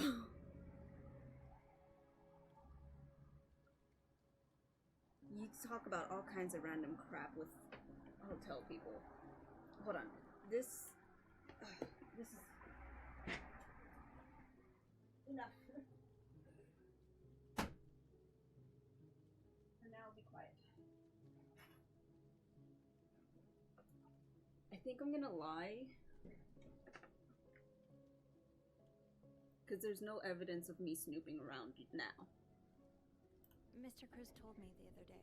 Was he in the habit of talking about his personal life with hotel mates? I really can't say what his habits were, but he seemed to like me. Then maybe you'll be able to answer 1 or 2 of my questions. I'll do my best. Oh shit. We've learned from one of your colleagues that the victim had a fight with a guest named Mr. Spade. What can you tell me about him?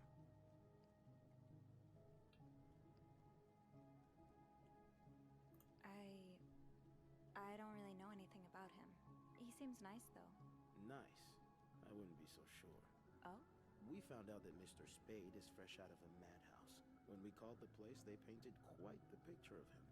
Did you ever see him display odd behavior in or around the hotel? No. I mean, we've all got our little quirks, don't we? Did he seem obsessed with Mrs. Cruz? A little, maybe, but... Obsessed enough to kill her husband? No, nothing like that. We all have our obsessions. Me, for instance. I'm obsessed with celebrities and gossip magazines, and... You don't seem to understand, Miss Roy.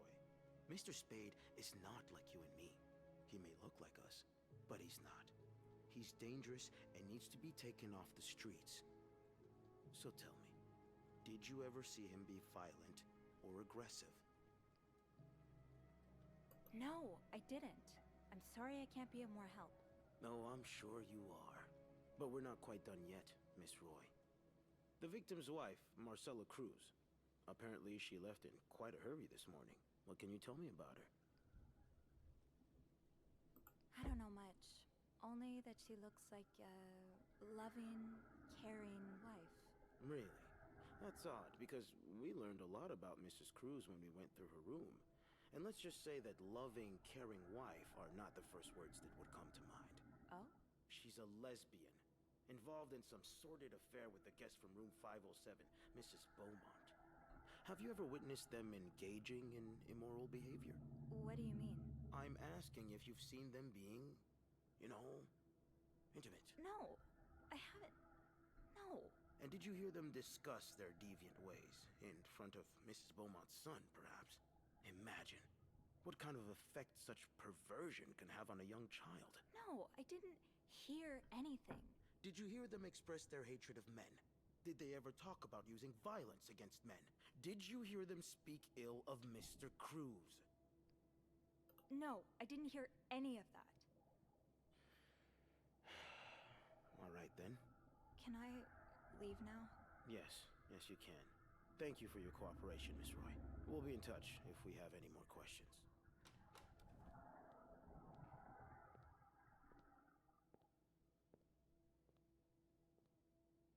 Alright, what do we got now? Well, we still have to do a little bit of this.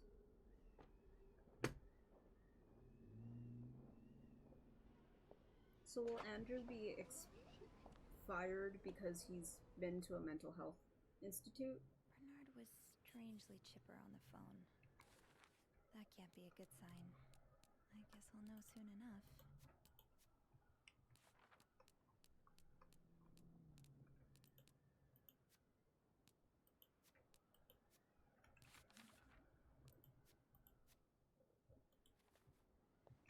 see what Bernard wants. The atmosphere is so different in here. It'll probably be a while before the hotel reopens. Anne, Marcella, and Paul are all suspects for Hector's murder. Was there anything I could have done to protect them? I did, though.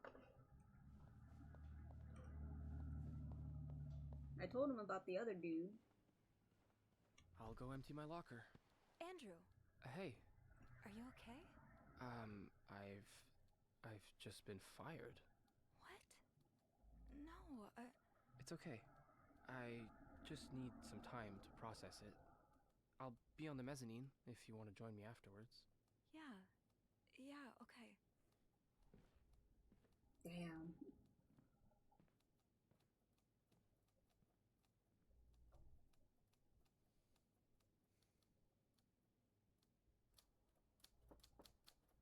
Ah, Miss Roy.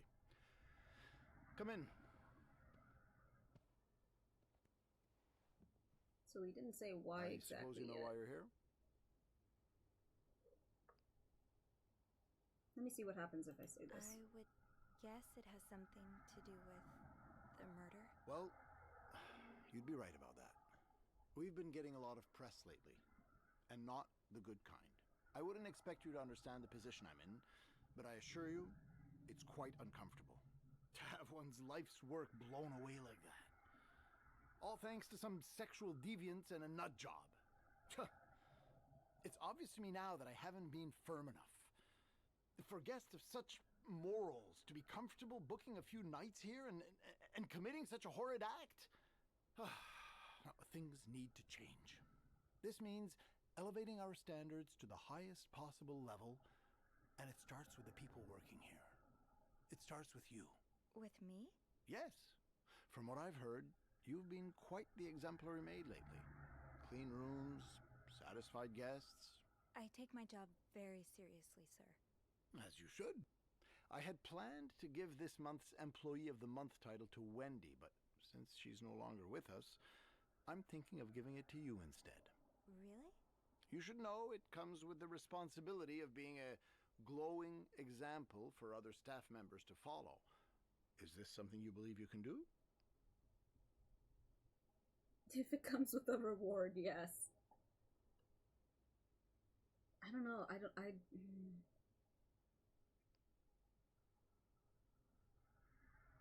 An example? Me? No, I don't think I can. Oh, she's very shy anyway. That's a shame. I've heard this month's reward from Weston's will be quite nice. Well, I'm sure one of your colleagues will be more than happy to have it. That'll be all. Oh, so either way she doesn't get fired. Huh. Weird.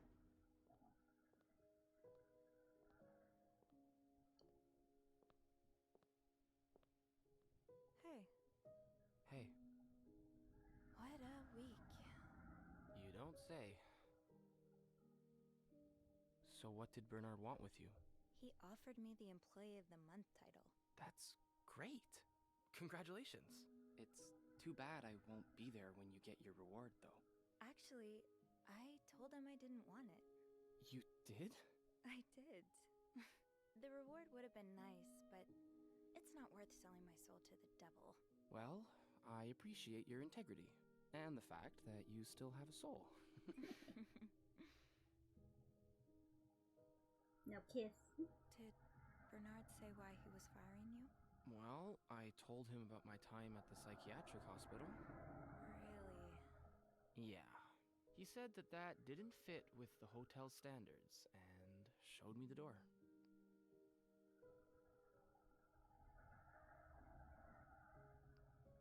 So, what's next for you? I think I'd like to be my own boss. No more Bernard looking over my shoulder. I've had this dream for a while of maybe opening a bookstore. Aww. I can't say I'm surprised. It just makes so much sense. I'd be able to combine the two things I love most, reading books and helping people. Aww. Granted, helping people find books is a far cry from helping them find God, but...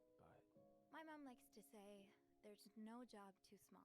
Plus, just by the way you're talking about it, It's obvious it didn't make you happy. And that's what really matters, I think. Yeah. You're right. Thank you. I'm really glad I have you in my life. Me too.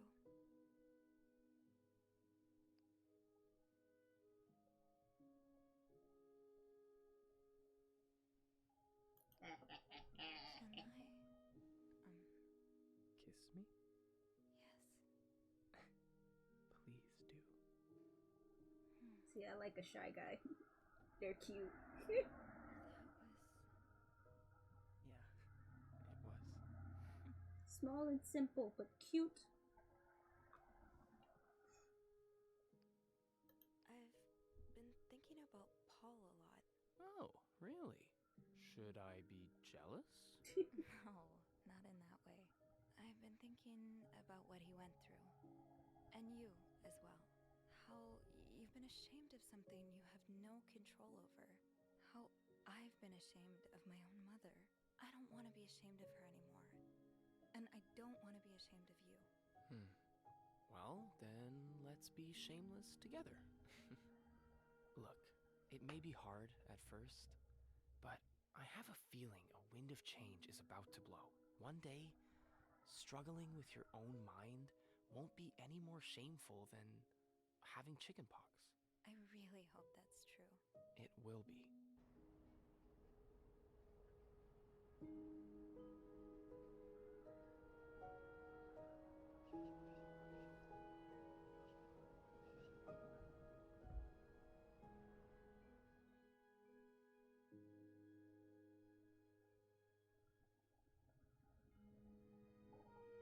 Did we save a man? Ah, no. But I told him about that other dude.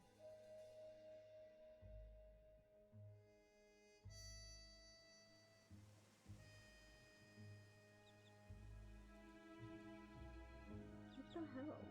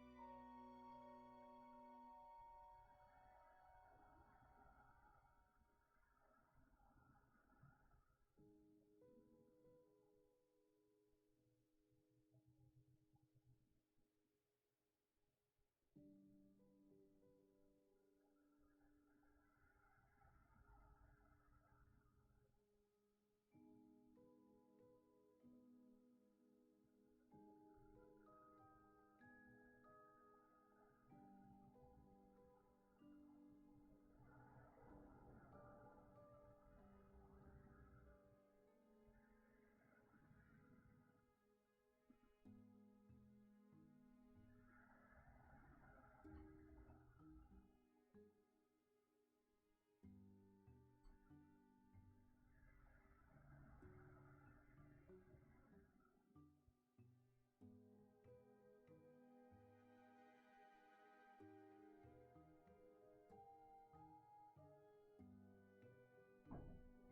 Huh. Oh, wait, there's a way to get rid of Bernard. Oh my god!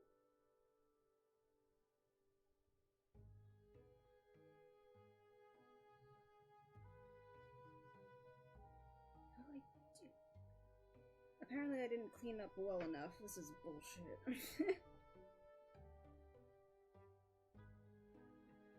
So what did I need to clean? Oh, throw away the... Oh.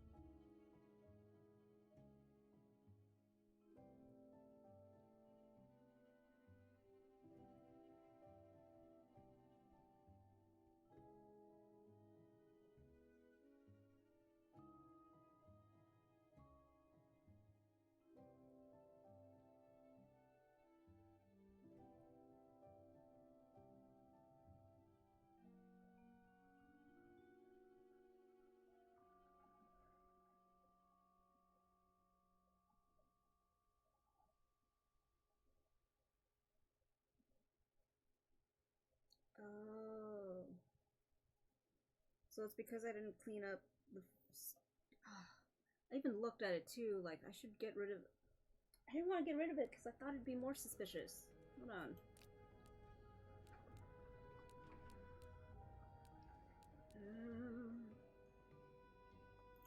Do this one, I guess?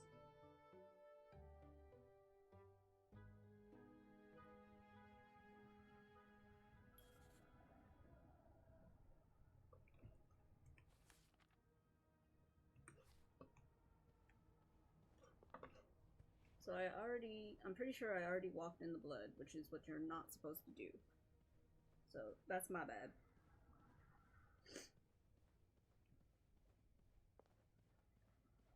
Is there anything I've forgotten? Once I leave this floor, I probably won't be able to come back.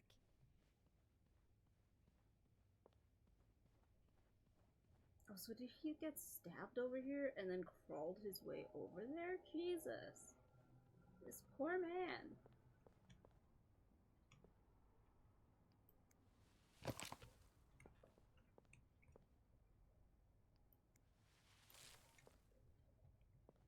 Fuck it.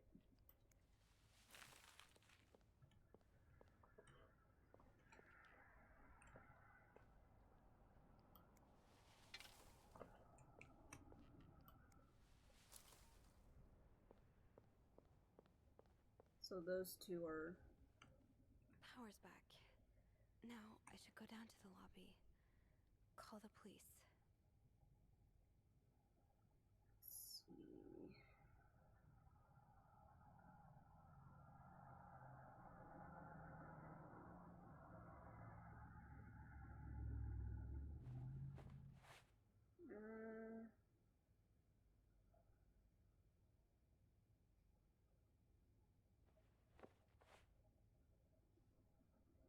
Oh, so I'm actually supposed to...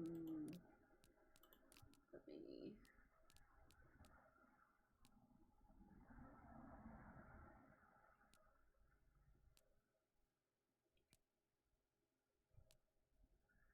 We'll do this one.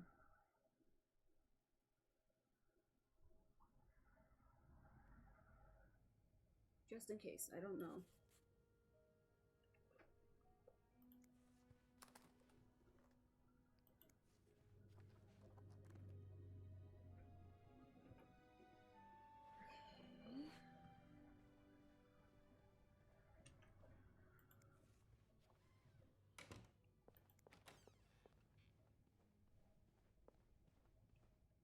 So, GR from Greta and IS from Doris. Gree? Could that be the code for the case on the bed in 509?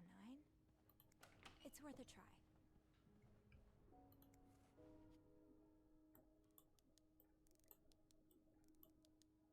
It's a little bit farther back than I wanted it to be, but whatever. We're working with it.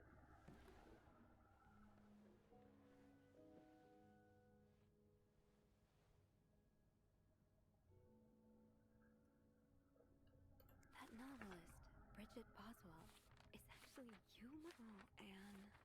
I do like a happy ending, so the symbols I've been deciphering. You invented them back in the day to keep your love secret. That feels really special. Oh, so you came to Montreal under the pretense of celebrating your wedding anniversary, but all along, you meant to reunite with Anne. After all this, turns out you're a fan of Bridget? Of Marcella? That's a lot sweeter than I expected. I'm glad you were able to open up to Marcella and advance on my salary. Oh, Lindsay's a man. Yeah, I guess it was presumptuous of me to think otherwise.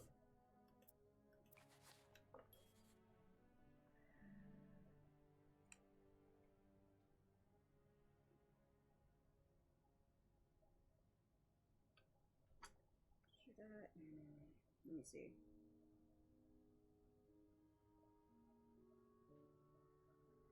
Letters in the case.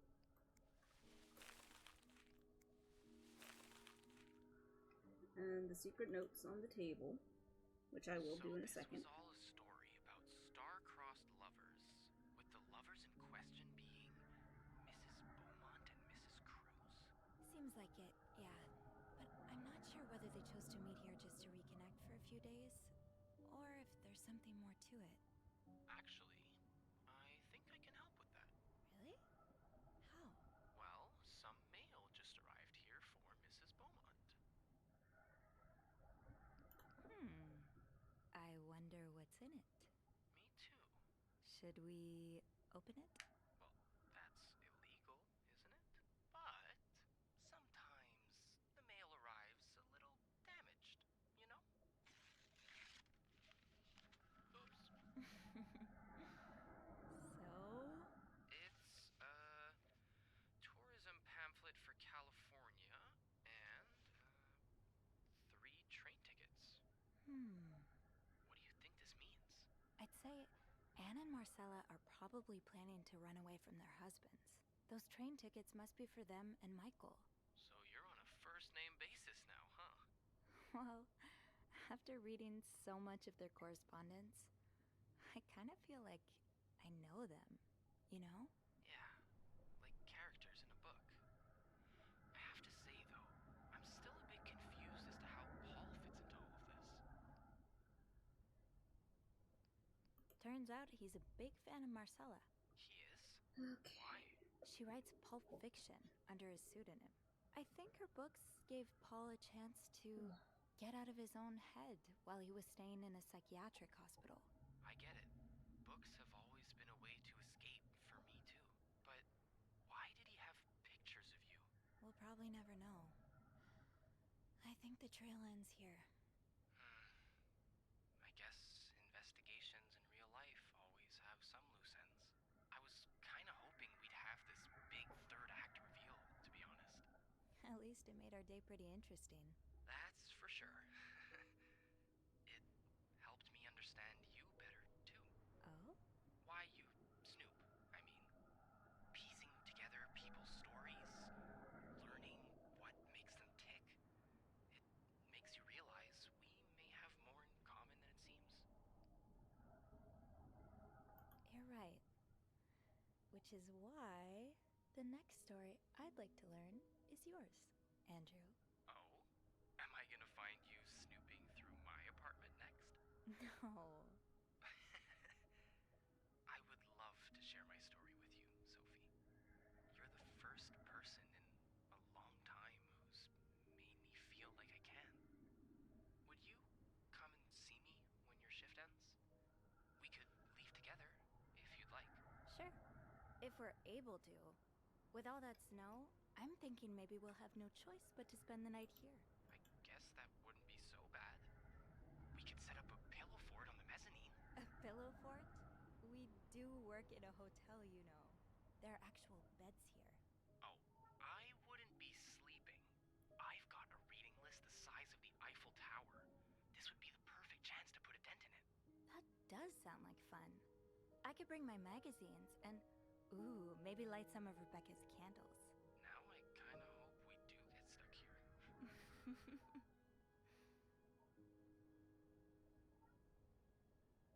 I just have to finish my tasks for the day, and then I can leave.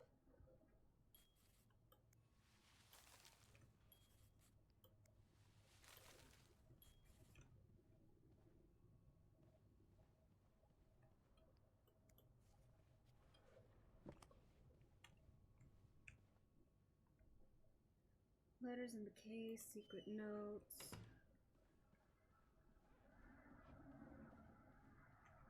No combination, no entry.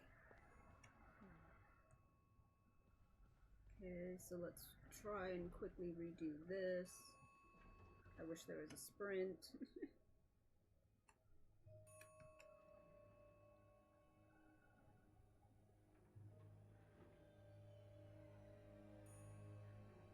I'm sorry, ma'am, but we've already seen this. Can we get a move on?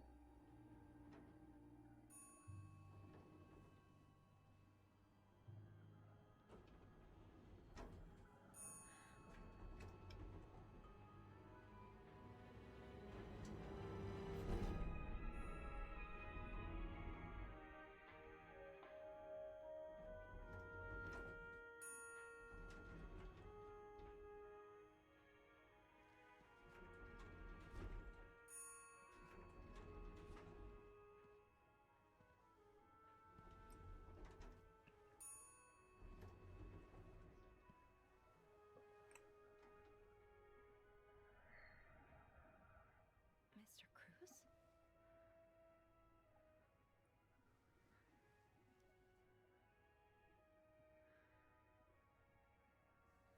Mr. Cruz. Oh God. Oh God. What happened?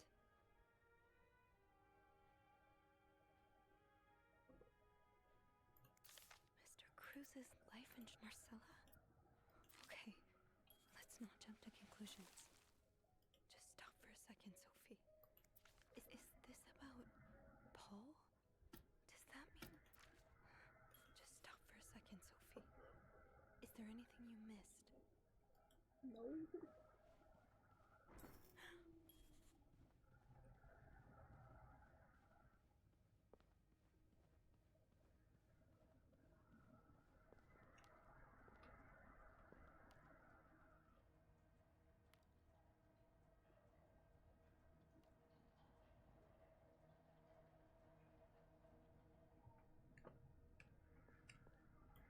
Should I hold on to this, maybe?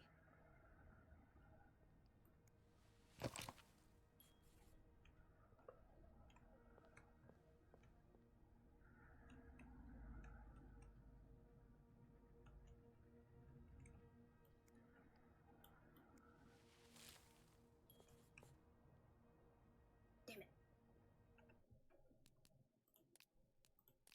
I stepped in it. Quickly, reload.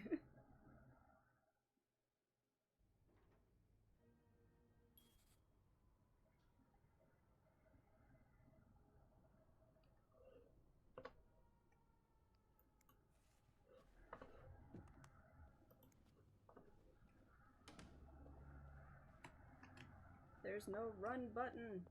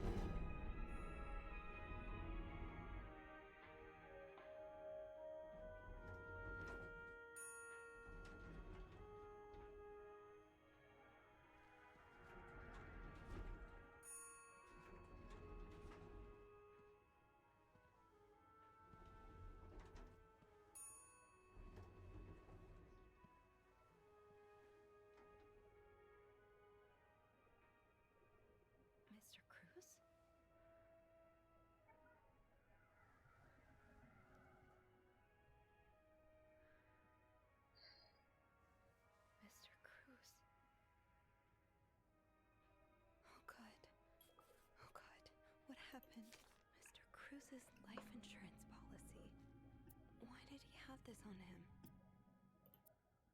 Marcella? Okay, let's not jump to conclusions. Is this about Paul? Does that mean...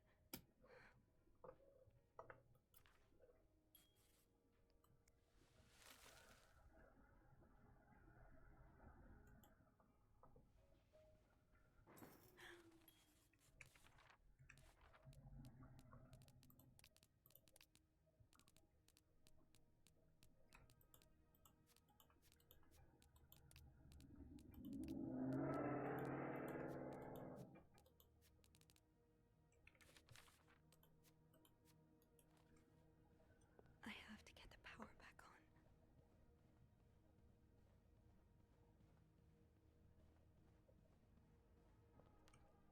We gotta get this shit first. Because once we're done with this...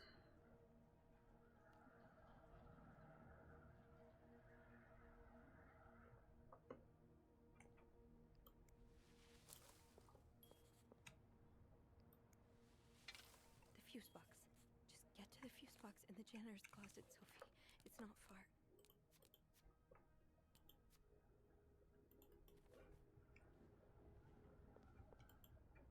Should I hold on to this, maybe?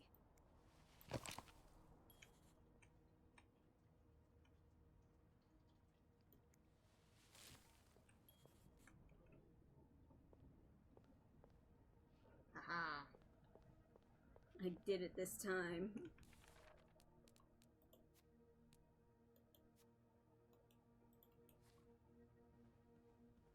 Quickly!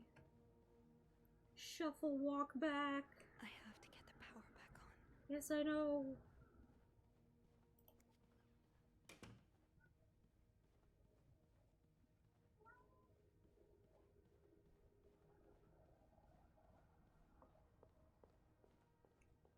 Might need this to restore power.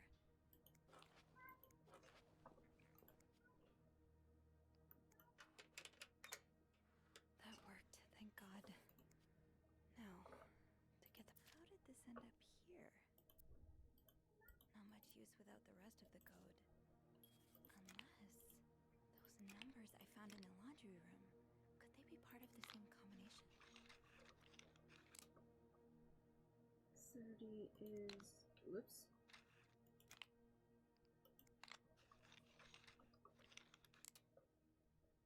And then S.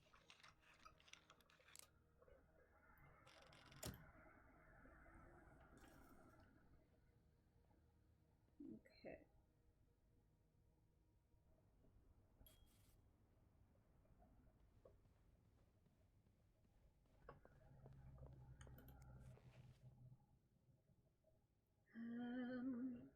Do.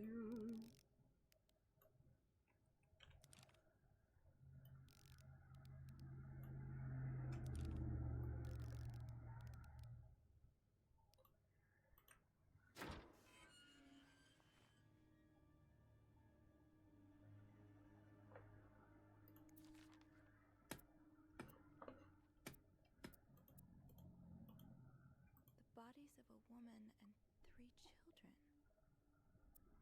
3 children?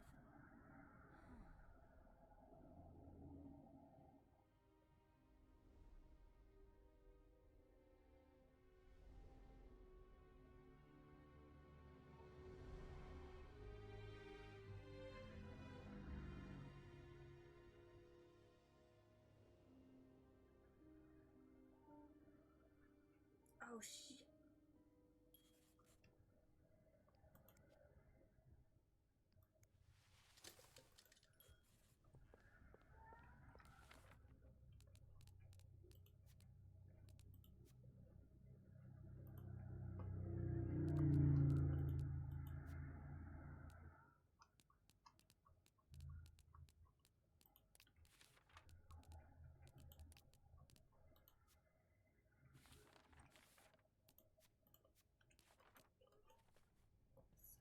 Power's back.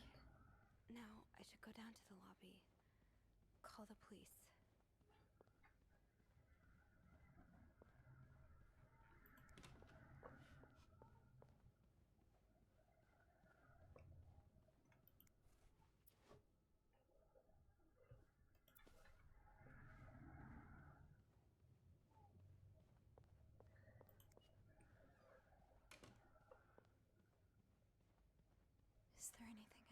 forgotten. Once I leave this floor, I probably won't be able to come back.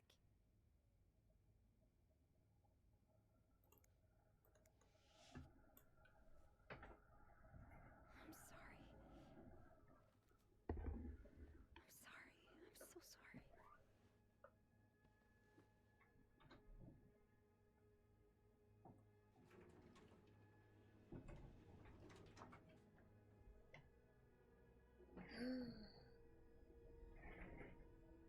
Let's see.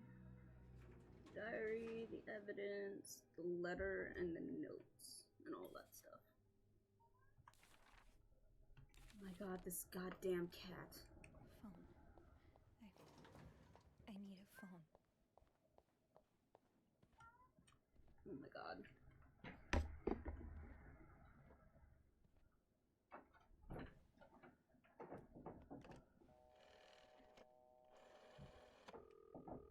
Montreal Police Service, Station 22. There's a Cat's gonna piss me off. There's a man dead. He keeps coming He's up been to the door murdered. meowing. I need the police. You won't fucking stay there so I can let him in. He runs off The and then lobby. comes back and starts The meowing body, again. it's upstairs. Kick his ass. Address, please. Oh, Little shit. 1178 Drummond Street. All right, ma'am. Officers are on their way. Thank you.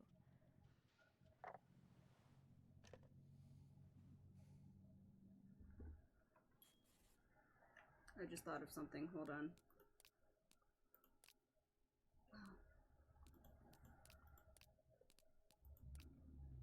Let me see.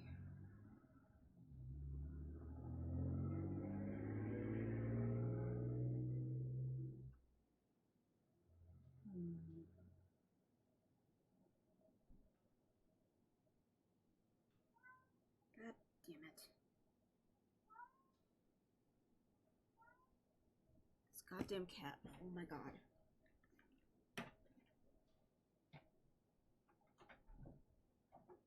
Are you coming in or what?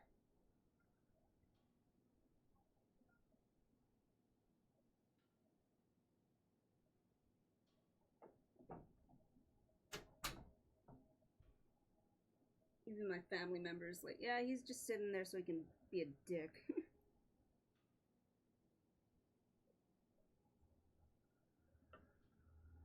Let me see.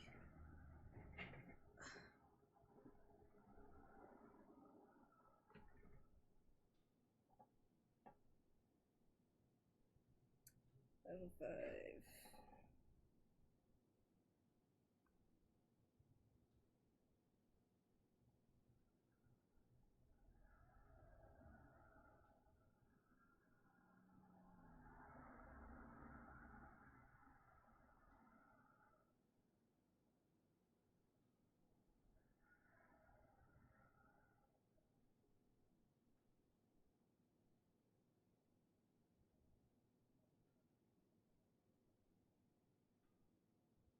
Let me see.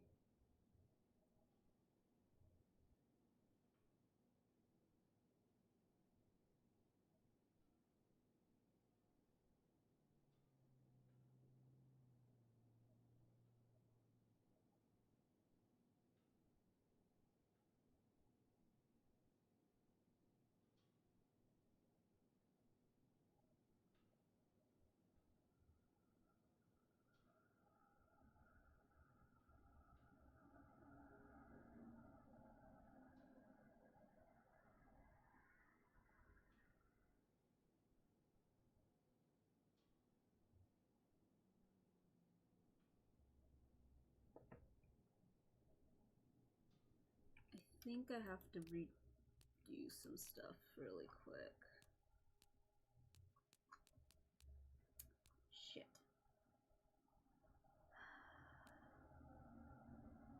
It's not going back too far. It should be fine. So I have to go through the rooms real quick.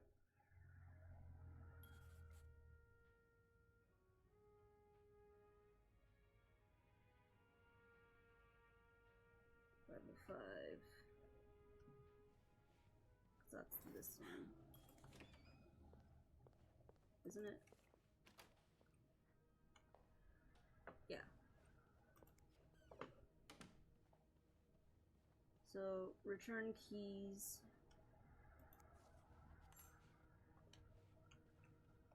Let's see.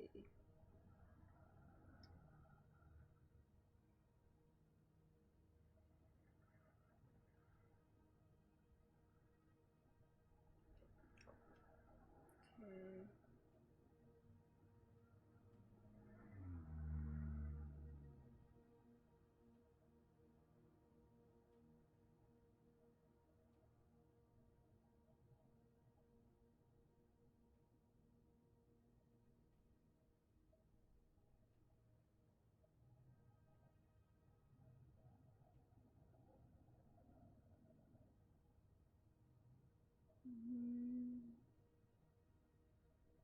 Interact with the desk and throw away empty cans.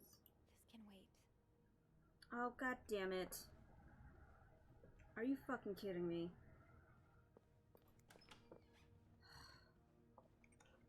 No, because I need the stupid ice pick. God damn it.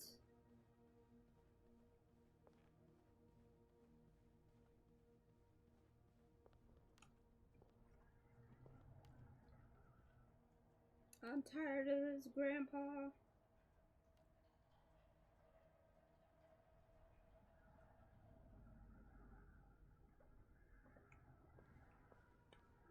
Should I hold on to this, maybe?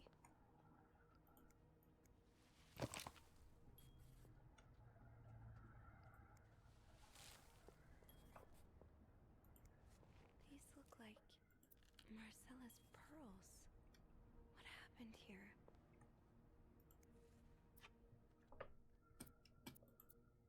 A, B, and Beaumont. I'm just gonna throw these away.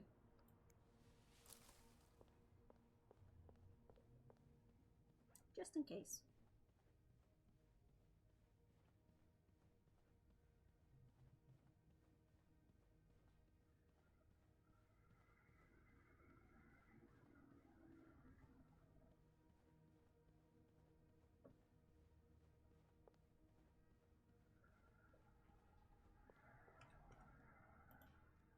Might need this to restore power.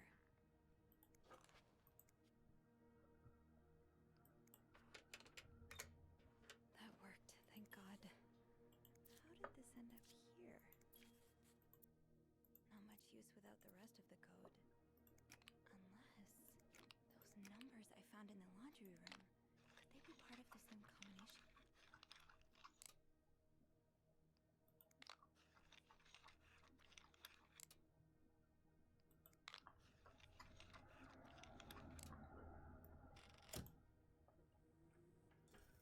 Okay, now I can go mess with stuff.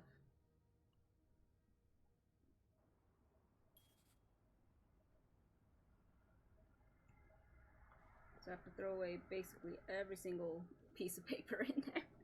Oh my god. For now, we'll close that.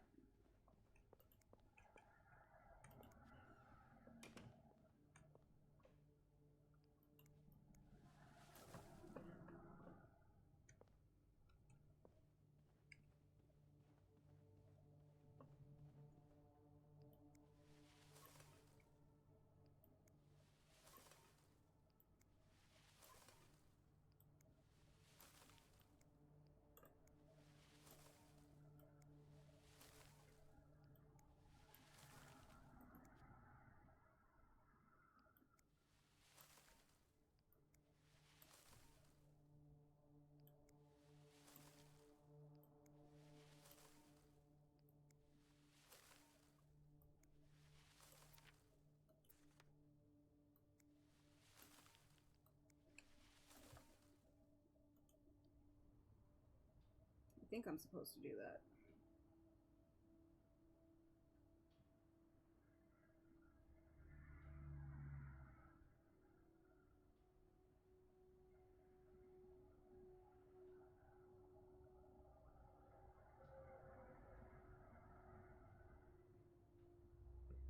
Oh, I have to clean up everything inside the freaking dark room? Oh god. I at least somewhat did it. said everything, so...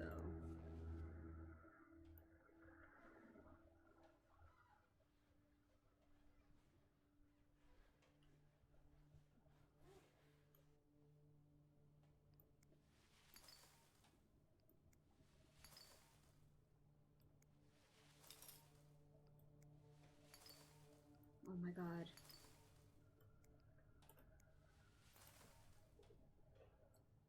Every little goddamn thing.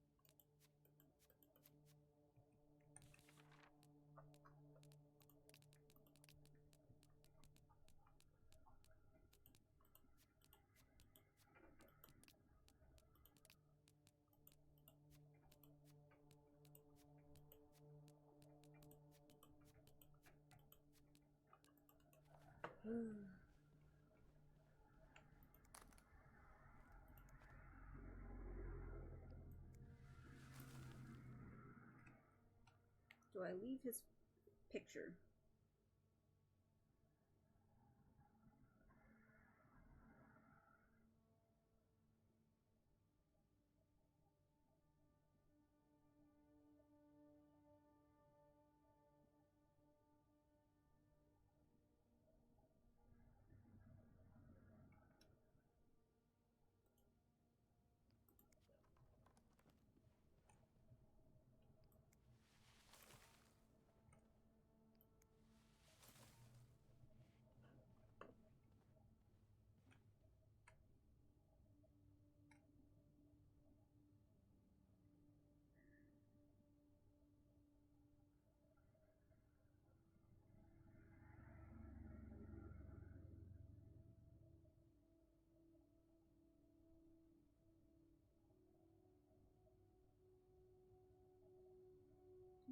Do.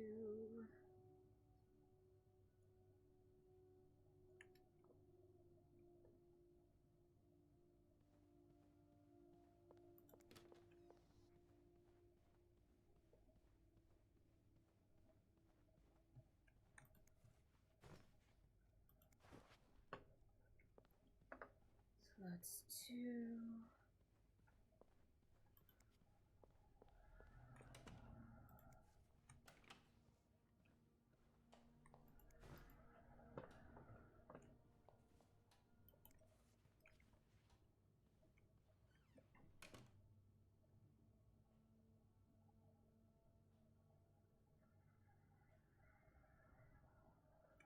Oh my god, I have to get rid of all of these.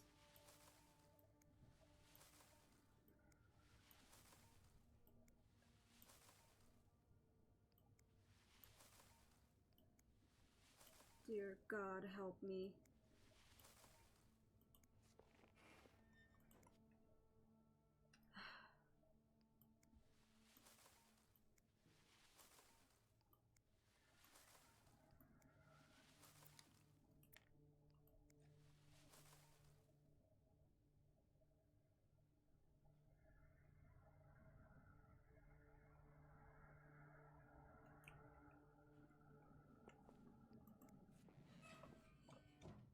Okay. That looks like everything, I think. I'll throw that away too. Okay.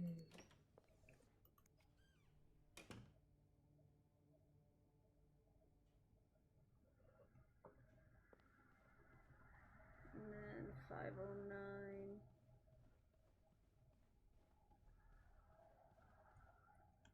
I went too far.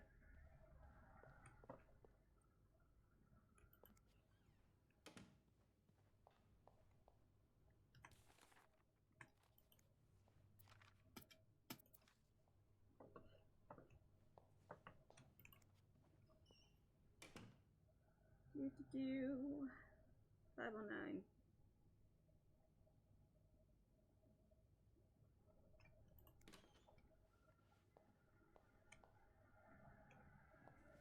Okay, I refilled that.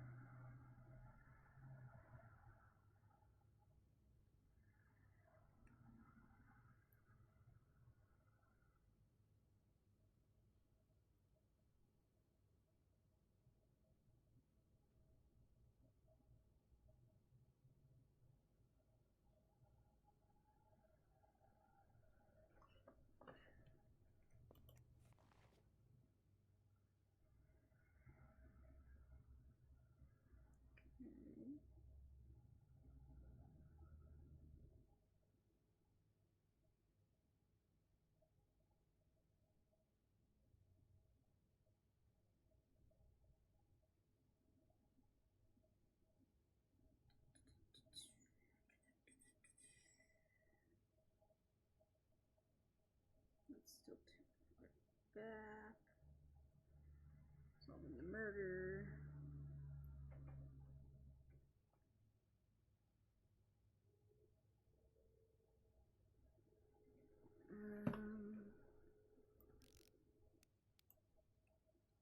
It's gone quiet again. Hold on. I didn't realize it's quiet. I am so sorry. I'm very focused right now. So sorry.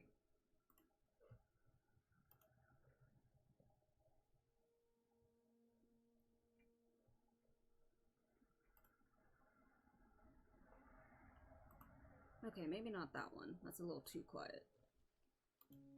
We're restarting, I guess. Okay. 42... 16.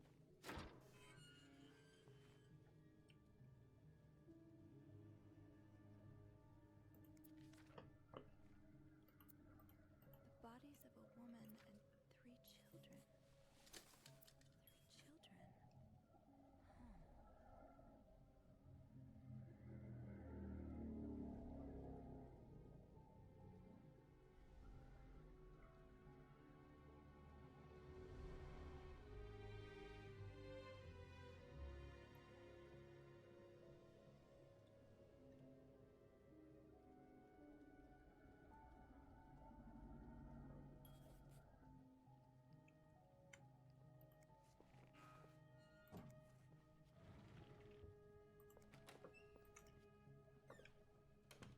So that's all done.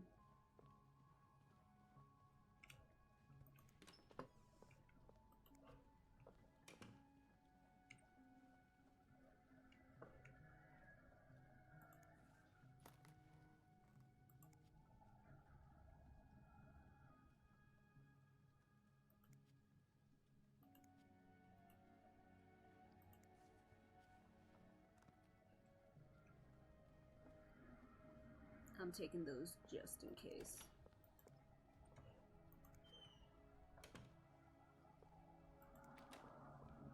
Power's back. Now I should go down to the lobby. Call the police.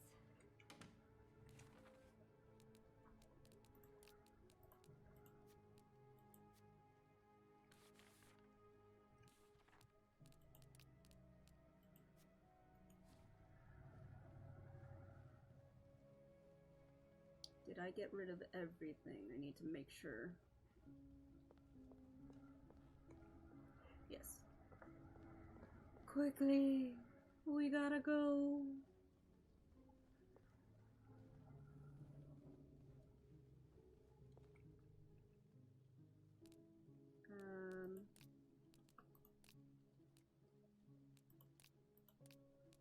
Oh wait. Controls. That is it.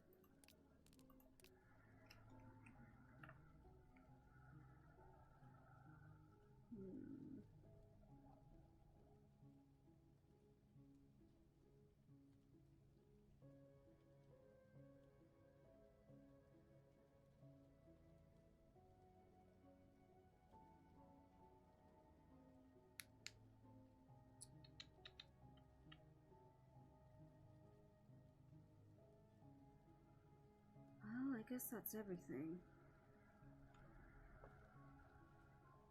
Is there anything I've forgotten?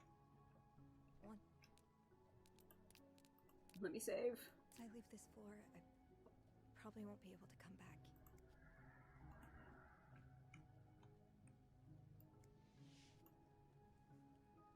Because I have to call and then I have to move some stuff. Or get rid of it. I'm sorry. I'm so sorry.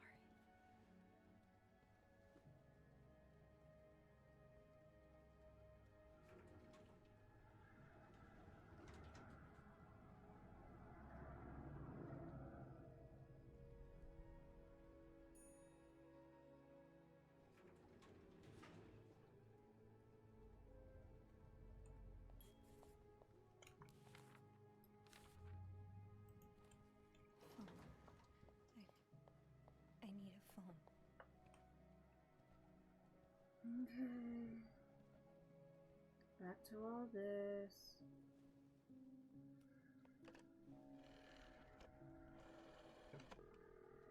Montreal Police Service, Station 22. There's a man dead. He's been murdered. I need the police. Please stay calm, ma'am.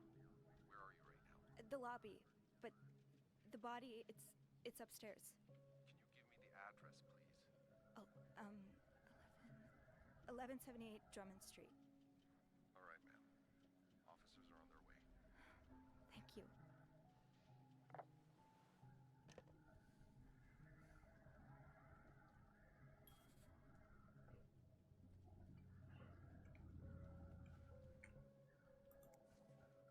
Is this the brochure Andrew was the West Coast?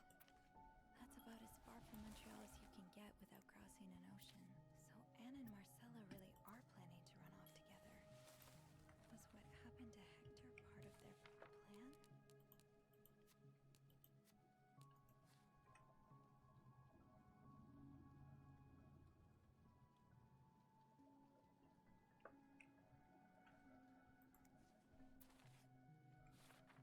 Bernard really wants Paul out of the hotel. Okay, I can see how this could make Paul look bad.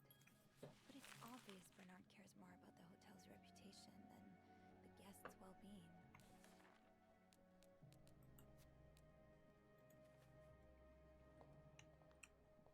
Okay. Let's see if I did this right.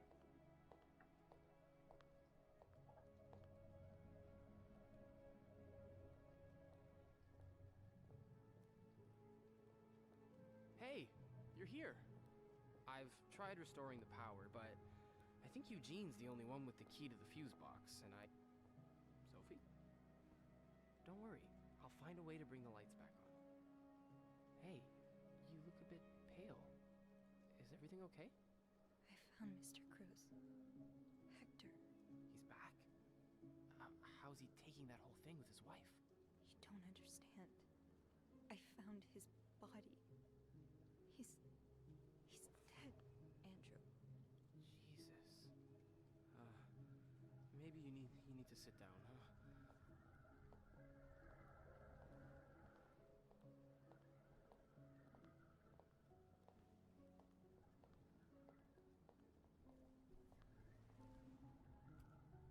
Did you call the police?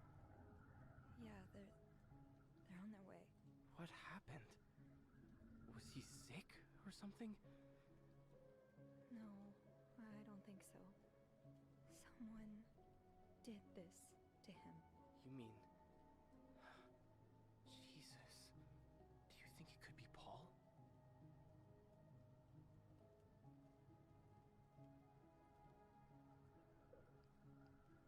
What about Anne and Marcella? Their affair is a pretty good motive. I also found a letter from one of Hector's customers. He seemed really angry. I guess it could be him as well. The police will want to ask you a lot of questions. You may want to be careful about what you tell them. With Paul's history of mental illness, there's a good chance they'll suspect him even if he didn't do it. I think I know what you mean. Some people seem to assume that spending time in a psychiatric hospital means you're a murderous psychopath. Yeah, they really do.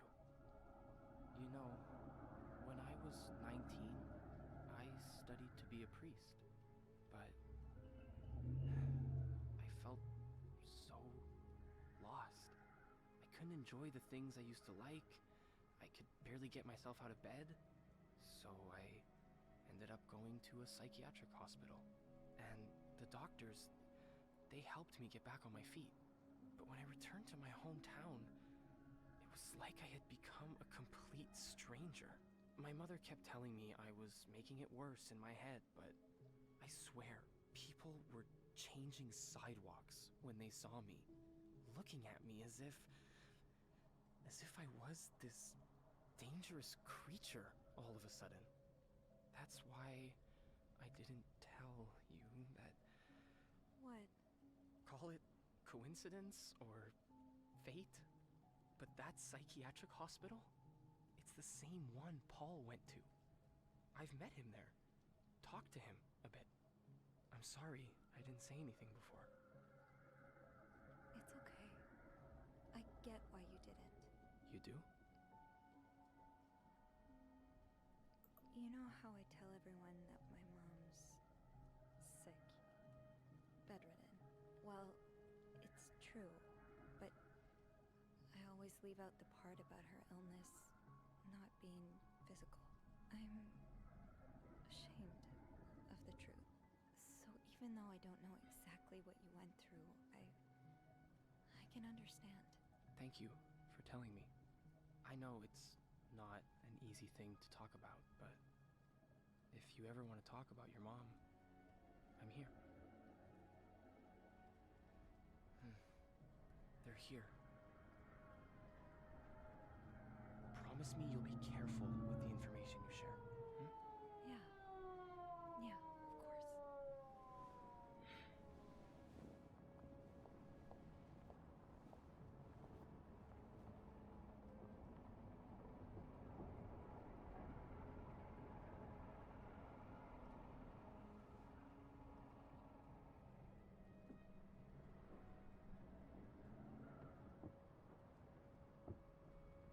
Miss Roy? Miss Roy? Miss Roy! Oh, sorry. I was distracted. I really need you to focus right now. I don't want to be here all night, and I'm sure you don't either. No. No, I don't. So, as I was saying, we're trying to ascertain the circumstances of Mr. Cruz's death. Can you tell me how you came to find the body? I was cleaning I have room to do more 509 waiting, when apparently. I heard the elevator bell ring. Again and again and again. Oops. I thought maybe a child was playing with the doors. So I went out in the corridor, and that's when I saw him. All the blood and... Why was the elevator bell ringing? I'm sorry? You said you heard the elevator bell ring. Why was it ringing? I assume it wasn't a child after all. Well, Mr. Cruz's body was preventing the doors from closing. Really? When we found the body, it wasn't that close to the doors. Oh, the stairs are blocked because of the renovations, so the elevator's the only way out of the 5th floor. I had no choice but to move the body. Just a little. Ah, so that explains the traces we found. Thank you for clearing that up. So, what did you do after that? Well, that's when the power cut. So I had to go to the janitor's closet. To access the fuse box. Exactly. Hmm. I changed a few fuses and turned the power back on. But there's a lock on that box, isn't there? Did you have the key? No, I didn't. Only Eugene does. But I thought an ice pick might do the trick, so I went to the ice machine to get one. You're a size 7, I suppose. Yes, I am. Why? What did you see when you went to the ice machine? There was blood. Did I step in fucking blood? Did you touch anything?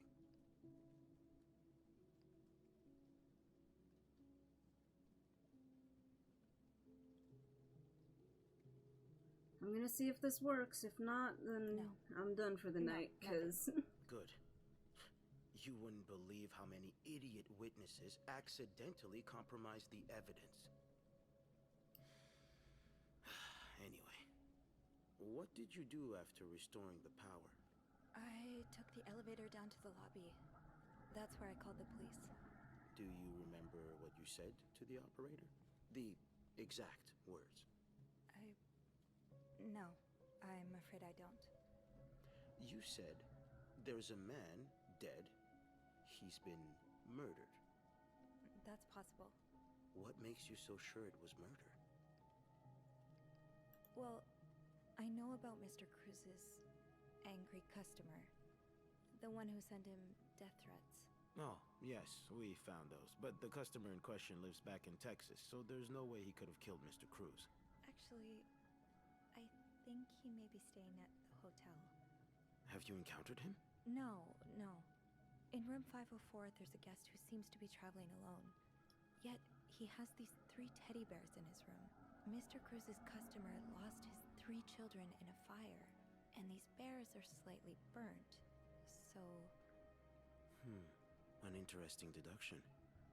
I'll look into that. But how do you even know about the death threats? Mr. Cruz told me the other day. Was he in the habit of talking about his personal life with hotel mates?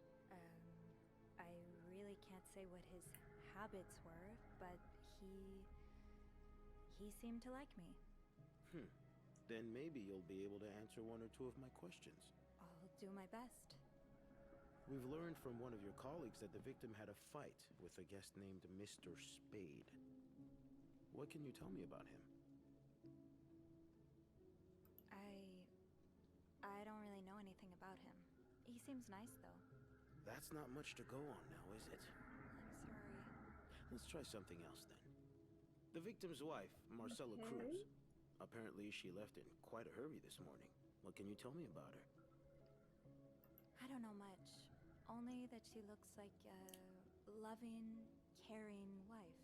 Really? That's odd, because we learned a lot about Mrs. Cruz when we went through her room. And let's just say that loving, caring wife are not the first words that would come to mind. Oh? She's a lesbian, involved in some sordid affair with a guest from room 507, Mrs. Beaumont. Have you ever witnessed them engaging in immoral behavior? What do you mean? I'm asking if you've seen them being, intimate. No, I haven't. No. And did you hear them discuss their deviant ways in front of Mrs. Beaumont's son, perhaps? Imagine what kind of effect such perversion can have on a young child. No, I didn't hear anything. Did you hear them express their hatred of men? Did they ever talk about using violence against men? Did you hear them speak ill of Mr. Cruz? No, I didn't hear any of that. All right, then. Can I leave now? Yes, you can. Thank you for your cooperation, Miss Roy. We'll be in touch if we have any more questions. So I guess I messed up something, but...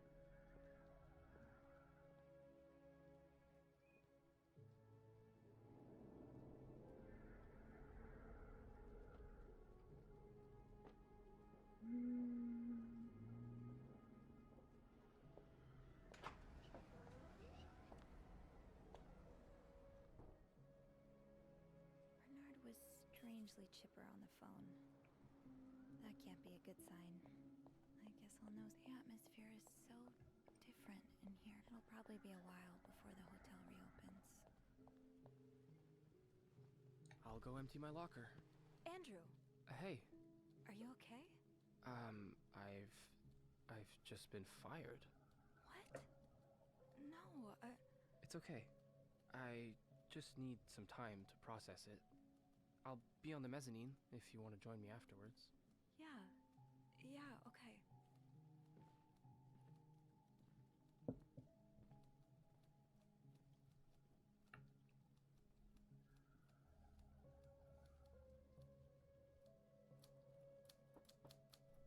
Ah, Miss Roy. Come in.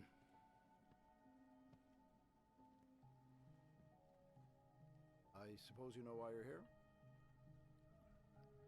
I would guess it has something to do with the murder. Well, you'd be right about that. We've been getting a lot of press lately, and not the good kind. I wouldn't expect you to understand the position I'm in, but I assure you, it's quite uncomfortable.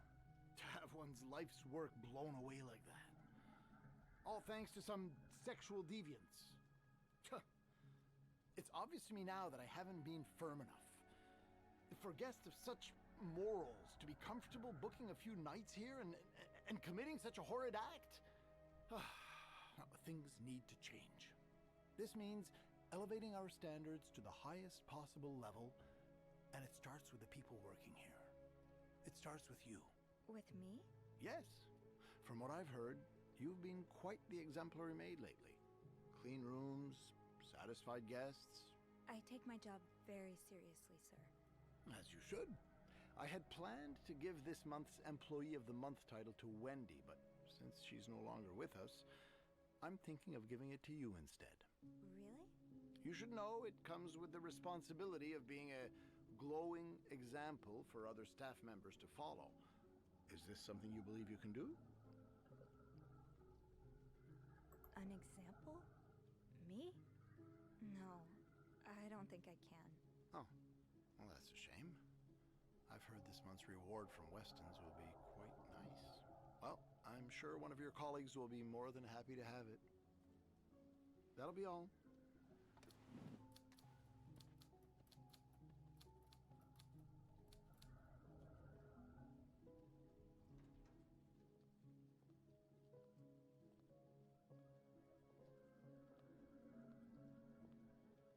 Hey. Hey, What a week. you don't say. So what did Bernard want with you? He offered me the Employee of the Month title. That's great. Congratulations. It's too bad I won't be there when you get your reward, though. Actually, I told him I didn't want it. You did? I did.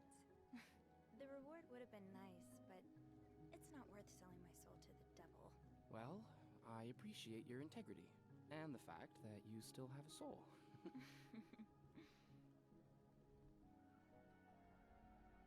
Did Bernard say why he was firing you? Well, I told him about my time at the psychiatric hospital. Really? Yeah. He said that that didn't fit with the hotel standards and showed me the door. So, what's next for you? I think I'd like to be my own boss. No more Bernard looking over my shoulder. I've had this dream for a while of maybe opening a bookstore. I can't say I'm surprised. It just makes so much sense. I'd be able to combine the two things I love most, reading books and helping people. Granted, helping people find books is a far cry from helping them find God, but... My mom likes to say, there's no job too small.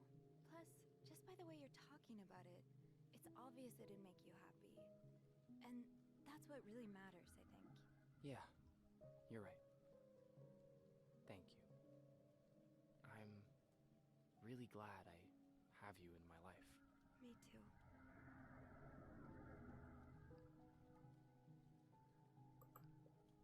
Can I? Kiss me?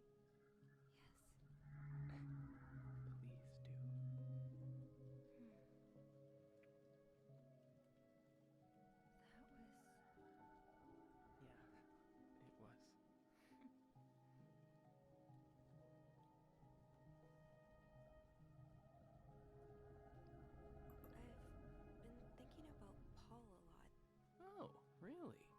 Should I be jealous? No, not in that way. I've been thinking about what he went through. And you as well. How you've been ashamed of something you have no control over. How I've been ashamed of my own mother. I don't want to be ashamed of her anymore. And I don't want to be ashamed of you. Well, then let's be shameless together. Look, it may be hard at first, but I have a feeling a wind of change is about to blow. One day, struggling with your own mind won't be any more shameful than having chickenpox. I really hope that's true. It will be.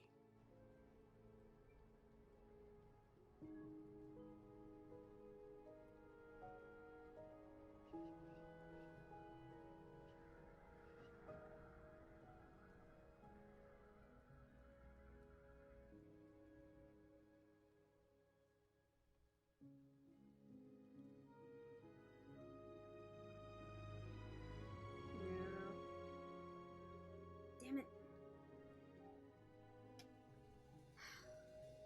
I hate that I have to watch that whole bullshit before I can do anything.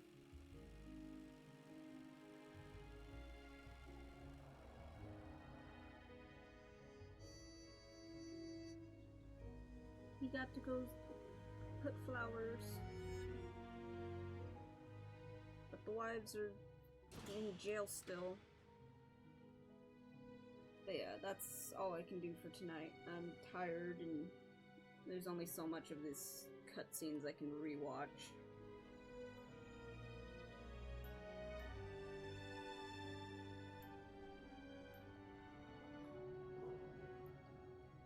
I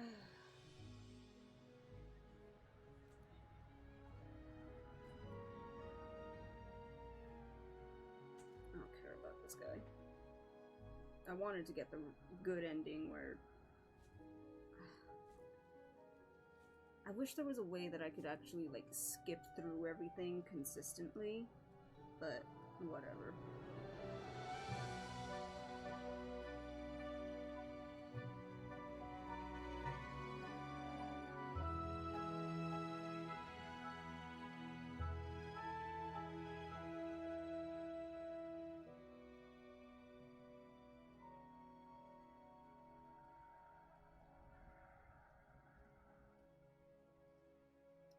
Alright, let me see if anyone is streaming, otherwise I'm just gonna end it, because I am tired. Nope. No one. So, that means I'm just gonna end it. I hope y'all had a good night. Sorry that I went quiet towards the end, but there wasn't really much for me to talk about or do.